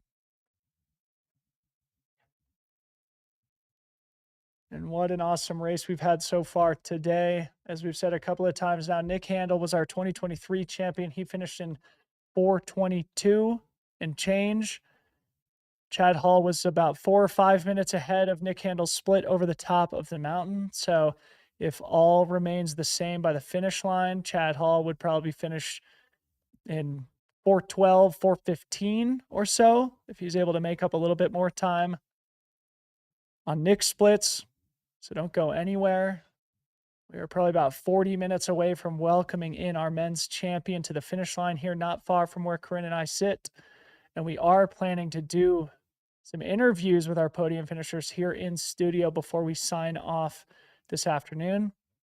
And again, Corinne and I will be back in studio here around 5 p.m. where we're going to do a deep preview trailgating show for tomorrow's Golden Trail World Series action that will start 9:40 a.m. for the women tomorrow, 10 a.m. We could get our whole run in before the start. I don't know why we're talking about running during it. Yeah. Might just run the course Just before. do a lap beforehand, Just time trial it, post a time that those guys can all chase. Be like, take it, Remy. A storyline for tomorrow. Let's just go ahead and plant this seed in the minds of our audience. Yesterday, the Strava segment on the Dragon's Back Ascent was captured by Remy Bonnet, who broke his own mark on that segment, and Abby Locke, who took it on the women's side. And one of the things we were talking with Abby about is, will that mark stand through Sunday when some of the best athletes in the world will also be time trialing up the Dragon's Back Ascent as part of the 26K? I know, we asked Abby Locke if she's going to get a bunch of emails come Sunday morning, and she's like, I hope not, but probably. She's like, have you seen Joyce? And I was like, yeah, we have. She's very fast. Yeah. But also amazing performances from our Dragon's Back Ascent runners yesterday as they made swift work over the top of the mountain. You want to cover the question that just came up? Is the 26K covered as well? This is sort of a sensitive question here, just one wolf. But yes, the 26K will be covered tomorrow. Though Corinne and I are being demoted out of the studio. It's going to be covered by Eurosport and the Golden Trail World Series team. We think it's going to be broadcasted on the Golden Trail World Series YouTube channel. For the European audience, it will be covered on Eurosport as part of their distribution deal. So it will be broadcasted, we believe, live, although Corinne, myself, and the Mountain Outpost team are not as involved as we would like to be. But hey, but afterwards, we're planning to be back in studio for a little bit of a debrief. So yeah, we will get that debrief component of it. It's being streamed on Eurosport. We believe you'll be able to follow along with the 26K largely through the Golden Trail World Series channels. So keep your eye on that. If you're watching from abroad, Eurosport is going to be your friend because they are the streaming partner for the Golden Trail World Series. Yep. We're back down at Main Lodge here. One of the few moments where the runners are on a hard packed paved surface. Once they exit here, they're on these beautiful flowing single track trails for the final miles to the finish line here in the heart of Mammoth Lakes, literally in the middle of the village here at the bottom of the mountain, where they will celebrate their hard-earned finishes here today with a festival atmosphere. An incredible thing that Tim Tollefson and the team here at Mammoth Trail Fest have created in 3 short years. Already 2,000 plus runners making their way to a hard to get to location to celebrate the great sport of trail running for a full weekend. Not only racing, but community events. Great vibes in the expo. We had the 10K last night, the DJ playing tunes. The kids race we just saw on today's broadcast is truly a spectacle for the whole family. Don't look behind. That's Emilio Don't looking look over his behind. shoulder is what's happening there. This was a zone that was confusing, I think, last year during the Golden Trail Series race with some of the flagging moving off and on the fire road cat tracks to single track and back. Again, we did definitely have a couple athletes that got a little bit lost and turned around in both the 50K and the 26K last year. So keeping an eye out for those course markings are very important. Course marcos. All right, let's go back up and see if we've got more updates from the top of the mountain. Corinne, for some reason, I feel like your tracker is more up to date than mine. Do you want to check and see if we have? Oh yeah, because I'm on the hardwired Aravaipa setting. So coming to the summit now. Again, just to recap, kind of our women's field through there. Sylvia Abel leading the race, Lauren Puretz and Dana Stimson not that far back from her, Eleanor Baker, Christian Bourne also through the aid station. We do now also have Paige Borges through. She came through at 3:36:19 elapsed, sitting in 6th place. Laurel Fiddler, again, local, former very competitive Nordic skier, 3:38:24. elapsed. So we got some tight racing there, kind of in that 6th, 7th, 8th position. Allison Watts also through there in 3:40 elapsed. And I believe that is it from our summit women. So top 8 through, including 9 just came through as well. Philippa Richter just made it through that aid station, 22 years old, one of the youngest women I think in our 50K today. Philippa Richter making it through the summit, sitting in 66th overall and 9th in the women's field. We've had 67 athletes through the summit thus far as of this minute. 68 just came through as well. Looking for our 10th place woman, probably going to be either Catherine Lynch, Taylor Smith, Lauren Bartels. So we almost have our entire top 10 women through the summit aid station, and then they'll be making their way down at a blistering pace to Main Lodge before making their way back closer and closer to where we sit in the Mammoth Village, 2 minutes from the finish line, all the way back down at a blissful, balmy 8,000 feet above sea level. Yes.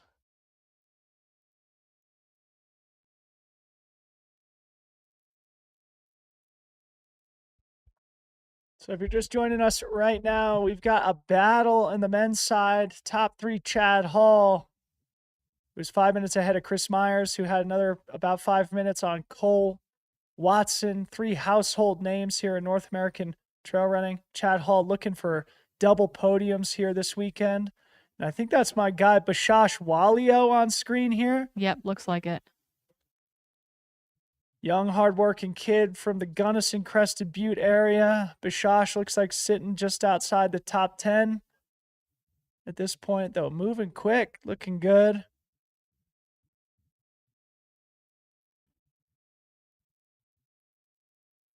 Yeah, moving really, really smoothly. Again, you know, he's not unfamiliar with these distances by any means. He said that he won the 40-mile Grand Traverse this summer as well. So definitely, you know, 50K well within his wheelhouse, but excited to see more and more of him racing on the trail scene. That really excites me.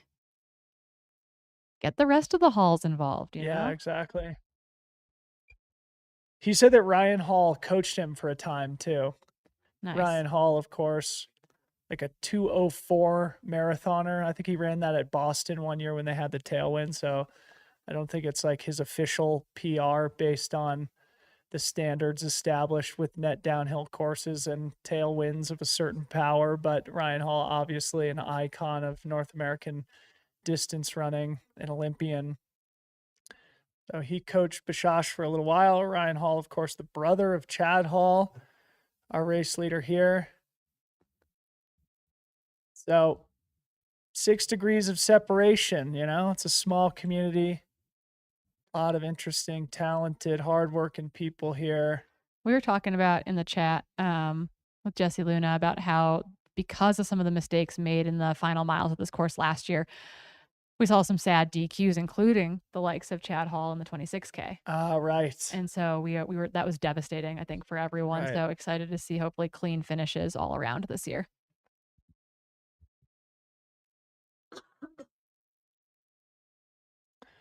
Thanks for jogging our memory there, Corinne and Jesse Luna. So we're looking for our 29-mile splits here coming up very shortly. I think the estimated time is right about now for Chad Hall.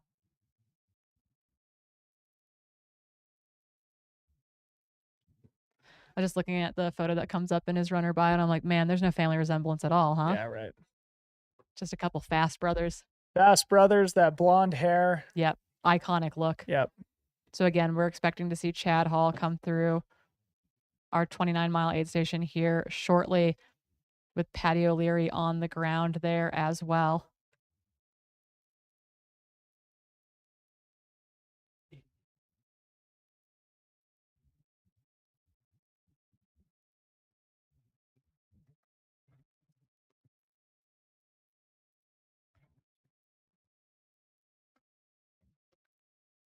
Yeah, Jesse said during an earlier year's coverage, they described Chad Hall as Sarah Hall's brother-in-law, and he really enjoyed that twist. Yeah.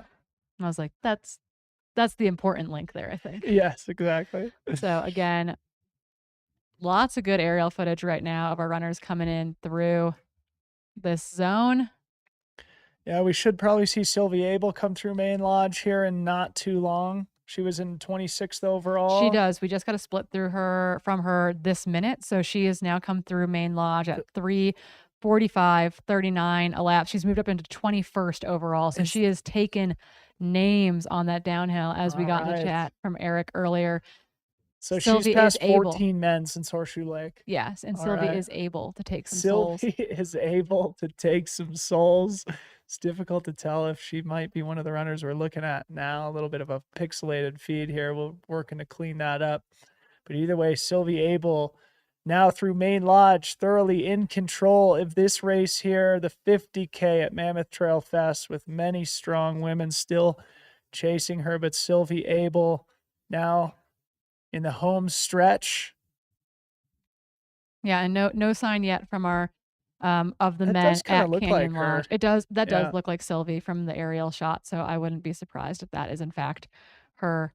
Aerial IDing is not easy. It turns out you're like, is that the right ponytail bounce? Is that the right hat that we're seeing? But that does look like Sylvie Abel. What's the mileage on Canyon Lodge where Patty is? 29 miles. Okay. So 5K from the finish.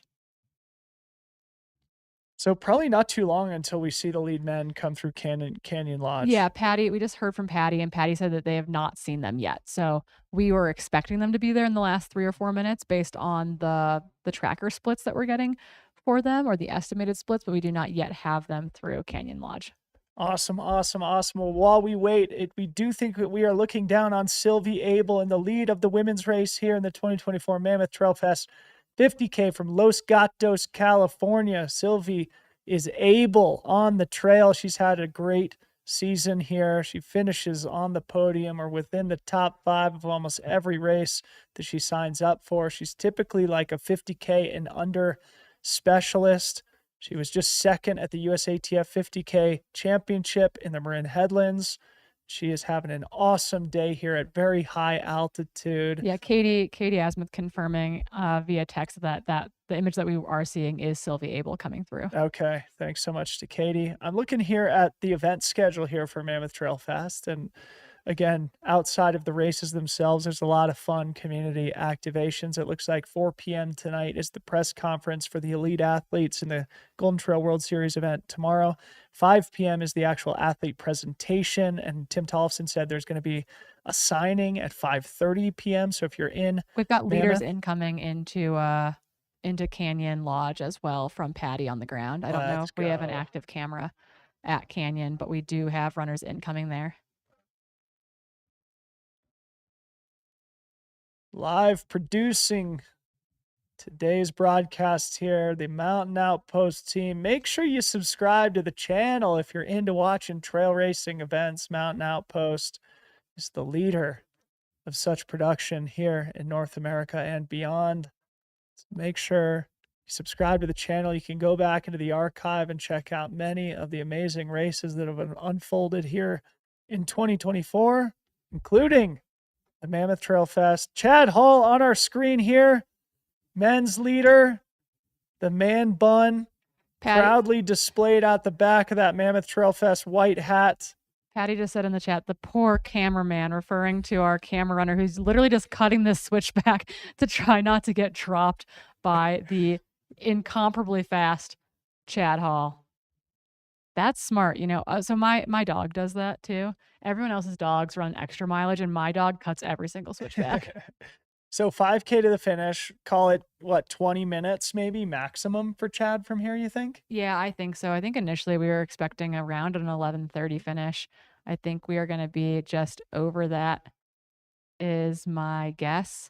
Yeah, well, Nick Handel was 4:22, so if Chad is in the neighborhood of 4:10, that would make sense. Yep, agreed. I bet we're 20 minutes. It is wiggly running, so it's one of these places where it's like you feel like you're moving so fast, but it is so winding that it's really actually very hard to maintain that speed, and therefore it gets a little bit, it's tricky to actually know how fast you're going. But here is the camera at the aid station. So could this be Chris? No, that's Chad. So our camera runner was ahead of that Canyon aid station, officially dropping in now to the aid station. So we do have I think there is still one 200 or 300 foot climb. Yeah, 350-38 was his official split through there. So we did just see Chad Hall come through that aid station. So what's the gap going to be back to Chris Myers? Yeah, that is the question of the moment. Again, I think there is still 200 or 300 feet of climbing, but for the most part, the trails are wiggly, as Corinne, I think, just described them, but very non-technical and fast from here on out. Yeah, so Patty gave us the update in the chat saying it's 5K to the finish with a little bump of about a 300-foot climb. And Chad's quote for the live stream is, quote, "It's been a rough day." So this is Chad not having a good time, and that is insane. Wow. Patty doesn't believe him for a second. I don't know that we believe it either. He's running very, very well for not having what for him is maybe the best he feels. Well, Chad Hall said yesterday that he's just really excited to be back racing again. I know he did struggle with some injury, so a rough day for him, is still well on his way to victory here. I wish my rough days were so good, but Chad Hall speaks to his talent, his pedigree, and it's always good to have Chad healthy in racing. Hopefully he can keep the momentum going beyond today. Yeah, and we should be getting a split from Lauren Purette soon through Main Yeah, Lodge. there's one. Speak of the devil. Lauren Purette's making her way through Main Lodge there, splitting in 3:52:20. That creates a even gap of just under 7 minutes between Lauren Purette's and Sylvia Abel. It was 6 or 6.5 at the top of the mountain. So Lauren managing to keep that gap from growing too much, but definitely Sylvia's on a tear. Yeah, it would be difficult at this point, barring catastrophe, for Sylvie to give back that amount of time to the Chase women, most notably Lauren Purette still sitting in a strong second place. But last time we saw, Dana Stimson was charging hard into third place, only a minute behind Lauren. So it shouldn't be long until we see Dana Stimson coming into our screen here. Yeah, she has not yet split through Main Lodge, but yeah, wondering what her leg speed is like. She obviously climbed very, very well. Curious to know what her descending speed is like. Like, what is her strength personally? Yeah. No Chris Myers yet through Main Lodge, so we're probably looking at least an equal Canyon split Lodge. through Canyon Lodge. So looking at at least what is probably an equal split versus the split having shrunk at all at this point. Chris is a closer, to quote our producer here today, Zach Marion. Let's see if Chris can close. It's about 5 minutes at the top of the mountain. It's been 3.5 or 4 since Chad went through the Canyon Lodge split. See if Chris can't close on the great Chad Hall here today. We are here at Main Lodge, a few miles up the trail here. Again, waiting on some of the rest of the women's podium in top 10. Anticipating Dana Stimson any minute now, the pride of Bishop, California, just down the road from where we're sitting here in Mammoth. Dana Stimson twice in the top 5 here at the 50K, looking to improve on a 4th and a 5th place performance, currently sitting in 3rd. But it does appear, unless we missed her, that Lauren Purette's has built a little bit of a gap. Oh, wait, that was Chad Hall. They should be able to hear you. They're just not responding to you. Yeah, we can. Katie, can you hear us? Yeah, you can go. You go. Yeah, I can hear you. Heck yeah. All right. Sorry about that, you guys. I can barely hear her.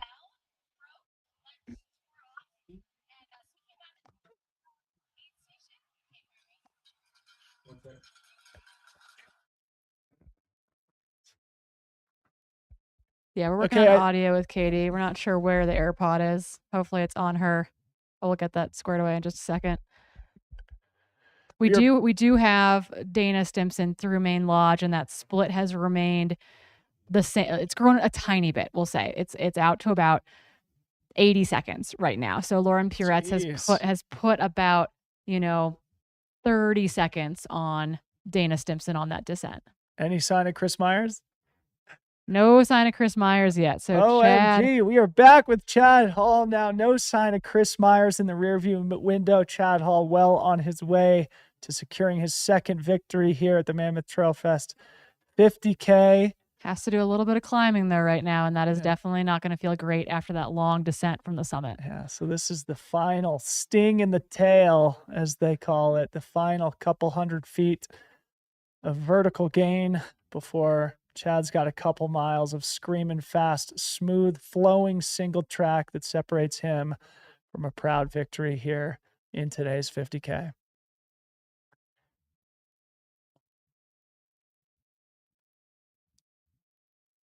Big thanks to the camera team out there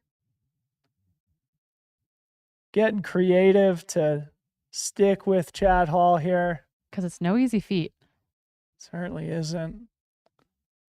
So, Chad Hall with a self-described rough day, but he's still smiling big with the camera. I mean, to be fair, we're fairly confident that he's been kind of coming back from injury this year. He was supposed to line up several times at different trail races where we did not get to see him race, Blew including up my fantasy ballot a couple of times. yeah, from us not knowing he wasn't going to be there, Broken Arrow and OCC as well. So excited to see him back running. Even on his bad day, it's a pretty darn good day. Yep. Still no split from Chris Myers through Canyon Lodge. So that gap has extended out at this point, given that the man on your screen came through there nearly 7 minutes ago. So we're waiting for an official split there. Our splits have been a little bit delayed, so it's very possible that we just haven't seen it yet, but it is not on our back end system. Chad's just one of those athletes who just like, he looks so dang smooth, doesn't he? Yeah. Well, I mean, again, you've got to remember what his like running pedigree is. Yeah. You know, super, super talented. You know, half marathon to marathon guy. Patty O'Leary says number 2 is incoming, so that's got to be Chris Myers coming into Canyon Lodge. Yep. So it's got to be about a 7 or 8 minute gap now. Separates Chad Hall from his closest competitor. So Chad Hall very much in control here, and a shout out to our cameraman who's managing to keep up here, at least for a short time. Yeah, Chad, just such a smooth runner. As Corinne said, the pedigree to dream of. I believe it was early in 2023 when he ran, I think it was a 62-minute half marathon in Houston, I think it was. Don't quote me on that, but I don't think there's anybody in the sport of trail running who sports that type of a PR. Jim Walmsley's half marathon PR is 64 minutes. I think Tom Evans is slightly faster than that, 63 and change. So Chad Hall, when he is on, is among the most talented athletes in the game. It's great to see him back healthy and ripping again following up his 3rd place performance in the VK yesterday. And here we are back with this is Adam. Yeah. This is Adam Scholand. Could it be that Adam Scholand has battled back into 2nd place? Let's see if Patty can let us know. They're saying we got they just waved 2 on the screen. So that means no, we got a thumbs down. We just got a thumbs down from that. So okay. 5. 5th. Okay. Thank you to our camera runner. Do we know who that is? The camera runner? Joshua, thank you, buddy. We appreciate your hard work out on the trails here today. Tell Adam Scholand that he's got a big group of fans in the chat who are cheering him on. The youngster, 23 years old, recent graduate of UNR, University of Nevada, Reno. Yeah, former coach of his, MK Sullivan, has been in the chat much of today, also cheering him on. So coach is saying, good job, Adam. Come on. We just got a split officially. Chris Myers through Canyon Lodge, 4 hours even on the clock. That means that the gap is 9:20. Yeah, 9 minutes and 20 seconds separate our men's leader, Chad Hall, from the chase of Chris Myers. Patty just texted, Chris is looking smooth, stopped for water. So it would take a miracle for Chris to bridge back up to Chad Hall at this point. But Chris looks to get his 2nd podium performance in a row here at the 50K, following up a 3rd place performance from last year and improving 1 spot. And I think probably improving his time significantly. We'll double check on that as he gets closer to the finish line. Top 2 men now in the final 5K of today's race. Yep. Chad Hall being 10 minutes into that, looking like he was moving through that 300-foot climb or so before he gets to kind of gracefully descend into the Mammoth Village here. Though you do have to take a mean set of stairs before you round into the village proper, I believe, which is a hard way to end any race. Yeah, you have stairs up and down, but it's not like the stairs to end UTMB. It's a little bit less. I don't know. Overwhelming. It's a long set of concrete stairs, so it's definitely not ideal. Having come down them in the 10K last night, I was like, how does the Golden Trail World Series race through this? But again, I guess my question is, okay, so Chad Hall has clearly put on a bit of time from Chris Myers. Chris had opened up a gap over Cole Watson at Main Lodge, but what is that gap now would be kind of the next question mark. Are those 3 men clearly separated, clearly and safely separated, or has that come down at all? Cole is, still sitting 6 minutes, 6.5 minutes ahead of Bentley, who's sitting in 4th position. So, you know, that I guess is a bit of a curiosity to see how those kind of top 5 spots shake out. I'm going to look back to the main lodge splits for our women. Again, we did see Sylvie Abel come through there as well as Lauren Puretz. Again, Sylvie Abel has a sizable gap over the field of, you know, approaching 7 minutes. Dana Stimson is back about 80 seconds from Lauren Puretz, sitting in 3rd position. We do not yet have Eleanor Baker through main lodge, nor do we have Kristen Bourne through main lodge yet. So still waiting on 4 and 5 to come through main lodge, which again is about 22 miles or so into the race. As we remain with 5th place runner Adam Scholand, get a sense for the beauty of the terrain here, the runnability of the trails. Much of this course on terrain just like this can be soft and pumicy, but oftentimes it's really fast and smooth. The slowdown factor being that it's at significant altitude throughout. But Adam Scholand looking very strong here, only 23 years old. Great opportunity to build experience racing against world-class athletes. And it's so cool to see these younger up-and-comers jump into the deep end against the likes of the Chad Hulls and the Chris Myers and the Cole Watsons. And okay, so update from Patty O'Leary. Cole Watson coming in to Canyon Lodge, and he is hauling. He is now only 4 minutes back from Chris. Not sure that we've got enough race left in it for him to reel him in, but he is moving really, really well, is the word that we're getting from the ground at Canyon Lodge. We'll get an official split here in just a second. So Chris is the closer, but all of a sudden in the top 3, he's the one that seems a little bit vulnerable, losing time on both Chad Hall and Cole Watson, though, as you said, Corinne, probably still safe in 2nd place, barring catastrophe, but it ain't over till it's over. These top 3 will continue to compete all the way to the finish line here.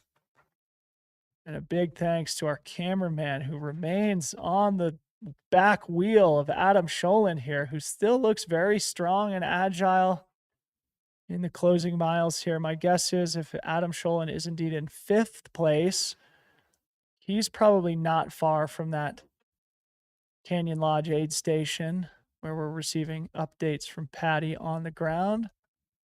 Maybe we'll be able to see Adam go through.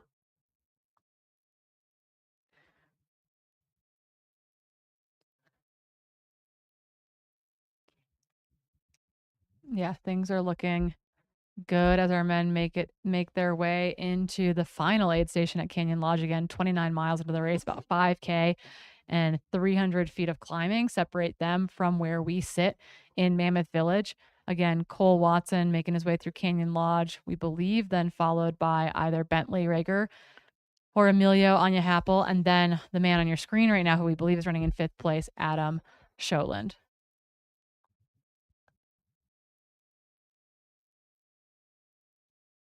You looking up our boy Adam there? Yeah, I was just interested to to see just like a little bit more about a his marathon PB of 2:16:59. Yeah, currently a PhD student at NAU. Grew up in Washington, where he went to Sumner High School. There's Cole Watson making his way through Canyon Lodge right now. Cole the Barracuda Watson. Cole the Pole Watson, and there's Patty O'Leary on the ground. Yeah, Patty, send us a text, buddy. He said he's feeling okay, but he says, I'm a flat boy, all these hills, stop for water. Flat So boy. definitely feeling it. Cole Watson, what's that photo? I feel like you have so much hair in it. Wow, 2:17 marathon PB for our boy Adam Scholand here. You got to give him that second. We got to give him that 2:16. Yeah, 2:16. 2:16 and change is what we call that. So they asked for his career highlights this is actually in his Olympic trials for the marathon bio, and his career highlights including getting to go to Saskatchewan in 2023 for the NACAC Mountain and Trail Running Championships and wear the Team USA kit. That is super cool. Rad. And then Emma, his sister, who has been in the chat much of the day, who helped us realize that it's pronounced Sholand, competed. It's Emma is Adam's older sister. She competed for NAU collegiately and is the reason why Adam started running. Like, she was the one recruited by the local track team and he just tagged along. Wow. That's really? super cool. So cool. Conversational pace here in the chat. Probably Brett Hornig saying that photo of Cole was his U of O headshot from back in the day. That's kind of what it looks mentioned Cole ran at the University of Oregon. They don't just let anybody into that program. Cole, the pole, the Barracuda Watson, looking solid in third place here. And look, here we are at the finish line. Looks like we are anticipating the men's champion, Chad Hall here. He won in a time of 3:58 and change on a different course. There's your race director dancing around. Yeah. They're just practicing. They got to practice that banner hold. You got to make sure you do it right. You can't mess this up. Can someone tell Billy Yang to move to the right? Billy Yang, you're in our shot.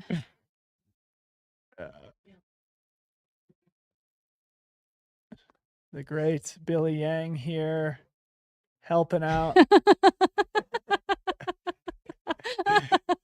Thanks to our production team. See, yeah, that's perfect. Now he can still get his shot, the perfect dead-on straight angle of the men's champion. But you still get the little Mammoth Trail Fest logo on the hat, peekabooing out. Yeah, good branding. Billy's gonna be laying across the cobblestones here in a second to get the shot. Yeah, he just threw the hang loose shaka up for us. So this right here, folks, is the finish line, and it is literally in the heart of Mammoth Lakes, right in the middle of the village. Corinne and I are sitting just a couple minutes walk away.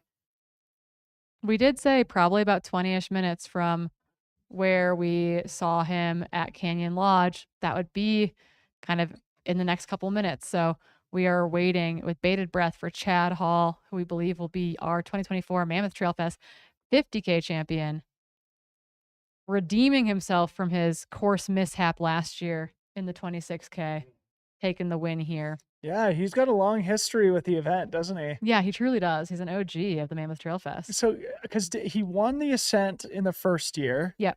He won the Ascent last year. Yep. He dropped out of the 50K last year. Yep, but was on the podium. Was DQ'd from the 26K last year. And here he is taking home 2 podiums this year. He's run like 10 Mammoth Trail Fest races in only 3 years. Of his like career 6, races, 7, it's but mostly Mammoth Trail Fest, which we're not mad about. Yeah. Tim can have him. We are lucky to have Chad Hall here putting on a clinic, and we are here with M2, Mr. Chris Myers now in the closing miles.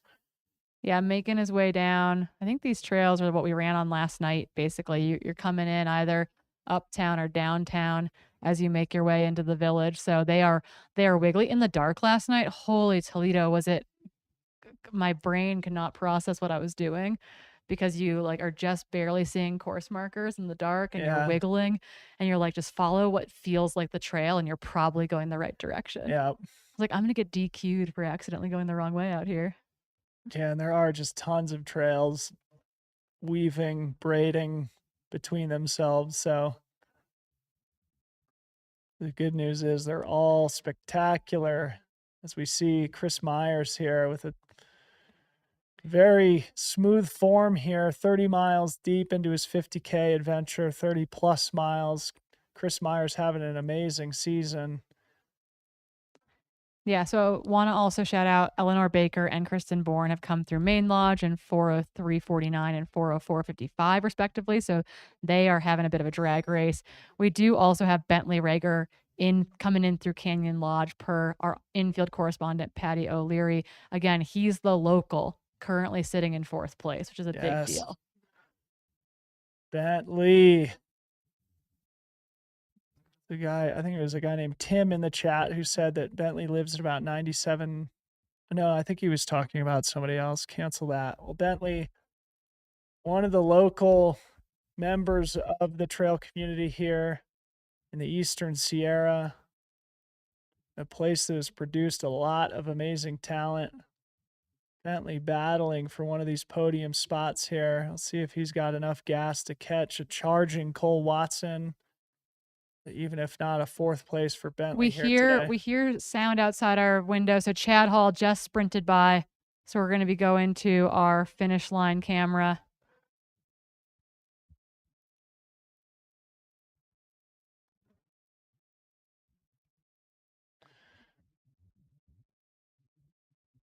And this is it, folks. This is We didn't the get to see him village. clear the stairs. Yeah. The village in Mammoth Lakes, California. The chairlift goes just out from where we see Chad Hall here in the finishing chute, your 2024 Mammoth Trail Fest 50K champion, Mr. Chad Hall. Welcome back, sir. Congratulations. Heck yeah.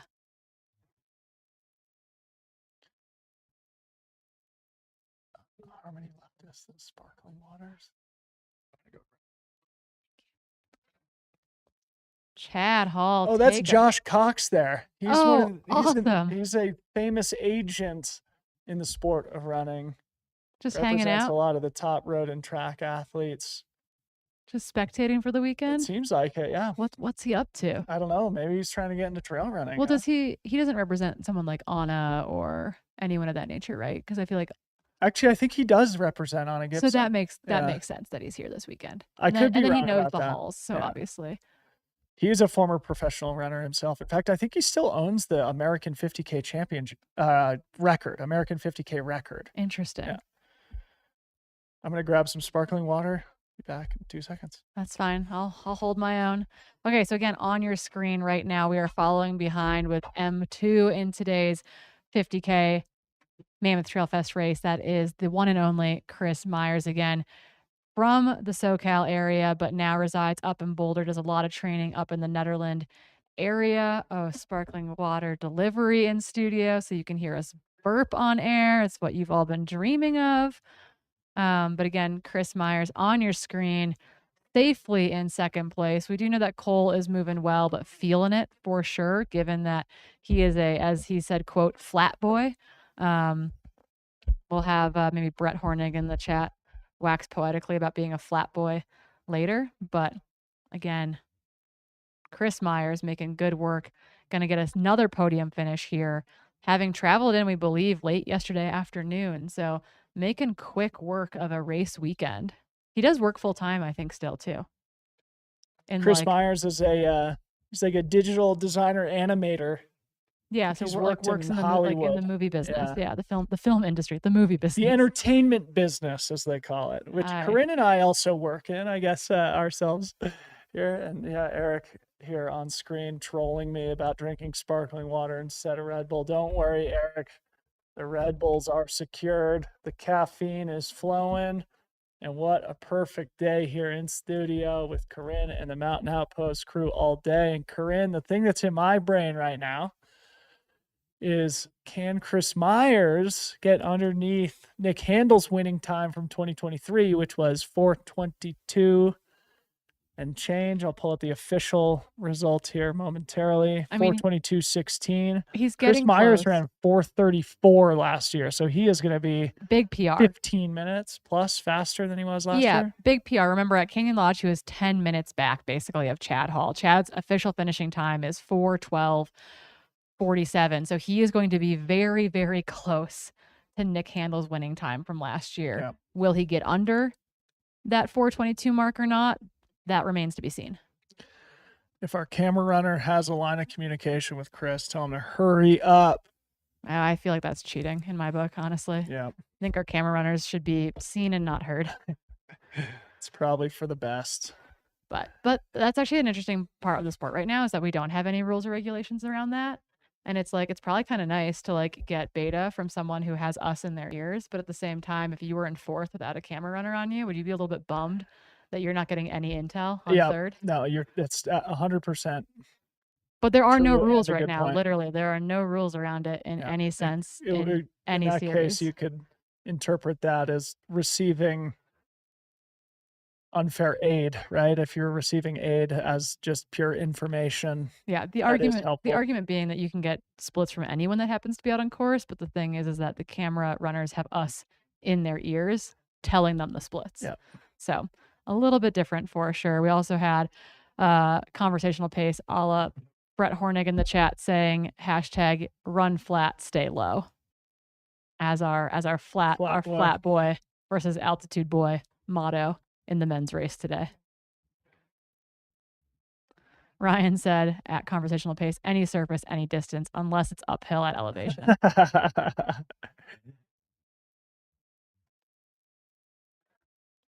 Again, on your screen, Chris Myers, 28 years old, residing in Boulder, Colorado. And he has had an amazing season here. Yeah, only 28. Yeah, the last 2 years really, I feel like has been a real cool progression. Third at Black Canyon. He won our race, the Gorge Waterfalls 50K. He was 10th, running a stupid fast 15:18 at Western States. Here he is bringing home second place here today. And as we were just talking about, I think he's going to either race Templier, the great 80-kilometer race in southern France, next month, or potentially Ultra Trail Cape Town a month later. So Chris Myers certainly in the conversation for Ultra Runner of the Year. So again, now we're at that bridge that they're going to come across, down a set of stairs, and then into the village heart. Literally, we will see a flash go past our windows where we sit in studio. Man, we have so many cameras. We've got eyes in the sky. We've got a camera runner with him. We've got a camera runner we're waiting for. We got a camera at the finish line. We are covered. We are posted up in this final kilometer of the race course. I got a giant San Pellegrino. Life is good. All right. So Chad Hall, our men's 50K champion here today. Second time he has been the 50K champion in 3 years here at Mammoth Trail Fest. Chris Myers about to bring home his second podium performance in the 50K here at Mammoth Trail Fest. And in 3 short years, this event has become one of the destination races in the American trail running calendar. More than 2,000 runners throughout race weekend. I think it was about 500 or 600 registered runners today. It's 700 plus tomorrow, including some of the best athletes in the world. So to our viewing audience, you must come experience this race yourself, I should say. Incredible event, beautiful terrain, well organized, but still kind of a grassroots community oriented feel. Yeah, very much community centered, which makes it feel extra special. So again, waiting for M2 Chris Myers to pop into the village here. 4:20:04 on the clock right now. We do have our top. Sorry, I'm like looking at our window with the curtains drawn, being like, was that movement? I don't think so. Again, Sylvia Abel still leading the women's race, waiting for her to split through Canyon Lodge, sitting in 21st overall. Lauren Puretz and Dana Stimson sitting in second and third place, a ways back from Sylvie, but close to one another. So that podium battle is very much alive and well.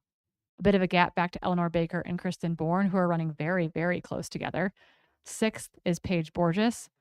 7th, 8th, and 9th are basically together. Allison Watts, Philippa Richter, and Laurel Fiddler are sitting in 7, 8, and 9. And then Maria Carelli has also come through main lodge in 4:16 elapsed, sitting in 10th position. Waiting for Chris to come down the downtown trail. We got eyes on him now. And while we wait for him to finish, V Vega in the chat says 2,000 runners. Where do all the runners stay in their cars? ? And actually, there's so much housing here. Yeah, the town actually feels kind of quiet. You can tell that the summer season is ending here. So even with 2,000 runners, plus probably call it at least another 1,000 friends and family and supporters, town definitely doesn't feel overwhelming. Actually, to the contrary, it has a nice, peaceful end of season feeling to it. And even with a few thousand tourists in town, this place can accommodate many, many more than that, as they do here he through comes. much of the winter and summer months. Chris Myers. Oh, showing the vert. Did Oh, he just clear all those no, steps? he tripped off the top step. All right, let's see if he hops the other direction here. That was a high five to Tabor Hemming. Helped crew him at the All right. summit. What are you doing, Chris? Oh, he's pretending he's cramping. Nice work, Chris.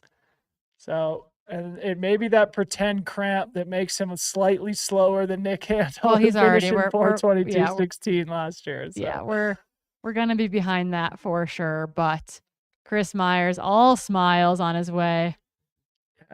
Either way, this is going to be about 12 minutes faster than his third place finishing time from last year, showing great year-over-year improvement. Chris Myers, 28 years old, he is going to be a name here for the next decade or so. Awesome job. Chris Myers, your second place finisher here in the 2024 Mammoth Trail Fest, 50K, doing the patented hand gesture that's difficult to describe, but Chris Myers, Boulder, Colorado's own, making his training. I was gonna say big time partners. inside joke with his training partners Yeah. in the Boulder area because they're quote unquote not the Boulder boys, but they're something a little different. Yeah, making the training partners proud. The likes of Bailey Kowalczyk, John Ray, Justin Grunwald, Chris Myers putting together a season here. He will absolutely be included in that end of season Ultra Runner of the Year North American list, 100%. And look out, North America and international trail running. Chris Myers. I don't know. I've got a feeling about that kid. He's got a big future ahead.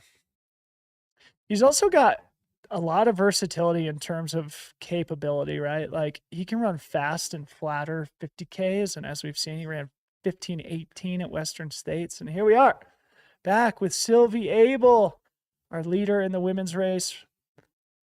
She has had control of today's race since about the 15-mile mark. She opened up a 2-minute gap by the time they got to Horseshoe Lake. It was 6 minutes at the top of the mountain. A little bit more than that last time we saw at Main Lodge. Yeah, and we'll be keeping our eyes open for Cole Watson as he makes his way towards the finish line, sitting in third position overall. My guess is we have probably maybe 2 or 3 minutes before we see Cole Watson finish. We'll be listening for noise outside our windows. We'll make sure that we catch Cole Watson coming in. But yeah, on your screen, Sylvie Abel making her way down towards the Canyon Lodge aid station. We've got our top 10 men through Canyon Lodge. Again, our top 3 men, Chad Hall, Chris Myers, Cole Watson, but they are followed by Bentley Rager, who apparently the aid station went wild for when he came through there. Looked great. Emilio looked a little bit salty, asked for a sponge. He's about 3 minutes back from Bentley. Jordan Perry, Spencer Strom, Oscar Ponteri has moved way up, 20 years old. Oscar Ponteri sitting in 8th position right now. Nathan Williams and Jordan Clay rounding out your men's top 10 all through Canyon Lodge. At Main Lodge, Sylvie Abel was sitting in 21st overall, so we've got a little bit of time out on course yet before we see her come down into the Canyon Lodge aid station. Again, we'll be jumping between Sylvie Abel and over to Cole Watson, who should be finishing in 3rd place here in the village in just a couple minutes. So this for Sylvie will be unequivocally the biggest result of her career so far. 33-year-old mother from Los Gatos, California. We've talked about her a lot here today. Somebody who is frequently on the podium or top 5, but on a stage like this at the Mammoth Trail Fest with hundreds of viewing spectators here digitally and in person, Sylvie Abel, this will be a huge result for her, taking home a W here, so long as she can hold things together here in the closing miles.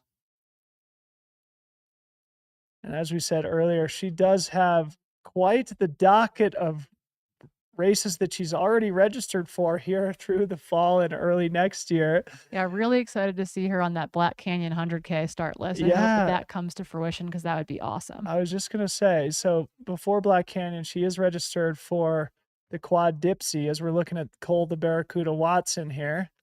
Yeah, the Quad Dipsy always has kind of a small but mighty field. I know that they're kind of Yeah. breathing some more new life into it. I think Now like under Lindsay the Allison direction will of be there Ted as well. Knutson, Yep. I think 25-time finisher, owner of the San Francisco Running Company, now taking over as the RD. that U of O photo is so great. Cole's looking over his shoulder, really worried about where fourth place might be, but he's got daylight to Bentley Rager. Dang, he looks good, doesn't he? Yeah, he's just about to come over the bridge here, where we saw Chris pull his little fake cramp on his way down the stairs there for a moment. The Barracuda, you see that patch, the fish on the back of his pack. And what a podium here today. Chad Hall won by almost 10 minutes. Chris Myers just under 10 minutes behind. Here's Cole Watson dropping into the village, where an army of fans and spectators are waiting to greet him to close out a proud podium performance here. The flat boy from Rancho Cordova, California. Disappointing runs at Western States and CCC by his own standards, by his own admission. Rallying back here like the great athlete he is, bringing home a podium performance ahead of what will hopefully be a golden ticket chase at Javelina 100 next month in Arizona. Cole Watson, welcome back, young man. Very, very solid run. I'm sure Jocelyn's in the chat cheering him on here.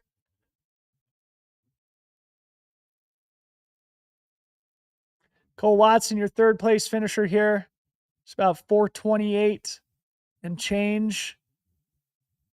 Oh, that would put Cole roughly 18 minutes back.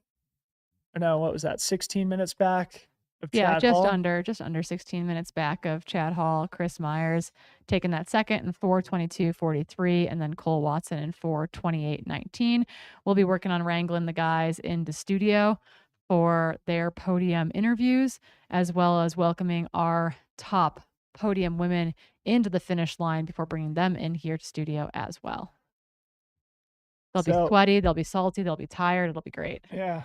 So as we were talking about, Sylvia Abel, who we're looking at now, is really focused on that 50K and below type race. She's been very, very successful, especially regionally in the Bay Area.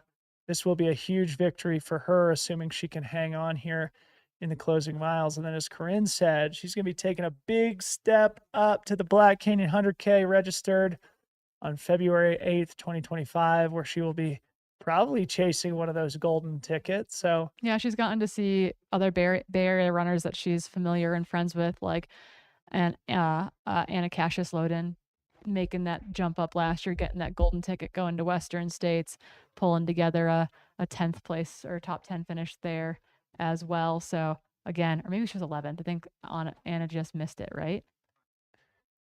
Oh my goodness, Western States brain is not working. Yeah, Anna Cassius was 11th. Anna Loudon was 11th, yes.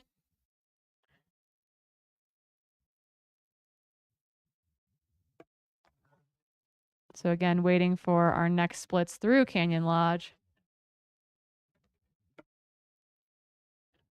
Dylan demanding coffee in studio. The talent, man. Got to keep the talent happy, right? Gotta keep it going, you know? Couldn't do any of this without the images and the people putting the images on the feed for us, but you know, making it all happen. All right. So the men's podium is now in through the finish line here at the 2024 Mammoth Trail Fest. 50K. We'll give you the official finishing times. 4:12:47 for Chad Hall, 4:22:43 Chris Myers, 4:28:19 Cole Watson. And as we saw throughout the day here, especially the men's 5 through 10 positions have been very, very close. So we're going to be watching some dramatic drag racing here into the village over the next 10, 15 minutes through the rest of the men's top 10. Corinne and I are going to be here through the rest of the women's top 10. We are going to be doing some finish line interviews here in studio with some of our top performers. You're not going to want to go anywhere. Big thank you to the team behind the scenes, the Mountain Outpost crew. Make sure you smash that subscribe button and stay informed about all the great race coverage that they are doing here in North America. They have been working hard in recent weeks. The Rut last weekend, Run, rabbit, run. Here we are at Mammoth Trail Fest. No rest for the wicked, and we are all better for it.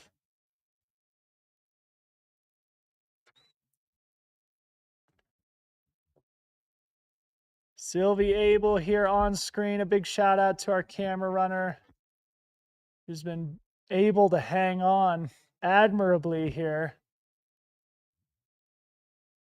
with Sylvie Abel, who has been in control of the race here today, running in an early group with Lauren Puretz and Eleanor Baker. All of a sudden, Sylvie had a 2-minute gap at the Horseshoe Lake aid station, about mile 14. She has been off to the races ever since, never looking back. She showed a little bit of weakness on the climb up Dragon's Back. We saw her stop for a moment, put her hands on her knees, probably dealing with some altitude issues. The lowlander living in Los Gatos, California, not easy to perform at a high level at these altitudes here, up above 8,000 feet. But even with that one moment of perceived weakness here on the live stream, she then came through the aid station there at the top of the mountain with a big smile on her face, screaming down the backside of the mountain. She is still well and in control of today's 50K, making her way towards Canyon Lodge. And here we are back at Canyon Lodge. This is our guy, Mr. Adam Sholin, one of the stories of the day here, only 23 years old. We just learned he's a 2:16 marathoner. He went to the University of Nevada, Reno. Corinne said he's a PhD student at Northern Arizona University.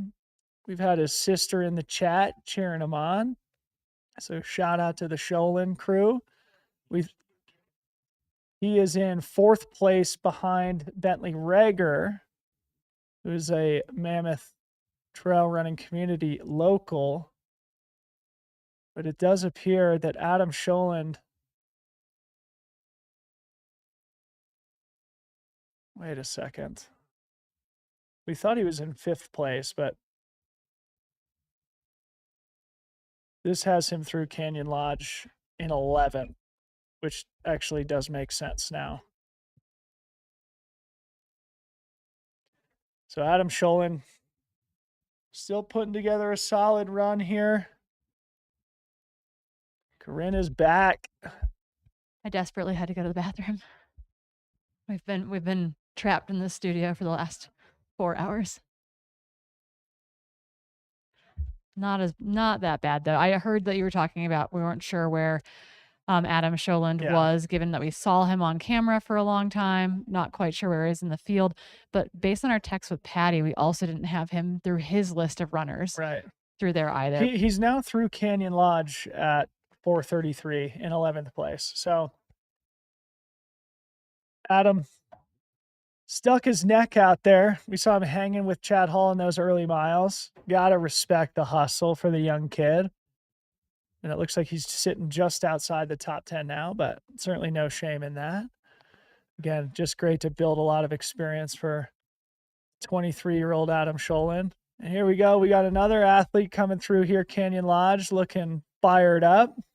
I wonder if we might be able to get a mic on Patty. That's Kyle Rivera, it looks like, coming through there. So it is heating up out there. People are asking for the sponge and water. We do know that Emilio asked for that as well. Cool. But talk about Oscar Ponteri, 20 years old, sitting in 8th place. How about that? Do we know where Oscar's from? We can find out. Someone in the chat probably knows Oscar. They're probably the bestie.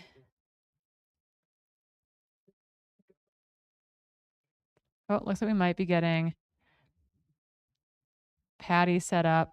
Oscar, California. He's run Leona.Vide 50K and Calico Trail 50K, both kind of in the lake, but both in the in California, as well as going up to Mount Hood for the 25K.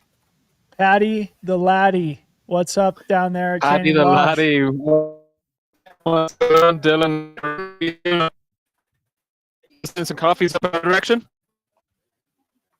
You broke hear up me? there, Mom. You broke up for a second on our feed, Patty. Okay. I was just asking you to deliver that coffee at the Canyon Lodge as well. So you guys know Bentley was true in fourth, looking well. Bit of a gap down to one of the big battles here in the races for fifth and sixth. Emilio came through in fifth, looking salty. He asked for a sponge, spent like 30 seconds here. Sixth came through a minute back. Jordan, he raced straight through. He knows who's right in front of him. So it's going to be a race for that top 5 spot. Then the second kind of interesting thing that's happening in the men's races is 7th, 8th, and 9th all came in as a group, including our boy Nathan Williams from the Bay Area. So it was Oscar, Spencer, and Nathan all came in together. Then a few minutes back, 2 or 3 minutes back, Jordan came through in 10th. He was tired looking. I asked him, "Are you going to chase?" And he didn't seem like he was that motivated to chase down that group. And then there was a few minutes back to your boy Adam. He was in 11th place. Honestly, he looks like he might have the legs to chase down 10th. I just don't think he realizes 10th is only a minute or two in front of him. We have had 12 men through the top or through this aid station at mile 28. Everyone's enjoying it here. It's getting sunny. It's a little bit warm, or maybe that's just me. Yeah, we're having fun out here. Patty, give us a sense of what you saw from the front of the men's race. Hold it, Patty. We're going to come back to you in a sec. We've got Bentley Rager coming into the finish line now. Local. Hang tight. Local legend using the rail there to make sure he safely navigates those stairs. Oh, we can hear the noise outside our studio window. Bentley Rager. Great execution from this guy here today. Yeah, moved up all day. Yeah. See if we can't learn more about this local athlete. I think I remember his name from doing the coverage last year. Was third at Tusher 70K back in July. Was 8th at Big Alta 50K All right. back in February. 5th at the Quad Dipsy last year. Oh, yeah. He was 4th at the Dragon's Back Ascent last year. That's what I remember. So super, super solid. 32 years old. All right. Bentley Rager, 4th place. Very, very solid result and performance. A big hug for fellow resident Tim Tollefson, the race director, our top Mammoth local finisher here today. Yeah, Katie Asmuth is texting me saying, reminding us that he got 3rd at Tusher 70K back in July, and that this is a big performance for him, and that she is so, with many, many O's, all capitalized, pumped for him. All right. So the feeling is mutual, I believe, based on the number of cheers he's gotten out on course, based on the cheers he's getting in the chat, based on the love he's seeing at the finish line. Congratulations, Bentley. All right, so that is our top 4 now through the finish line here. Fast racing on the men's side here today. Chad Hall breaking the course record by about 10 minutes here today. Chris Myers bettering his time from last year by 12 minutes and bettering his placement by 1 spot. Jocelyn wants to know who gave Mountain Outpost that U of O photo. No one knows, Jocelyn, and we are curious as well. Awesome. This is probably our 13th place male coming through Canyon Lodge. Patty, are you still within the sound of my voice? Got me? Yeah, we got you, buddy. So going back to that's what we were just talking about, we just saw Bentley finish. He looked really strong. Yeah. But when you saw the top men come through, you said that Chad Hall made the comment that he was having a rough day, even though he won and broke the course record. Bring us into those exchanges. Yeah, I might have had to eye roll a little bit when he said how, as he was flying by me at like 5:30 pace, looking so graceful when he was having a rough day. But he was looking good. He was smiling. I think he knew he had it in the bag, but he was still putting down a pretty fast time. I pity the cameraman who we sent up to avoid this 300-foot hill. I pity him. I wonder how long he held on to Chad on the descent. Then, yeah, was it only people with C can finish in the top 3 at Mammoth Trail Fest? Chris Myers, he obviously, as you saw, he kicked away from Cole. Chris came through. I asked him, had you a message for Dylan? And the only thing he did was he said, tell Dylan this. But I'm not sure what exactly that means. But that was the message he had for you. And then in 3rd place, Cole, he was looking tired. He was still moving well. I said that comment over to you that he was like, I'm a flatlander. I'm not used to all these hills. Now we're watching 14th. We got Morgan coming through. But we look up the hill here. We've got a great view. We can see 15. Hey, Patty, we got to cut away from you, buddy. We got 5th place finisher Emilio coming through town here. Emilio Anyahapel, one of our dark horses from the beginning of today's broadcast, living up to that designation. Corinne identified this young man as a potential factor here today. 5th place performance for Emilio. Yeah, totally missed Bentley in my preview, but did catch Emilio, and happy that I identified him as definitely someone to keep our eye on. 26 years old. Yeah, Silverton area is kind of the gist we get for where he is spending most of his time. And so altitude, no big deal for him, but truly a great run here. A solid 5th place finish, finishing in 4:42.19. A great time on this course. All right. If anybody has any intel on Emilio. Oh, he's wearing an Aravaipa kit. Is he an Aravaipa guy? Let's go, Aravaipa team. Smashing it here. Lauren Purette's also on the team. Yeah, he might be part of that Colorado Springs, like kind of Colorado adjacent Aravaipa crew. So that tracks on my end. Super, super strong finish there. Oh, here we go. All right. See, as we've been talking about, this middle and back half of the men's top 10 has been bunched up all day. So that's Jordan Perry, we believe. He crushed. He's moved up a lot in the men's top 10 because the two Jordans were duking it out, and Jordan Perry just flew through. All right. Jordan Perry. Looked like San Marino, California. Yeah, working to pull up some kind of historical context here too for how these times are sitting in the top 10 fastest times that we've seen over the last two, the first two editions of the event. Billy Yang constantly Chatting with in Josh shot. Cox. Love to see it.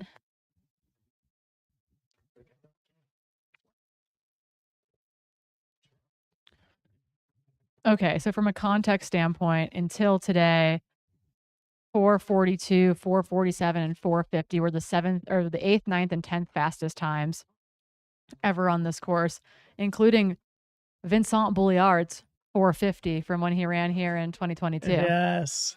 So those men all just ran faster than the current reigning UTMB champion. So take that with a grain of salt, I think. Yeah.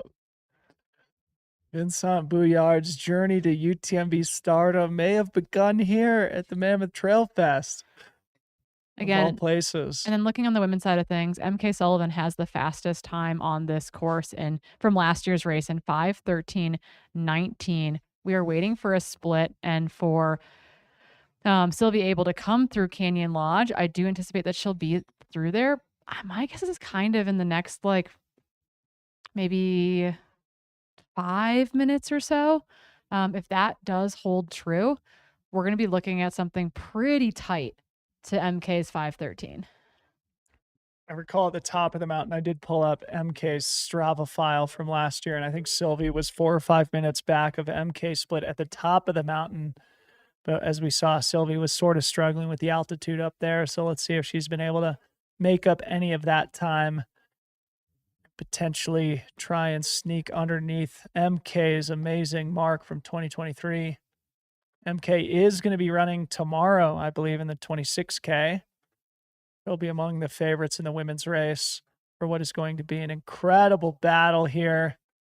We did just get at least 2 of our top 3 men's finishers here in studio. So I think we're going to be doing some finish line interviews here in a short time. So hang tight with us. I see Chad Hall on the screen here. So we'll hopefully get Chad Hall in studio too. And the vibe is starting to vibe out there in Mammoth Village. See the Solomon tent there. Presenting sponsor here, the Mammoth Trail Fest, as part of the Golden Trail World Series. Of course, Solomon is the owner and steward of that incredible competitive race circuit that goes all over the world. Started the season a couple of months ago with a couple of Asian races, both in China and in Japan. Handful of races in Europe, and here with the North American duo, the Headlands 27K last weekend, the Mammoth 26K tomorrow. And the Golden Trail World Series has become, in my opinion, the most entertaining circuit on the planet, as we have our number 7, Number M7. Eight. This is Spencer Strom, I believe. Oh, Nathan Williams made a move. Nathan Williams finishing in 8th position. So we missed Oscar Ponteri finishing in 7th position at 4:44 elapsed on the clock. We just saw Nathan Williams coming in for 8th, having made a move over Spencer Strom in the final 5K of the race course. That final 300 feet of climbing has to feel like Mount Everest. Yeah. Like really, really bad. Yeah. Tough. I guess we have a couple people to ask here in just a little bit. Yeah, we can ask them how horrible that final descent was. And we are back on Sylvie Abel here on screen. F1, our leader in the women's race here in the 50K. 4:47 elapsed. Sylvie Abel making her way towards Canyon Lodge, which will be our next opportunity to get an accurate split back to the challengers. The duo of Lauren Puretz and Dana Stimson have been her closest rivals here, at least over the last hour or so. But Sylvie Abel has been running unchallenged here since she's got we about started Horseshoe Lake. Yeah, a 7-minute lead at Main Lodge. So we'll see if that is extended or not. Lauren Puretz is generally very good over the back miles of the course. If Dana can bridge to her, the two of them running together and just kind of being able to utilize each other on that final 5K would be, I think, a blessing for both of them. Yeah. But Sylvie Abel is getting really close to the Canyon Lodge zone right now, coming past the water towers. Okay, we've got the entire men's podium in studio here with us right now, so don't go anywhere. Yeah, I have to say, Chad just walked into studio, and it doesn't even look like he ran a 50K. It looks like he was out for like a casual Saturday stroll right now. Good grief. I'm going to run 4 miles later, and it's going to feel like absolute death.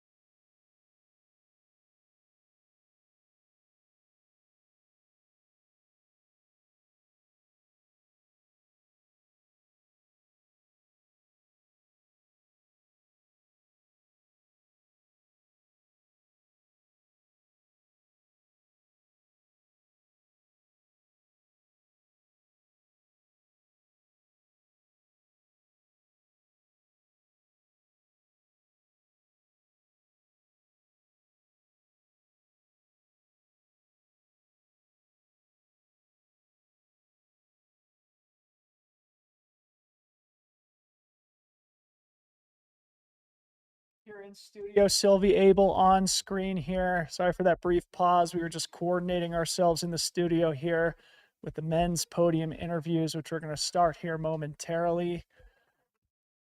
Starting with Chad Hall. Chad Hall, make your way to the couch here, brother. Our champion here today, Mammoth Trail Fest 50K. Coming off a 3rd place performance in the Dragon's Back Ascent just yesterday. Chad Hall sitting down in studio here. We just see another finisher crossing the line. Shout out to him. Yeah, I think that Spencer Strom just came in, finishing 9th in the men's race. Okay, do we have Chad's mic live here? We're good to go. Okay. Chad, welcome to the studio, buddy. Yo. Congratulations. Thanks, man. Smashed it. Good to be back. We were saying that you looked like you just been out for a Saturday stroll when you entered studio, but we heard rumor from the course that you were having a tough day. It was like the downhills were awesome. Every time the trail went back uphill, it was terrible. What do you attribute that to? Are you lack of acclimatization this year? Or? Yeah. I'm pretty light on both altitude and then just like racing uphill. Like usually I've done a bunch of like long climbs, like San Gregorio and SoCal. I usually hit like 3 or 4 times, and that's been completely absent this year. So fill us in, man, because we've been talking all weekend about just like whenever you race, it's so fun to watch, but you sort of pick your spots, you show up, just disappear. Yeah, you disappear, you fall off the map. Yeah. And you mentioned yesterday that you've been dealing with some injuries. So just fill us in on what you've been up to in the last 12 months or so. Yeah, it was a pretty slow start to the season. So at the end of last year, like I was coming down kamikaze, like my ankles get all tight. So I took it pretty easy this year. So I was kind of dealing with some like low key injuries coming out of this week and last year. So really slow going. I missed the Olympic trials and the marathon. So yeah, slow start to the season. Was going to start up in June at GoPro Games. Was chasing Eli, and then like with a half mile to go, just we were coming around like there's only one technical descent, and we were intersecting the back half of our own race, right? Because it's a 2-loop course, and I stepped off to the side and just ankle was like bam, Folded. really Yeah. bad, yeah. And I realized I never really done the ankle that bad. So it's been, I mean, it still is like a little bit of swelling. So it's been a long process getting back. Yeah.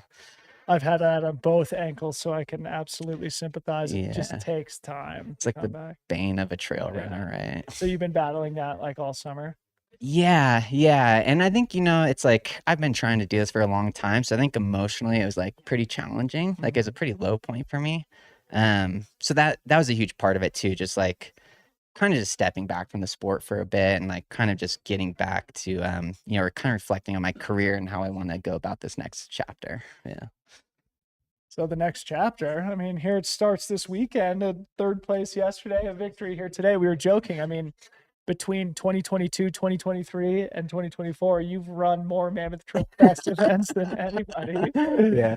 So, I mean, obviously you're back fit and healthy, even if it was a not totally perfect day, if you're not at totally perfect fitness. Totally. What is the next chapter for Chad Hall?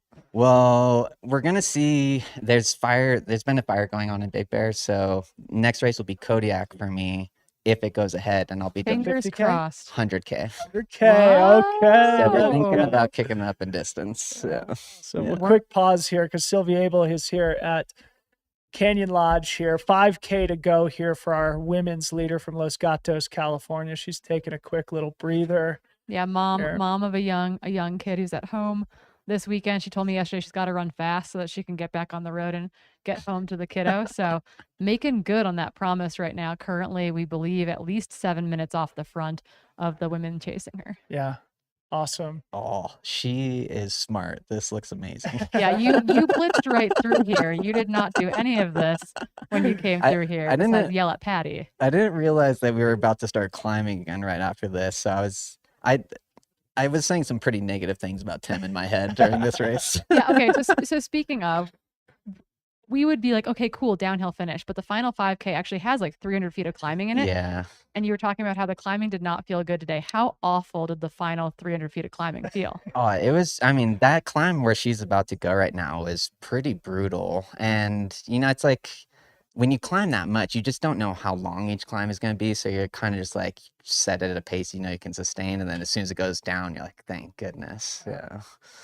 So talk us through the day a little bit because early we had the young kid, Adam Scholand, who was sort of Okay. trying to duke it Yeah, I out was like, with you. who is this So guy? we figured it out a little bit. UNR grad, actually MK Sullivan texted us. She coached him at UNR. Okay. He's now a PhD student at NAU. Oh, wow. But he actually was at Olympic trials. He's got a Oh. 2:16:59 Nice. marathon PR to his name. Nice. But young guy. Yeah, So, yeah, but that's then cool to see. at Duck Pass, you had 2 minutes. At Horseshoe Lake, you had 5. By the top of the mountain, it was like Yeah. 6 or so. Yeah. Obviously, at the finish, it was about 10. Did you have a sense of where the competition was throughout the day, or Not you in your own really. bubble? I think the first gap I got was at Main Lodge. And my girlfriend gave me a heads up on I think she said I had 5 minutes at the top, and that was it's like, oh man, I'm hurting pretty bad. I don't know if 5 minutes is gonna be enough. We'll see. And luckily, it's like the downhill stuff comes pretty naturally. Yeah. But it was fun. I mean, he took it out really hard. And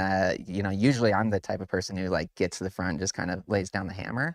And he was kind of putting it to me. And I was like, this is either there's some either coup going on here of some strategy to try to make me go out too hard, which if that was a strategy, it worked really well.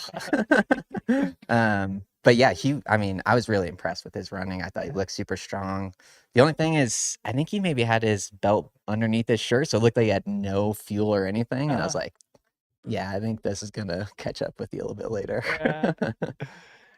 Where is he at on course? He's in 11th place right now, so Okay. he's battling, within the top 10. I mean, he's probably finished at this point now, but anyway, the men's top 10. I mean, especially 5 through 10 position all day. It was separated by 60, 90 He should be the seconds next for much of it. finisher. Nice. So, He's 10th is finished, but 11th has not come in but yet. you got to respect the young kid for going toe to toe with Chad Hall. Yeah, in the early miles. kudos to him. Like, I think super talented guy. I think that, you can tell when somebody has potential, and I think you could really see that he's got an engine for sure. Awesome.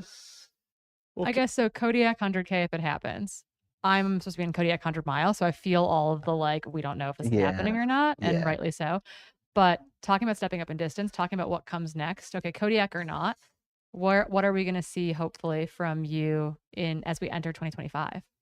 Yeah, I mean, I think I do have the bug, and Dylan, you did say this, I think maybe a couple years back about me maybe having some potential in long distance stuff. And I think it's about time. It's like I'm not getting any younger.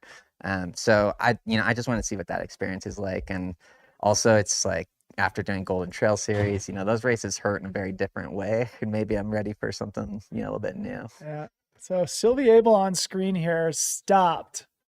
So not a good indication. This is probably that final little bump of a climb. And we saw her do something similar right below the summit as well. She had to stop for a second and kind of I don't know if she's stretching a cramp or if she's just hands on knees taking a moment. But I mean, it is surprising, on Dragon's Back, you're usually when I'm power hiking, there's Adam finishing there. Oh, nice. Shout out to Adam. Sorry, go ahead, Chad. Oh, yeah. Anyways, I'm stoked to see him. The bucket hat is also style icon. He's wearing his Style. high school. That's his high school cross country singlet. Oh, wicked. Yeah, I love Sumner. that. He's from Washington State, so Cool. Sumner High School. Yeah. That's how old is he? 23. 23. Okay. I like it. Young gun. There's a 20-year-old in the top 10 as well. Oscar Pentieri finished 8th, I think. Yeah. Come on, Sylvie. I mean, okay. The 11-year-old that got third in the Dragon's Back ascent in the women's race yesterday was mind. You're like, I'm boggling. really old all of a sudden. Yeah. I was like, that's insane. I was laughing because I was like, we need a third place photo, and 36-year-old, 11-year-old. Yeah. That's a good point. You should have done that. Yeah, well, we also had Sarah, we had Alan. What's out Emma? Summer Allen come in. She's mom of 3, youngest 8 months old. I wanted her to be holding the children in this photo with this 11-year-old who probably looks like she could just be one of Summer Allen's kids. So very, very cool podium stories from this weekend. Stopped again right there. Sylvie looks to be very much struggling on this final 300-foot bump of a climb here before the fast couple miles into the finish line. I feel so Come on, bad Sylvie. for her right now. You're like, this is how you felt on it. Yeah. We were watching it play out now. Yeah, it's crazy because usually when I'm power hiking, I'm thinking okay, I'm kicking it down from running. But today I just felt like power hiking even was man, my legs are still just suffering. Yeah. All right, so Chad, podium on Friday, a win here today. You're not taking the start line tomorrow, we don't think, unless we can twist your arm into jumping into Golden Trail. I mean, I think if Tim wanted to throw me in there, I would maybe take him up on it. 'Cause I'm a gamer. But I'm also excited to cheer on that race, and just kind of get to spectate because I think it's going to be such an exciting one to watch for sure. So, but that must have been a conscious decision coming back from injury, building towards the 100K at Kodiak, doing the VK and the 50K. There was probably some temptation to jump into the Golden Trail instead. For sure. I mean, if the season had gone well, this would have been a real, pin on my calendar type of race to come back and get a little bit of redemption from last year. But yeah, I just knew, you have these sort of testing efforts that you do and you kind of know where your fitness is at. And I could tell it's not on that level. Because these guys, I mean, the level of trail running these days is so high. Especially in Golden Trail. Yeah. Well, dude, congratulations. thank You you. look casual. It feels like you absorbed that one pretty well. Sparkling water's key. The Just slam key. as many sparkling waters as you double can when you fisting sparkling finish. water in the studio They right tell now. you to have protein shakes, but really you got to smash the LaCroix, the Kirkland brand sparkling beverages. Yeah, my favorite thing is you just chug it, just hit as hard as you can. All right. Amazing. Well, Thank you. congratulations, Yeah. Chad Hall. Big Thank round you, of applause guys. for our men's champion, Chad Hall, in studio here. Next up, second place, Mr. Chris Meyer is going to make his way to the couch here as we watch Sylvie Abel. Go And ahead. we have an update from the Canyon Lodge aid station. Guess who is absolutely flying?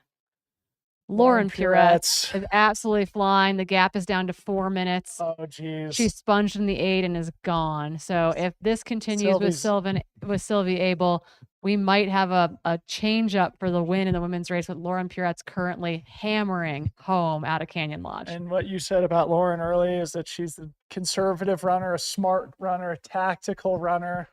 So it could be that Sylvie overstretched herself early, though. Here she is. Come on, Sylvie. Yeah, Dana Stimson is also coming through Canyon Lodge 7 minutes back. So that gap has stayed pretty consistent between her and Sylvie. It is Lauren who is putting on a move right now. Okay. All righty. So we will have a very dramatic women's finish here while we are on air, and we are going to pay very close attention to the monitor that we have here in studio. Sylvie stopped again, looking like she's suffering. Yeah, that climb sucks. And joining us Can here confirm. in studio, second place finisher, podium for the second year in a row, Mr. Chris Myers, putting together the season of your career so far, bro. Congratulations. So far. Good job, We'll buddy. see what we can do next Yeah. year. All right, so before we get started, am I remembering things accurately that you said you might go to Templier next month? Oh yeah, Okay. I'm definitely going. Heck yes. Cool. Okay. We were So- trying to figure out what this might be a bridge to, and there's nothing in Ultra Sign Up, and so we were like, okay, there's definitely a race coming up, but what is it? Well, the Templier made a little post with a collage of all the top men, and I'm very small and stuck in the top right corner. Yeah, that. Yeah. It tracks. It tracks with your kind of team motto. I think, Yeah, right now. yeah. We're just little guys out here. Yeah. All right. Well, talk us through the season before we get to today's race. Obviously, you were the sort of story of Black Canyon. Third place, you had a great tune-up at Gorge Waterfalls, and you ran a really sick 15-18 debut at Western States. Second place here today. In context, you must be pretty proud of the season so far. Yeah, it's been probably the best season of my life so far, and I don't know, it just feels somewhat validating to, continue to have good results, because I like to, if anything, be consistent, and it sucks when you just have bad days, but luckily I haven't had too many bad days, and kind of approaching this race as a training race for Le Templier, because I haven't raced in States. I really wanted to race CCC, but I didn't have my stones. So just trying to get back into the swing of hurting a little bit, and because if you're racing right, it's gonna hurt. Yeah. And I just felt like I needed to do a race that makes me hurt, and also come back to Mammoth Trail Fest for the third time. Yeah. Does it feel good to take a little bit of break after Western States, or were you sort of bitter to not be able to jump into I was a little CCC? bitter. Yeah. But it was really funny. All my friends were jealous of me because I was just running around the Alps while they were all tapering. But I was also jealous of them because they got to race this awesome race with these amazing spectators and these amazing views. But I was still able to preview the entire course, so I guess I got my cake in some regard on my own terms. But I didn't get a race. But I'll be ready for next year with a full course beta. Let's go. Yeah, I feel like it's nice to get over there, feel things out. I feel like it can be a very rude awakening to have your first experience in one of those races be more or less your first time over there. Yeah, if someone told me that the CCC course was a runnable fast course, I would have told them to shut up because it's 20K a vert. I'm like, how could that be fast and runnable? But then I got out there. I'm like, all right, you got some mega climbs, but then really long, fast descents. I'm like, okay, I see the merit in what they're saying. Man, I mean, just thinking about it now, it feels like a perfect race for you. And one of the things Corinne and I talked about throughout UTMB week is that it is a mix between a speed and a strength race, between a mountain race and a road race. And Yeah. it feels like, you're sort of a mix of that strength and speed type. Yeah, I mean, I hope yourself. so. Yeah. Trying to find my stride. I'm liking the longer stuff. Yeah, I was gonna say big step up this year from Yeah. going to Black Canyon and then getting that golden ticket and then coming to Western States. I think we historically think of you as like a fast 50K to 80K runner, but a great jump, a smooth jump into Western States, very, very fast, 10th place finish there. Like, given what you just said, like feeling like you're liking the long stuff, Yeah. how do you see yourself shaping the next season when it comes to a mix of, 50K today up to that 100-mile distance? Plus, you already have your qualification for Western States and Yeah. CCC at this point, too. Yeah, no. So I guess my race schedule is somewhat set with those big landmark races, but I think there were a lot of learning curves going up into the 100-mile distance, and I've only done 200Ks. So I think with me moving up to elevation and me just making more of an emphasis on training harder and being more of an athlete. I think the room that I have to improve is very large, and I finished Western States like happy with the 10th place finish, but also I knew I could do a lot better, and I learned a lot of lessons, and I'm really, really excited to take those into this next year because I feel like I can go quite a bit faster. Yeah, I feel like 100 miles go one of two ways. It's like sometimes there's this like beginner's luck in the sense that we're like naive to what might happen. Mm. And then you go back into it being like, yes, lessons learned, but also like you kind of know what could or could not happen out there too. And that can always, it's interesting to see the athlete's progression year over Yeah. year when it comes to showing back up as a student.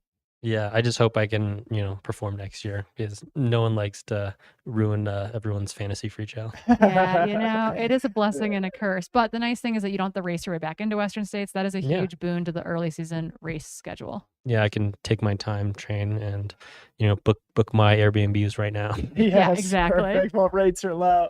All right, before we come and talk about today's race with you, Chris, just a quick update to our audience. Obviously, we're looking at F2 right now. Lauren Puretz, who is charging hard, trying to make up that difference between her and race leader Sylvie Abel. We just saw Sylvie Abel suffering on this final bit of climbing on the race course.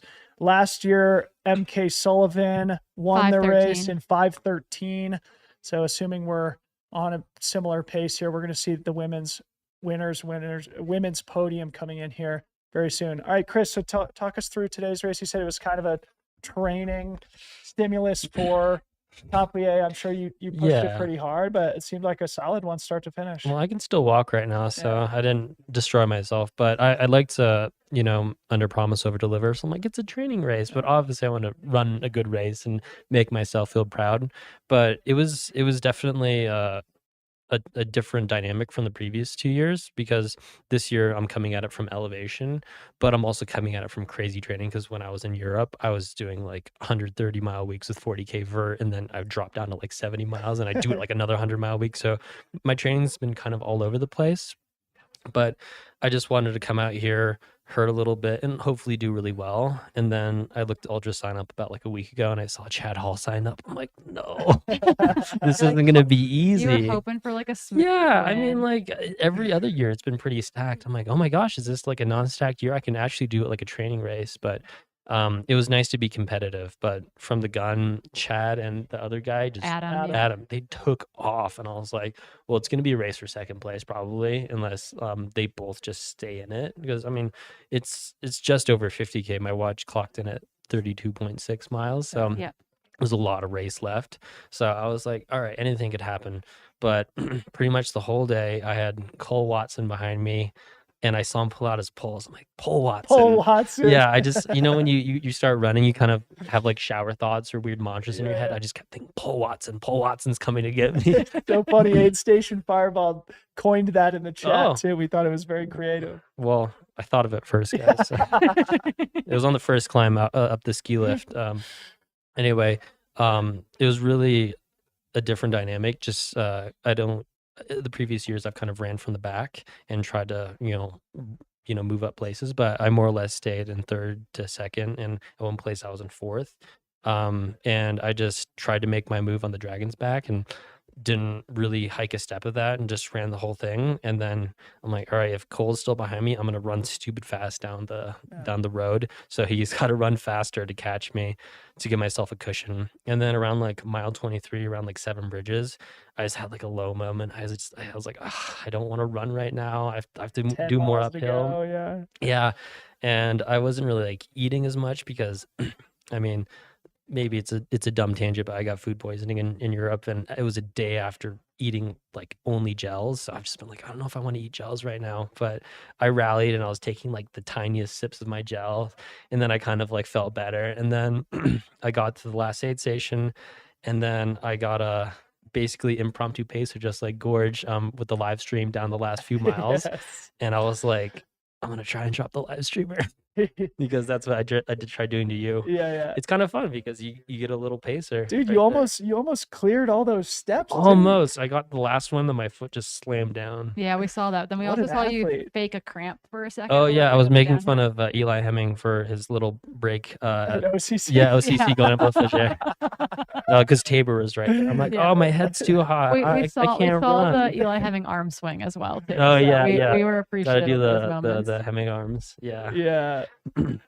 Well, dude, congratulations. What an awesome season. Yeah. Yeah. It's What been a, really fun. what a, great test piece ahead of the final grand finale of Seems like 2024. We're gonna need Tomplea. to play some fantasy for Tomplea, Oh, yeah. given how good that field's gonna be. I'm sure we are. Yeah. Well, Don't Chris get your Myers, hopes dude, up. thanks for coming in studio. Thanks for having me. Congratulations. Recover well. And 12 minutes faster than last year too. Yeah, and I hopefully didn't get COVID this time. Yeah. Good for you. Yeah. I hope not. Hope not. Yeah. Fingers Unless, crossed. Is there unless, what I you can know, knock we're on? Yeah. not social distancing here in studio, but Yeah. I mean, this is about 6 feet apart from me. Yeah, you're safe. Yeah, You're safe. safe Well, from you travel guys. home safely, Thank you. You too. and we'll be following along. Yeah. second place finisher, Chris Myers in studio. Big round of applause.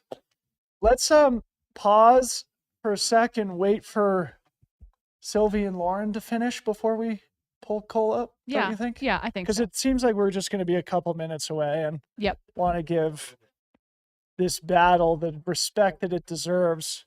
It was difficult to tell what the gap was between Sylvie and Lauren, but Lauren was hiking up that final climb Hiking as but well, not so- stopping. So Right. that I think is the difference there is like how much is that like I think if the race was any longer, we might see that distance come down, but it might be Lauren runs out of room by the time that we get to the finish line. So again, we've had 16 men through the finish. Ford Nichols, who I think is actually local as well, just finished in 16th place. Sylvie Abel should be one of the next finishers in that regard. Wasn't she 21st last? She had moved it to 19th at Okay. Canyon Lodge, but may or may not have lost a place or two on that 300-foot climb. So she should be one of our next finishers coming in here. We did have a big slowdown on that uphill section. They're predicting 5:23 at the finish in the tracker. So we could be 10 minutes out potentially. But Lauren Purette's is also looking really good. She got those poles tucked away really expeditiously and is making her way on this very rolly, very fun, particularly if you felt great, Yeah. section of downhill. And again, just coming off of a race in the Pyrenees where she won the Masters Trail World Championship, clocking in at 41 years old. Mom Also- of two, full-time physician. I mean, much like Chris Myers, just having a really, really great season. Lauren Purette's here. So don't go anywhere. The battle for the win here in the women's 50K is certainly not determined at this point. If you're just joining us, Sylvie Abel has been in control of the women's race for the last few hours. But last we saw, she was hiking up the final climb, stopping intermittently to either work out a cramp or catch her breath. It was difficult to determine, but what was clear is that she was definitely struggling. Meanwhile, Lauren Purette's, who's on our screen now, is moving very, very well in second place.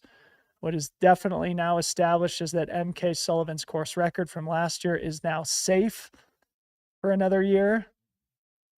MK finished in 5:13 and change last year. So Sylvie Abel, Lauren Purette's in the final couple of miles here. And we are going to stay locked and make sure we don't miss a second of this action. We also do have Cole Watson in studio, our third place finisher here today. He's going to join us here in just a little bit. Cole, actually hang tight a sec because Sorry, Cole. yeah. He Sorry, got excited. Cole just cramped. I mean, in if you studio. want to watch the women's finish, Yeah, Cole, you why- can come sit down. sit with us. Just yeah. come hang out with We us. just want to give the women's race a good. You can be our guest commentator, and then we'll do your interview. How's that sound? Yeah. Get your polls out. Paul Watson making it into studio. All right, Cole Watson in studio with us. So, Cole, to catch you up, Sylvie Abel's been in front for the last few hours, but she's been struggling. Lauren Purette's making up some time on her. We got Lauren Purette's on screen here. So we're going to watch The 1-2 finish battle is here. heating up essentially Yeah. because the gap had gone to almost 8 minutes between Sylvie Abel and then Lauren Purette's on your screen in second. At the Canyon Lodge aid station, that gap had come down to 4 minutes. And then on that really devilish climb out of Canyon Lodge, we saw Sylvia Abel have to stop several times, kind of hands on knees, and then start walking again. So we're not sure how much that gap has come down or not. Lauren did have to hike a bunch of that climb. She took her poles out for it, actually, to make it through it. We know that climb was not, no one seems to be a fan of that climb out of Canyon Lodge. So I don't know how you felt about it, but the women's podium race could be determined by that climb effectively. Grab a mic there, bud. Yeah, that's probably what these are for, huh? Yeah, I wasn't a fan of that climb after the Canyon Lodge aid station myself, but it was short enough that I kept the poles in the pack on that one. But I did hike it just because it was short and sweet, and I felt like I needed to run well the last 3 miles, so I didn't want to, burn myself Blow it up out by there. trying to marginally gain something by running and powering up it. Yeah. Well, awesome, man. I was saying earlier that last time I ran in the same race that Lauren was in, she destroyed me. So I won't say that we raced because it was never a race between the two of us, but she was listening to a very long audiobook on, like, she was like getting it set up at the start line. And I was like, oh, what are you listening to? Thinking it'd be like a cool playlist. And it was like a very long fantasy audiobook. So I'm kind of curious actually to know what Lauren's got in her ears right now. Yeah. Yeah. So Cole, one of the things you and I were talking about yesterday when we bumped into each other was this whole carbohydrate phenomenon. And you said that you'd bought the propaganda, I think is what you said. Yeah, I've been calling it carbohydrate propaganda Carbohydrate on social media, which might get me in trouble Yeah. with some people. But it's just, I got caught up in trying to compare myself to what everybody else was broadcasting that they were taking. And for what's worked for me when I've had successful races, it's been a really low number of carbohydrates because I can keep it in and not throw it up. And this last year, it's no secret, I've had some rough goes, and I've been training and trying to take more carbs, like up closer to that 90, 100 grams per hour. And I just can't seem to do it. And it's probably related to the amount of liquid that I'm drinking. Yeah. I've never drank a large volume. Like my stomach's never been able to hold a large volume of liquid, so it's not like helping process that stuff. Yeah. But I'm working with a dietitian and my coach, and we're all putting our heads together. Brooks is helping as well to really dial it in and figure it out. And that was a big reason I dusted myself off after a bad one at CCC and came back down here, because physically I felt pretty good. I just needed to practice, some nutrition over a hard race. Yeah. As I speaking of liquids, Chloe Schulman's in my chat right now, and she texting me and she said they're very proud of you, but that you also didn't take the offer of champagne at the summit. We did see Coca-Cola go into that flask. What was the liquid decision at the summit aid station? I definitely preferred the Coca-Cola over the champagne. But yeah, I had scratch and water in my flasks, and then when I got to the summit, I just felt like that climb up Dragon's Just Back. that altitude. Yeah, also. the altitude. I Yeah. needed that zap of sugar, and so I just took Coke the rest of the way with water. And as far as the gels, I was popping in the Never Seconds every 30 minutes, and those been really good for me. And so I'm probably just going to continue to use those and dial that in.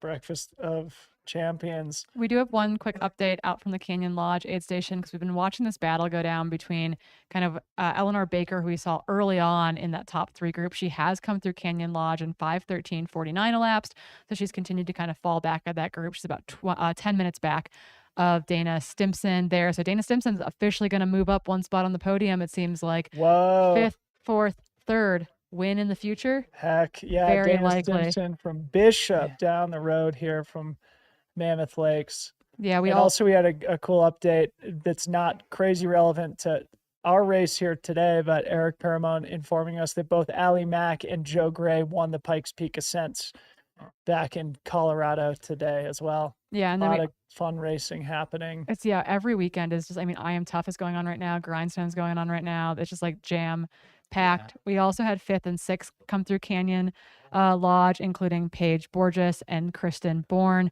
Paige, it sounds like, dropped her pack and grabbed handhelds from her vest and flew to the aid station. 6th, maybe coming through a little bit more slowly than that. Poles were still out at that point. Okay. So had poles out for the downhill. But she is a Nordic skier. She's the national team, one of the national team Nordic coaches. So Yeah, I mean, I keep 'em that up tracks for a the bit downhills. more too. So that's all tracking on our end. Again, on our screen. It's currently 2nd place female in the women's race. Yeah, Lauren Puretz, and we are so curious gotta to know see what that Sylvie any gap is second here. between her and Sylvie Abel. Patty says Kristen looking strong. All right, so Cole, yeah, like you said, there's been a couple disappointments here this year. Western State, CCC were both tough goes. You Yeah. got to be pretty proud of this one. It feels like a good bounce back here, especially being an unacclimatized flat boy, as you called yourself. Yeah. I mean, 3rd place. Yeah, it's Okay. Pause there. We'll come back to that question. We'll obviously got to catch F1. Sylvie Abel looks like she's able to hang on. Sylvie able to shred. What was it? Oh, Sylvie is able to claim some souls. There she goes. Yeah, she Sylvie should be the is next able finisher to come rally. through. But again, MK Sullivan's time is going to be safe. We're going to be about 10 minutes back of that this year. I mean, this is pretty great and shows Sylvie's character and toughness too. Really struggling there on that final climb, stopping intermittently. Looks like this is a guy coming through. Yep, Yep. this is going to be maybe Ethan Herrera. Yep, Ethan Herrera making his way in, 26 years old. Good job, Ethan. Happy finisher there. Because again, at Canyon Lodge, Sylvie Abel was in 19th, but then we saw all that stopping that happened on that climb. So I do have to imagine that she lost a place or two. So Yeah. our next finisher, like she might not be our. I think I recall Ethan wearing that black hat, white shirt did pass her while she was hiking up the hill. Yeah, So, and it looked like they walked together for a bit as Yeah. well, kind of checking in. So those All right, so stairs don't are go not going to anywhere. be kind. Sylvie Abel, even on an imperfect day, it does appear that she will be breaking the tape here momentarily. They've got that tape positioned appropriately. Now the photographers are getting in place. Sylvie Abel rounding the corner, closing it down, breaking the tape Oh, as your little champion hop. here. 2024 Mammoth Trail Fest 50K. Sylvie Abel got it done. Pulled an Eli Hemming with all that kind of stopping, and still taking home the win. She did pull an Eli. She's got a big smile. So Oh, happy to be done. Again, mom with a young one at home. She told me yesterday she was kind of stressed because she did not bring the kiddo with her this weekend, and so she's like, I gotta run fast. I gotta get home yeah. to the kids. So super excited to see her make it through smoothly today in 1st place. A huge result for her. Looking forward to seeing her at Black Canyon 100K in February. Heck, cool. yeah. Quad Dipsy first, but then Black Canyon in February. So Sylvie able to hang on. It was a bit of a nail biter there. It was kind of tough to watch. You know, that when you capture those really low moments for athletes on the live stream, you kind of It's feel close. guilty. She's It is about to come over the definitely bridge. close. She closed it down. So this is going to be probably a 2-minute gap here when it's all said and done. Lauren Puret's putting together another fantastic performance here in a very strong season, very similar to Chris Myers, who was just on the couch with us. Lauren Puret's very consistent across distances, repeating something we've said multiple times. She was the world champion in the Masters division just last weekend over in Europe.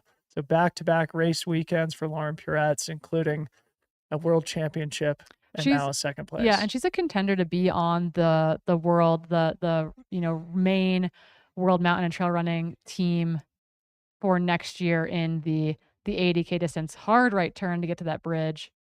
We almost blew through that last night in the 10K. Is this Jamil on the camera here? Okay. No, it's not Jamil on the camera, but okay. Gotcha. We did get a text from Patty just now that 4th through 8th place is going to be very tight in the women's race, much like it was for in the men's race. So very competitive racing happening here. We see another finisher coming through. I want a camera just at the stairs because that looked absolutely awful. Yeah, No, she's looking smooth. it's pretty hard not to cramp or. She's trip doubling down. them. She should be doing quad dipsy. Yeah. She just flew by our window. Lauren right. Purette's making her way in for second place finish here, fresh off of being the Masters World Champion. Lauren definitely going to be considered for that Ultra Runner of the Year ballot here coming up at the end of the season too. Yeah, she's going to be just about 2 minutes back. So closed it down by another 2 minutes in that final 5K. Awesome racing. It'll be great to have them here in studio and hear about it. You know, Sylvie probably felt like she was getting a gap, push, and then maybe push a little bit too hard, and then Lauren able to claw it back. Second place, 5:26.25 or so for Lauren. 2:10 and change or so, I think, is that gap between our first and second place women there. That's pretty darn awesome. And Dana was how far back at the? I think it was 6 minutes. another 6 minutes or so. So we've Well, got that gives us a time to get back to our guy Cole Watson. So last we had, I just asked you about some sort of tough races at Western States and CCC on the big stages. Obviously, everybody knows you have the talent, capability to win both of those types of events. So, you have to go back to the drawing board after those types of things. Today felt like a really solid one for you. Like I said, also the non-altitude acclimatized flat boy. How'd you feel about your race today? Yeah, I mean, I definitely am an unapologetic flat boy. So coming to altitude, historically, I've always had a tough time. But I did feel good about it. I knew it was going to be hard. I was full gas. I don't know, like around 10 miles or 14 miles, and then through the tape, basically. I was behind Chris by about Horseshoe Lake, and then as we were going up Dragon's Back, he left me. He had a great segment there. Going downhill, it was fine, but I did start to get a little tired of it, just the switchbacks, and it's just a very long downhill, and then you get a couple, nasty kickers in there near the end. But I was happy with it. I mean, the main goal was to just get back out there after CCC, because it wasn't my training, it wasn't my race strategy, it wasn't the altitude over there. It's really not that high. Yeah. And I was there for a month, and I really transitioned my fitness well from Western States, which wasn't a great race itself, but put in the training, put in hard training for that, raced hard, transitioned well from that, which isn't always the easiest thing to do to a race over in Europe. So I was happy with like how my year looked in terms of like my progression and my training and my fitness, but then it was just race nutritionally, it was not good. It was getting to 6 or 7 hours every time, and I made some errors. Like I pushed some numbers that I thought I was missing out on some missed potential or a ceiling. Maybe other people are able to take in more gasoline than I am, and maybe that can push me over the edge. But I think I just got to go back to what works and like keep it in, and that's what I did today. And it was maybe not the best place to practice nutrition with throwing this altitude thing into the ring, but still I didn't get nauseous. And the only time that I laid off eating was going up Dragon's Back, because like I was working hard for myself. So I just didn't see any sense in trying to take in a gel when I was working that hard. So I just want to quickly point out that this has been a tight podium battle, and we do have the local, grew up here, Crowley Lake area, lives now in Bishop, California, just down the road, 34-year-old Dana Stimson is going to be bringing it home for third. Again, she was 5th in 2022, 4th in 2023. She has officially moved up one more spot into third here in 2024. Fan favorite, local favorite, Dana Stimson, about to cross the finish line banner for a third place finish here at the Mammoth Trail Fest 50K. All right, Dana. Yeah, man, she has put together also very, very well executed race here today, always in the mix. She was in 4th early, just outside of the podium, and now finishing it out. And the women's podium going to be separated by only about 7 minutes. So very, very close racing between Sylvie Abel, Lauren Purette's, and Dana Stimson. All right, Dana. So between Bentley Rager and Dana Stimson, laying The it on the local trail line. community has definitely represented well here for Mammoth Lakes in the Eastern Sierra. I love to see it. I love to see this all like the all out effort of making it home. Cole, I'd love to hear you talk about the Canyons 50K this year too, because that was a race that Corinne and I have talked a bunch about, you know, both in public and privately. Eli Hemming, Dan Jones, Cole Watson, you guys really put on a show there. Yeah, I mean, I think with this performance and that one, they're probably my two best for the year. So it was another one that I was proud of. I guess I'm 50-50. Yeah. A couple bad ones, couple good ones. Yeah, that was a really fun race, and I mean, it really helps when you are on your home trails. Like I know Auburn to a T, so I knew how hard that I could push, up that slight grade uphill through the Clementine trails, and I just stayed right on Eli through that, and then maybe I think he left me around 22 or 23 miles, but Dang. I mean, Eli Hemming just won OCC, and I told a lot of people back then, I was like, I think he's the best 50K runner in the world right now. Yeah, he and That aged Francesco. well.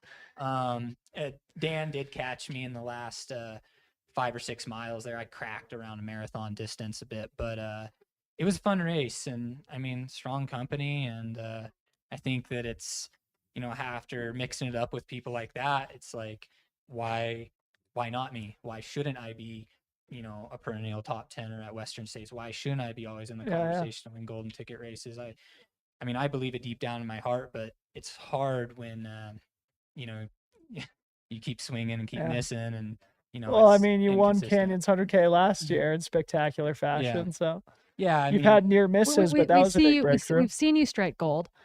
We know that you can. It just hasn't always lined up for you, and trying to figure why piece out is really hard. Like, where are we missing the mark a little bit? For me, I mean, I listen to my coach, and we collaborate, and we turn over a lot of stones. I mean, I'm in the sauna, for an appropriate amount of time before races, or I'm just running in hot weather instead of being in the sauna and beating myself down. I'm going to the gym. I'm doing cross training. I leave the house at 7 or 8, and I come back at 4 in the afternoon most days. So I am pretty full time with it. The other hours of the day, I'm coaching people online. But for me, the biggest, most challenging one is this nutrition stone to overturn. I don't have a special diet. I don't have a lot of stomach problems in my everyday life, so I've never felt the need to like really eat uniquely. But when it comes to really understanding the science with like my metabolism and how fast it burns, like when I'm exercising, different temperatures and different elements, and that is ultra running. Our races are so long that it can be, well, CCC, for example, it's humid or it's dry in Italy, and then you get to Switzerland, it's humid as heck, and then it changes in France, and so races like that, it's a tough nut to crack. Yeah. But, I mean, that's also what ultimately makes it so special, and I think like last year at Canyons 100K, I finally did figure out something that worked for me, and it was one of the best days of my career from like a feeling standpoint. So I'm working to get back to that type of headspace and feeling. So speaking of getting back to that, you mentioned to me yesterday that you're probably going to be going to the Javelina 100, looking to punch another golden ticket. Yeah, I mean, like I live in Sacramento, and like I love Western States. I'm a big fan, and I do think that my skills are probably best suited for that type of race, or a Javelina or Flat Canyon, Tarware, like golden ticket type races. And those races happen to be very competitive, and those are the ones that are the most fulfilling to chase. So I know I've raced a lot this year, raced the most and the longest amount of hours that I've ever done, but I feel very, very strong. I'm not injured. I don't remember the last time. It's been over a year since I had a little bit of pain somewhere.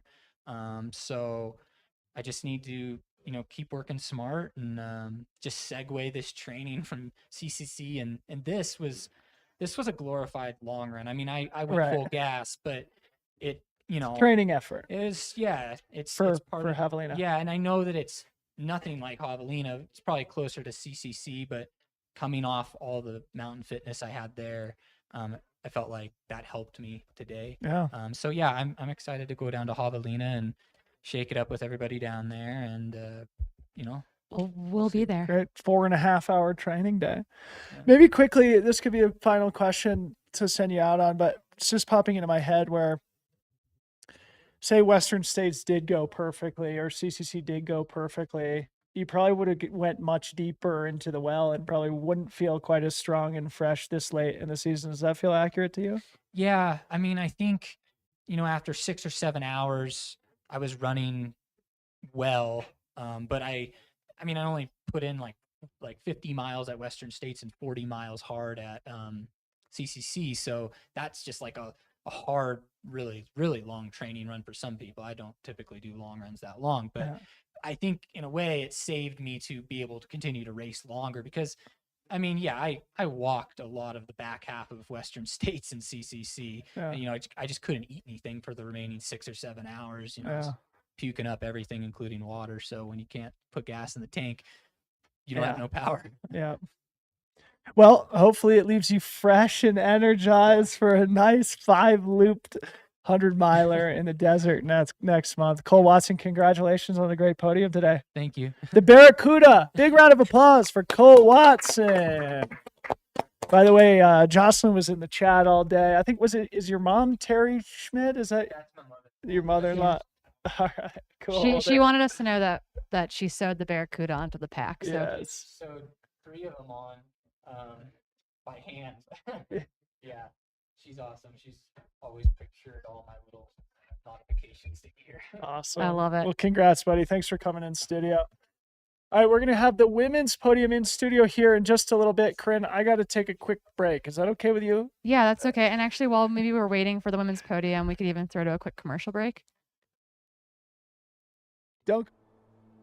I've stood out everywhere I've gone my entire life, and I'm proud of that. I have 2 daughters, and I want them to know that that's okay for them too, and really for anybody else who feels like they're always standing out, that there's nothing wrong with being the unicorn in the sea of horses, and that it's actually a good thing. My name is Hiba Hefsi.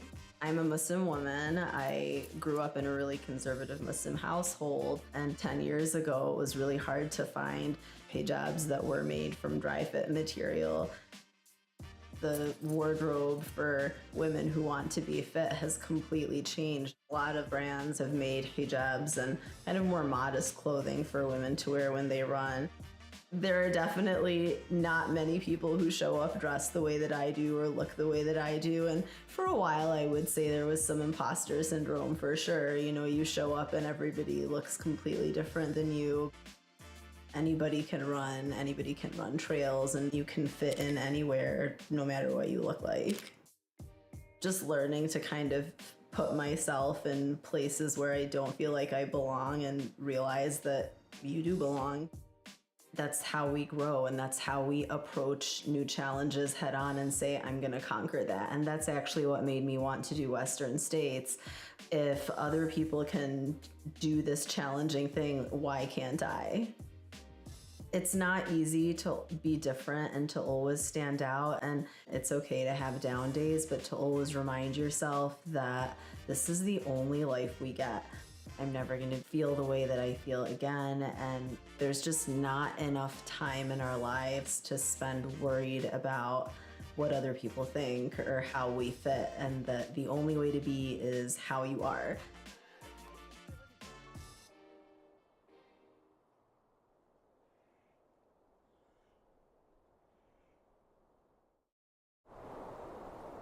They say we run to pray, we run to heal, we run to celebrate, and we run to learn.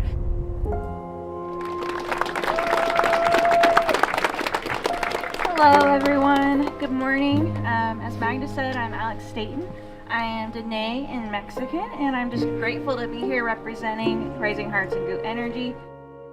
Growing up, sometimes there's a feeling of like, are you Mexican enough? Are you Native enough? Doesn't matter where you're starting at. Learning is just the first step. That's all it takes. Asking questions and encouraging that curiosity and not stifling it. we stand beside the Nisenan people and their right to sovereignty, self-governance, and self-determination through the stabilization of their people, homelands, and culture. Being up there doing the land acknowledgement, it felt like an honor. Being affiliated with Rising Hearts and working with them gets an opportunity to spread that education and that awareness. At the end of the day, I hope people, not only listen to it, but even throughout the run, just taking in their surroundings and keeping in mind the lands that we run on and who are the original caretakers of the land. And it's just a way to feel even more connected. And, we get outside because we want to be outside. Just feeling the ground under our feet and getting in the dirt and crossing the streams, I just think it's another way to be more present and more connected. Now, as the Dene or Navajo people would say, let's walk, or in this case, mostly run and hike in beauty today. Thank you. Thanks, Alex.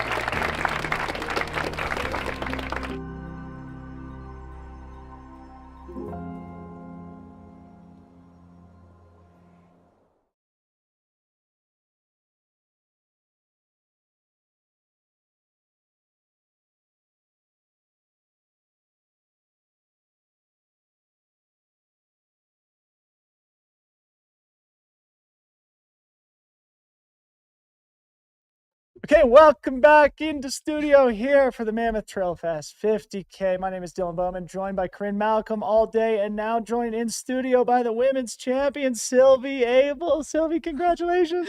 Thank you so much. You were just saying sea level. Ouch. Ouch. Yeah. Yeah, we live in the South Bay. Yeah. It gets warm, but it doesn't get high. Yeah. I was fighting someone in the chat about the Santa Cruz Mountains because I basically joked that you basically live below sea level, which is obviously not true.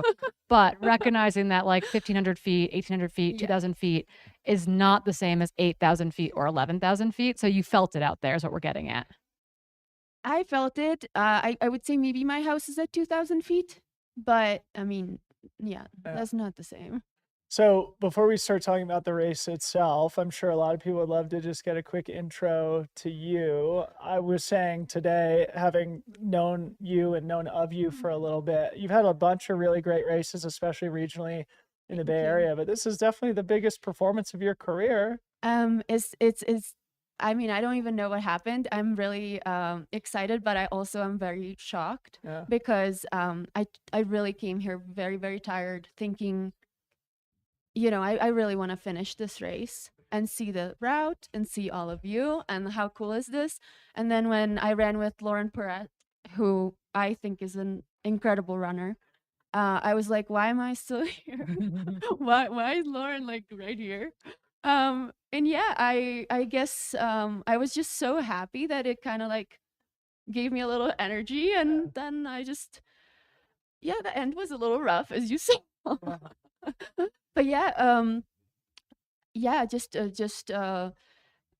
I'm a mom. Yeah. That's what Just what I do right now. Quick intro to yourself. We've been talking about how you're a mother. Yeah. A lot of great performances from the moms this weekend. I know, did it for the moms. Yeah. It was I was born in the Czech Republic in Prague, and I've lived there for 25 years. Yeah. And the last 8 years I've been here in the Bay Area. And I have a 2-year-old boy, and I told Corinne yesterday that I was very just ridden with mom guilt. Yeah. I just left. I drove here for 7 hours from the Santa Cruz Mountains through Yosemite, and I thought, this is just such a bad idea. And this morning we started, and I thought, what a great idea. Break. I've been running ever since I came to California, because you guys have just stunning trails. I love it. Just so we know, we've got fourth, who actually was running with you early in the race. Eleanor Baker is making her way into the finish line. Yeah, she was great. Yeah, you guys all of a sudden did like wardrobe changes. You both were in long. We had a lot of long sleeves, and then all of a sudden you all disappeared. We saw Lauren take off her arm sleeves, and then you and Eleanor both all of a sudden had completely different outfits on, basically. And we're like, okay, we understand what happened now. But that's who we're watching coming in here in just about a minute. She was running really strong. And I mean, about the wardrobe change, people really scared me before this race. Like, oh, it's very cold up on top of that mountain. Like, it's going to be you're gonna freeze your butt off. And so yeah, but then it got sunny and got beautiful, and we're so lucky. So let's talk about the race, because it was you, Eleanor, and Lauren Puretz early. And then at Horseshoe Lake, roughly mile 14, you had a 2-minute gap. And then you sort of had control of the race to yourself. We'll get to sort of the struggles that you had later in the day. Yeah. But did you make a conscious move at that point? And what, like, when you found yourself in the lead, did you have anything going through your head? You know, like I said, my confidence Gorgeous. wasn't very high coming into it. And so when I find myself in what I think is the front of the women's race, I'm thinking like, should I be here? I don't know anything about running in altitude right now. I haven't been able to, like, it's a luxury to me to come to the mountains like this. I run a lot, but I don't know how to run in 11,000 feet. So I'm thinking to myself, like, you know, first half, like, don't be stupid. And second half, like, don't be a wuss. That's not the word, but you know what I mean? Yeah. So that's what I try to do, simple. And when I was running with the girls, there was just a certain point where I was like trying to be respectful because I thought, you know, they were excellent runners, but I'm also like, I kind of feel like we could be going a little faster here. Unfortunately, I mean, I felt amazing until, apart from like that little summit push where people like want to see your athletic prowess and you're just like, We saw you take a stop dying. there for a second too. We saw you take a quick and pause. they're like, there's the cameras, and you're like, oh, this is not good. Like, I'm dying. But apart from that, I felt absolutely amazing until like, you know, 35K, 37K. And then we hit aid station 4 or 5, and I was like, oh no. And then you saw We that. witnessed it. That was so. So yeah, we weren't sure what was happening bad. there. Obviously, you leave Canyon Lodge aid station at mile 29, about Okay. 5K to go. Mhm. There's a 300-foot climb that you then got to experience and live through dramatically there. Yeah. Via the drone shot, we saw you stop a couple times. You were hiking. We weren't sure if you were cramping, if it was a big bonk. We weren't, but it sounds like you were actually dry heaving. Is what was going on there. I didn't do my homework because you know, my child was sick. I was like, am I gonna come here?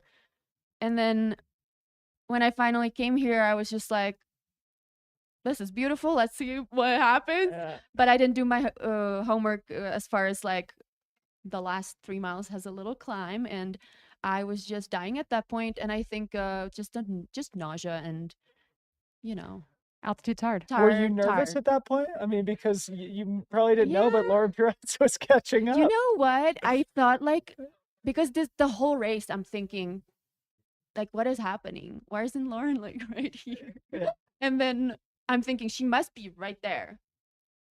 So to me, to even like still have the lead at that point, I was like, I'm crushing it. Yeah. And then I just thought to myself, like, I'm really sick.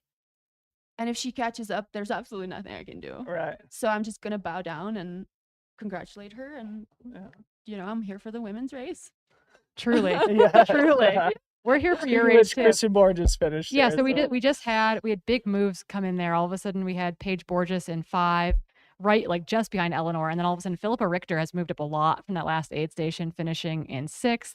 And then Kristen Bourne hanging on for 7th, in what we believe is her longest run to date by quite a bit from a trail racing standpoint. A cool race played out there. So back to you then, Sylvie. I mean, like I said, this is the biggest performance of your career, you know, a big victory here on a big stage. Here you are with a global audience watching you also, even if it was imperfect, it's still awesome. We looked at your ultra sign up, we saw Quad Dipsy on the calendar, and then looking further ahead, Black Canyon, 100K Quad on the Dipsy, calendar. straight up FOMO sign up. I went on the wait list, and then it says wait list / lottery. Some lottery gnomes pulled my name out and literally like signed me in, and I was I'm like, assuming oh, this is Ted. Ted probably was Ted. like, we need her in What the the race. heck? I was like, if universe wants me to run Quad Dipsy, I'm gonna get in, you know. So I got in, so I'll see you there. All right. But Black Canyon is like my it just keeps escaping me, and I really think that's a course that suits me, and I think I would do really well there because I do well at like rolling, runnable. Like I can run semi fast on that terrain, but I've been there for 2 years and I DNF twice. Really? Oh, so you've started Black Canyon twice. I always got to the 60K point. So first year my son was 7 months. I was like heavily breastfeeding, and he was there with my husband, but in my absence he wouldn't take any fluids in. He would refuse the bottle, and I was feeling tired. And when they called me like baby's not eating or drinking, and it's been hours, I called it in. Year 2, mom stuff. Year 2, I came with my friend Kari Lan, who I'm sure you know. No, Kari's Karina Lan. She's Estonian. She's from the Mill Valley. Anyway, she's awesome. Come on, Dylan. Shout out Kari. Yeah, she's amazing. She's the best. Okay. We came there and I was like, this is gonna be great. And then there was the snow year. The start was kind of late, and when we got to the 60K, like this just deep fatigue just set in, and I was like, Not today. I don't even have a reason. The third time's a charm now. Oh, hell yeah. We're getting past no matter what, we're getting past the 60K mark, okay? Oh, at least an 80K. Yeah, exactly.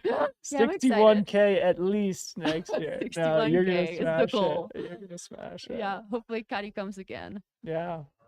Well, congratulations. You're awesome. Thank you so It was so fun to watch your race. Like, really impressive, Thank honestly, you. for Corinne and I to be able to sit here and, like, obviously the trifecta early, and then all of a sudden it was like, okay, Sylvie's kind of in control of this. And then even when you were gasping for air at the top, you were growing your lead at that Thank point. you. And then even, I love, the philosophy, don't be stupid in the beginning, don't be a wuss at the end. No, wuss is not the word that this Yes, quote. I know what. Yeah. This is a family friendly event. but I, when you're kind of getting into this place of like your world keeps getting smaller, right? Yeah. And you're suffering a little bit, and it's easy to go back to like a mantra that I'm like, okay, well, we're almost there, don't be a wuss. Yeah. Totally. Well, you've had an awesome season. I mean, Thank you we so met much. each other at the Big Alta, and then I just got to have you have a great second. I got to see you have a great second place performance at Yeah. Headlands, the USATF That was 50K fun. championship. Here you are bringing home a big W this weekend. Thank you so Congratulations. much. Big round of applause. Sylvia Abel, our champion here today. Next up, Lauren Puretz, the world champion. You better come on Masters over world here. champion, Lauren Puretz. Doc, Thanks, Sylvia. Doc Yeah. Puretz, come in on this side. Dr. Puretz. Yes. Yeah, exactly. If she found you. You can't actually do that. Okay, Dr. Yeah, grab Puretz. that mic for us. Dr. Puretz on the couch. Our second place finisher here today. Another incredible performance for you and what has been an amazing season. So maybe before we start talking about today, putting everything in context here, Black Canyon, Gorge, the World Championship, 13th at Western States, now a great second place. This must feel like a great season for you. Yeah, it's exciting just to be able to have a body that still wants to move. So I'm excited to keep on doing whatever I can. Did you even go home between No. Worlds and Oh, now? no. Okay. No, I am running on pure fumes at this point. Thursday was like a bajillion hour day because we flew from Spain to Denver. I crashed at my brother's house because we arrived so late. Woke up, my sister-in-law drove me to the airport Sunday morning, and then I flew here. So you got really close to home and I then got real close, and then just kept going. But I figured I just wanted to do this race, and I've never been to Mammoth, so I figured, why not? Yeah. It worked out. So running on fumes, but I'll take it.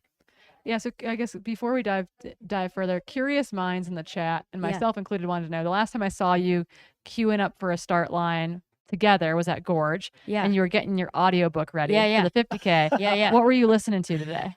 So called Truly Devious. Okay. I don't know who it's by, but just another good beach read. Just another beach read. Just a little, I love it. A little bit less of the, risque stuff that I was listening to during Western States and during Black Canyons. A little more kosher. Gotcha. In case my headphones didn't work. Because Western States, my headphones failed, and I was listening to a very scandalous part of one of those books. Like a coming- romance novel Oh kind yeah, of thing? it Oh, was. God. I can't remember On the name. trail at Western On the States. trail, came into an aid station, and I'm like, this is not a nice part Yes. or a family friendly part. You're like, we're gonna mute that real quick. I know. I was like, come on, hands, turn that off. But We love it. Good. yeah, Okay. Well, truly devious. Tell us about the World Championship. So I Yeah. mean, that's an awesome opportunity and also like a great trophy for the trophy itself. I mean, Yeah, it was so cool. It was never been to that part of Spain before, the Pyrenees, and I figured why not. So went there. It was the World Masters Trail Running, no, Mountain Running Championships, and just a really cool experience to see all the countries there and all their like delegations. It was just really cool to see.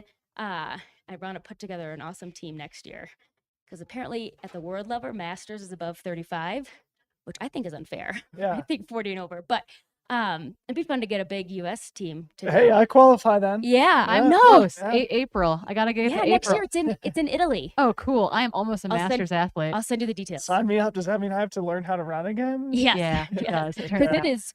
Yeah, they're pretty good. I'm sure. And then also to see like 60s and 70-year-olds just crushing it is so cool. So it was a really awesome experience. Fun to travel. Made a little, vacation with my husband. What was the distance on the race? Oh, real short. Yeah. 34K. Okay. Okay. Yeah, I'm torturing myself with the short, fat stuff. I Not mean, my but that's jam, but that's incredible range. So Yeah. winning the world championship at 34K. Obviously, you had third place at Black Canyon. You had yeah. a great 100-miler this year too. So. yeah. We also were like very much speculative, but we were like, man, Lauren would also be an amazing candidate for the straight up World Mountain and Trail Running team next year for that 80K spot. So we're loading the ballot right now for it. I know. I ran into Nancy Hobbs. I was there, and I was like, "What race is it?" Yeah. Let me know so I can put that on the calendar. You're like, how do I qualify again? Yeah. They haven't picked it, I guess, yet. Which race it We're is. applying. We're definitely applying. Yeah, I am. I mean, well, I want to. Yeah. I mean, for the big Alta and Gorge and Oh, stuff. cool. Oh, I Yeah, see. As races. I don't We'd know. love to have you back. I don't know if I Yeah. want to do that start of that 50K again. That was brutal. I My think heart rate was like 190. I the rest of know. the race. I was like, I think I'm redlining. I don't know if I could do this. I think we were running together, and I was like, Yeah, I was like, I'm gonna die. I'm Yeah. tasting pennies already. Yeah. All right. Well, let's talk about today because I'm sure a lot of our audience are eager to hear about your run. Like we just talked about with Sylvie, it was sort of a pack of three at the beginning. Yeah. Corinne and I were talking about how you sort of have this reputation for being sometimes a conservative starter, but like always kind of a tactical, intelligent Mhm. racer. So maybe just talk us through your strategy in the early part of the day. Yeah, I mean, on the warm up, I was like, I don't know if this is going to happen. I already felt gassed. So I was a bit worried. And so we started off real slow. That's my fault. I was like, if they're going to let me lead, I am setting this pace and I am not setting it fast. So that was my fault. And so I just didn't know what. A, this is a short distance for me.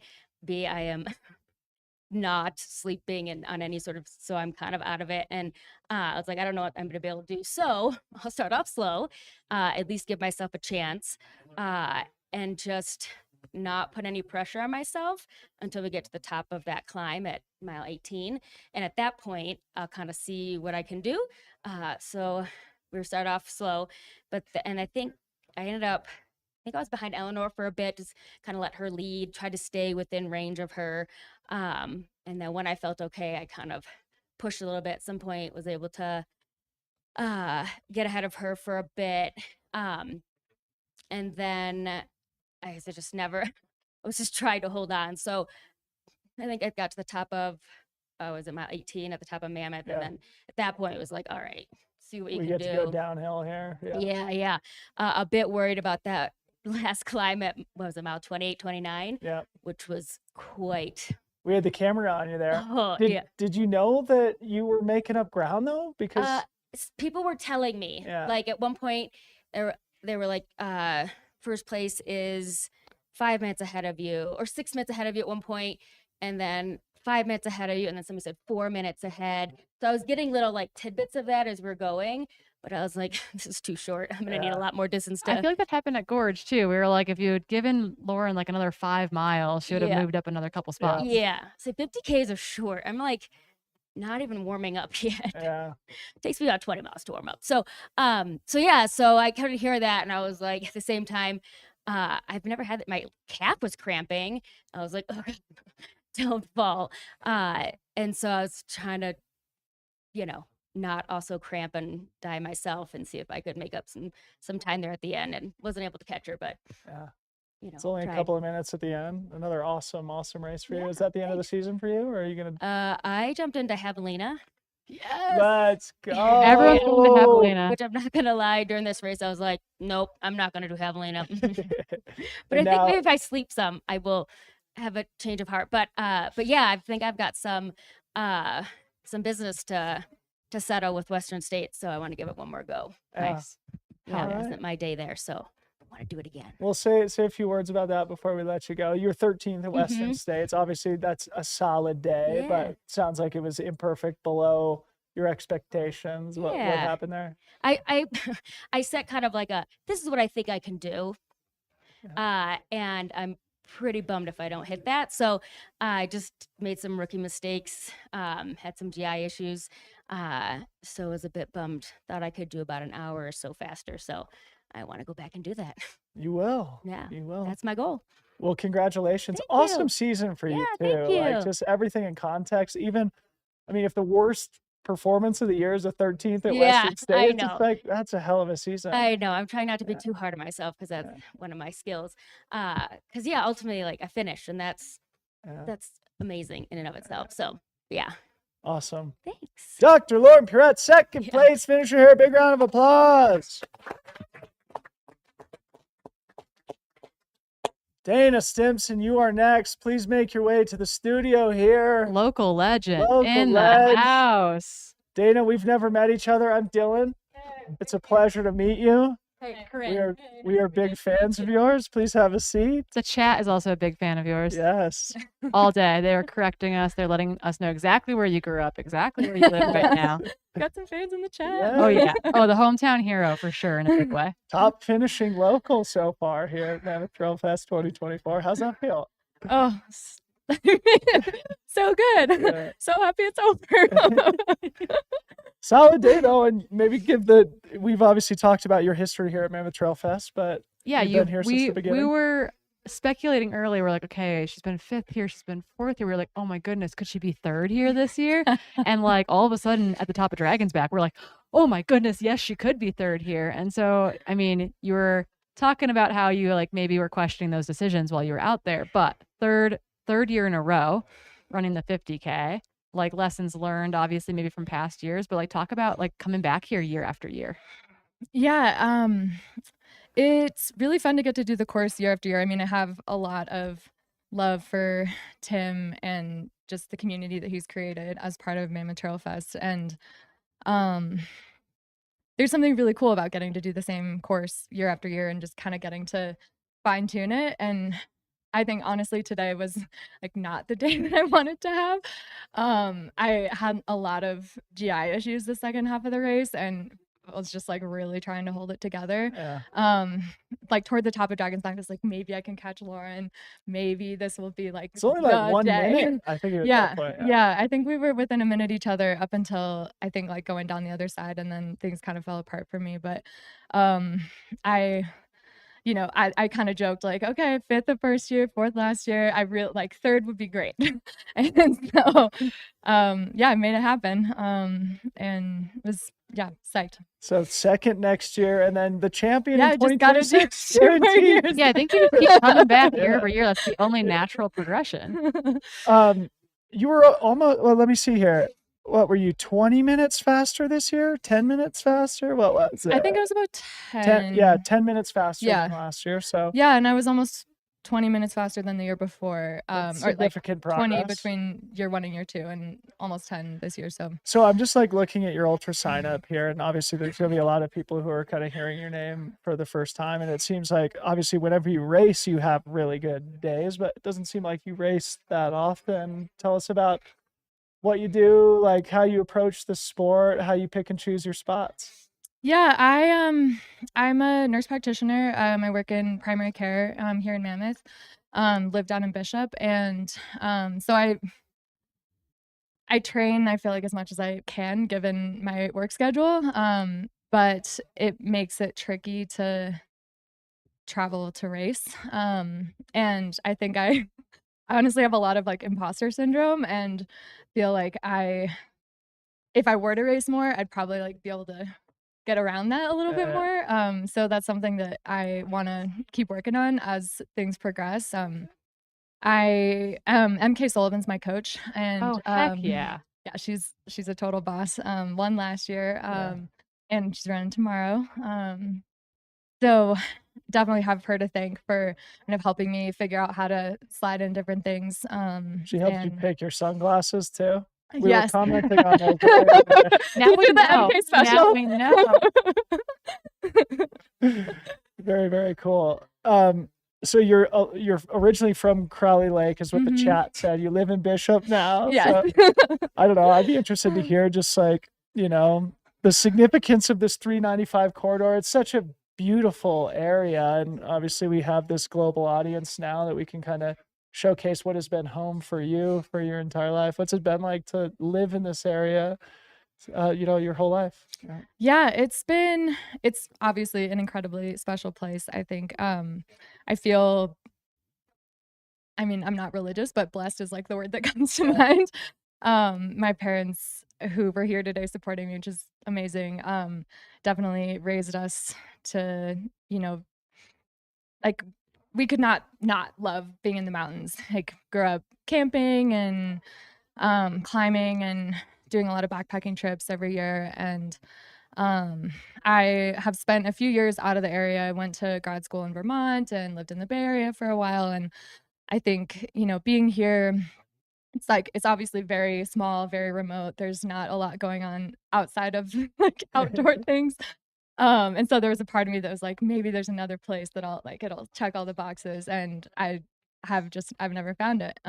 So my partner and I moved back here about 3 years ago, and I have been running Mammoth Trail you've Fest been ever dominating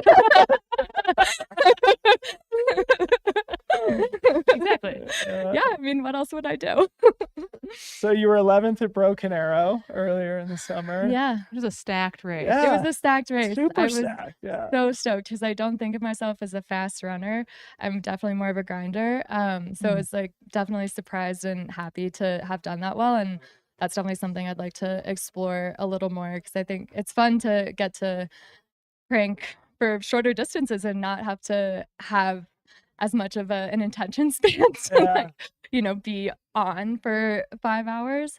It was a lot of fun. So maybe we'll do some shorter things next year. Yeah, I was gonna say we got to get over this imposter syndrome thing because you're clearly very fast. That's exactly what I was We'll gonna talk to say. MK about this later.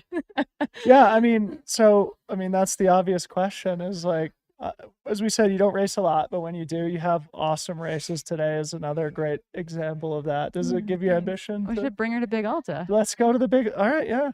I'll send you an invite here on Ultra Sign Up today.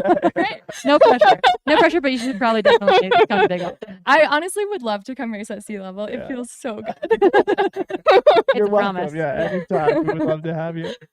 But I'm sure there's some curiosity about jumping into other races, getting maybe a little bit further away from Mammoth Trail Fest, and I don't know, competing against maybe a different athlete too. Like, do you have any other goals for this season or in the future that are exciting?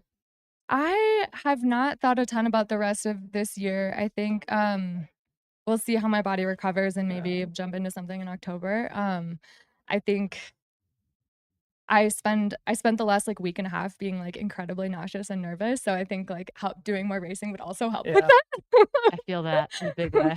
So there are much higher consequence races. Exactly. when you If they're race only a once or twice couple. year. Yeah. Well, I guess, congratulations. I was gonna say maybe final question on our end is that, well, you've been very selective with your racing. Obviously, you're coming to Big Alta. We've already decided that for you, so no done questions deal. asked there. But after that, for 2025, where might we get to see you race? Aside from second place at Mammoth Trail Fest, 50K next year. Obviously. And then the victory in 2025. The only race I'm signed up for so far is Speed Goat 50K. Heck yeah. I had signed up this year and ended up dropping out. It was like not my day. So I have to come back for revenge. That's the only thing I know for sure. But perfect. Hopefully some I think some shorter stuff around that. That seems like a good race for you. Yeah, I think it could be. It's a hard race. Setting up that imposter syndrome now. I see. Yeah. We call that sandbagging, by the way. You know.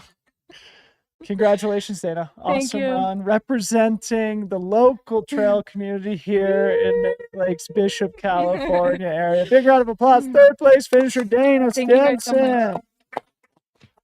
What an awesome day here. We are now 6 hours, 10 minutes to lapse. We must have the top 10 women in. We should do. probably do a full recap and then start winding down. Yeah, I think for the day. we've gone over time, so we can definitely wrap things up here. But yeah, top 10 are on your screen right now. We had Sylvia Abel, Lauren Puretz, and Dana Stimson all in studio with us. We got to see that drag race finish between Eleanor Baker, Paige Borges, Philippa Richter careening into the finish, Kristen Bourne, Allison Watts, Laurel Fiddler hanging on, and then Maria Corelli making it in for that 10th place finish.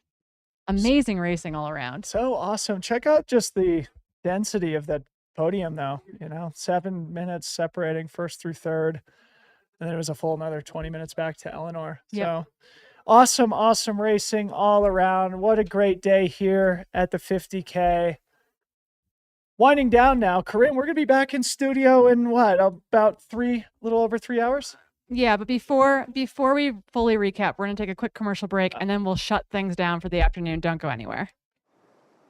When I was a kid, we would go on adventures. Like in Kenya, we call them adventure. Like adventure would be you just go in the thicket. You just kind of make your way through it and you go back home. That adventure piece was a huge part of me that when I got back into trail running, I reconnected to that part of me that I thrived through that adventure. My name is Ngugi Kihara and I'm from Nairobi, Kenya. I moved to the US when I turned 20 and I just had a really difficult time finding my footing in myself, in my identity here in the US. At the same time, I knew that there was this part of me that needed something. And then I started practicing yoga and I found like some quiet through meditation and I was like, wow. Just that was the path that got me to like feeling I could just be with myself. Around 2019, when I just started to explore running just a little bit, I found this huge mindful component of the meditative practice while out on the trails.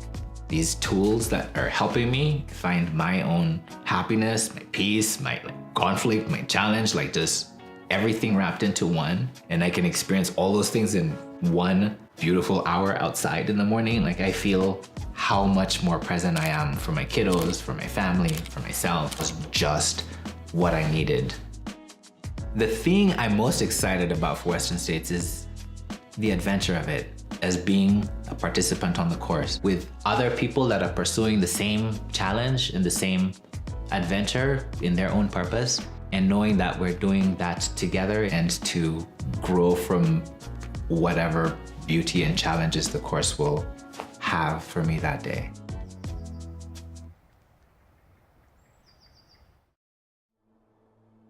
I've stood out everywhere I've gone my entire life, and I'm proud of that. I have 2 daughters and I want them to know that that's okay for them too, and really for anybody else who feels like they're always standing out, that there's nothing wrong with being the unicorn in the sea of horses and that it's actually a good thing. My name is Hiba Hefsi. I'm a Muslim woman. I grew up in a really conservative Muslim household, and 10 years ago it was really hard to find hijabs that were made from dry fit material. The wardrobe for women who want to be fit has completely changed. A lot of brands have made hijabs and kind of more modest clothing for women to wear when they run. There are definitely not many people who show up dressed the way that I do or look the way that I do. And for a while, I would say there was some imposter syndrome for sure. You know, you show up and everybody looks completely different than you. Anybody can run trails, and you can fit in anywhere, no matter what you look like. Just learning to kind of put myself in places where I don't feel like I belong and realize that you do belong. That's how we grow, and that's how we approach new challenges head on and say, I'm going to conquer that. And that's actually what made me want to do Western States. If other people can do this challenging thing, why can't I? It's not easy to be different and to always stand out, and it's okay to have down days, but to always remind yourself that this is the only life we get. I'm never going to feel the way that I feel again, and there's just not enough time in our lives to spend worried about what other people think or how we fit, and that the only way to be is how you are.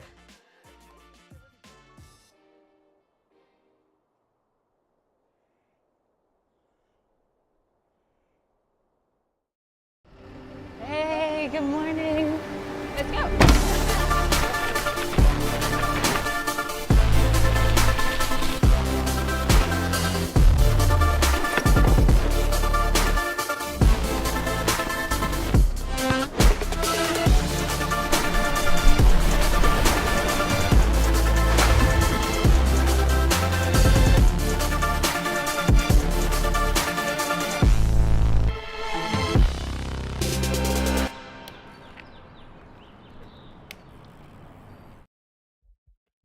Okay, we are back in studio here, closing down the Mammoth Trail Fest 50K. My name is Dylan Bowman, who I've been joined all day by Corinne Malcolm. Corinne, what an awesome day it has been here with our Wooly. third co-host, Wooly, the Mammoth.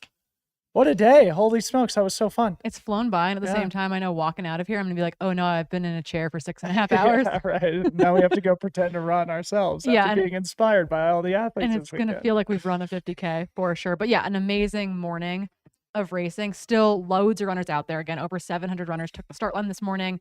When we end up signing off here in just a couple minutes, the static cam will stay live, we should mention. So if you are waiting for a loved one to make their way into the finish line, you can keep this YouTube stream up and you will get to catch them come across.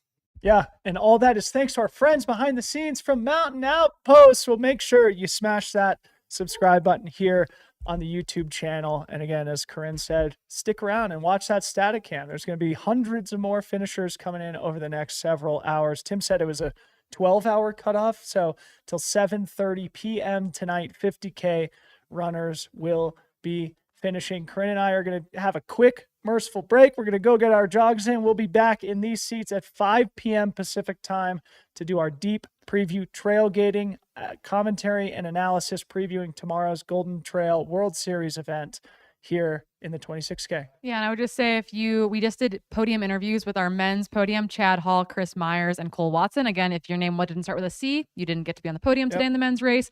And with Sylvie Abel, Lauren Puretz, and Dana Stimpson. If you missed those interviews, go back, check them out. They're amazing, amazing runners, amazing performances today.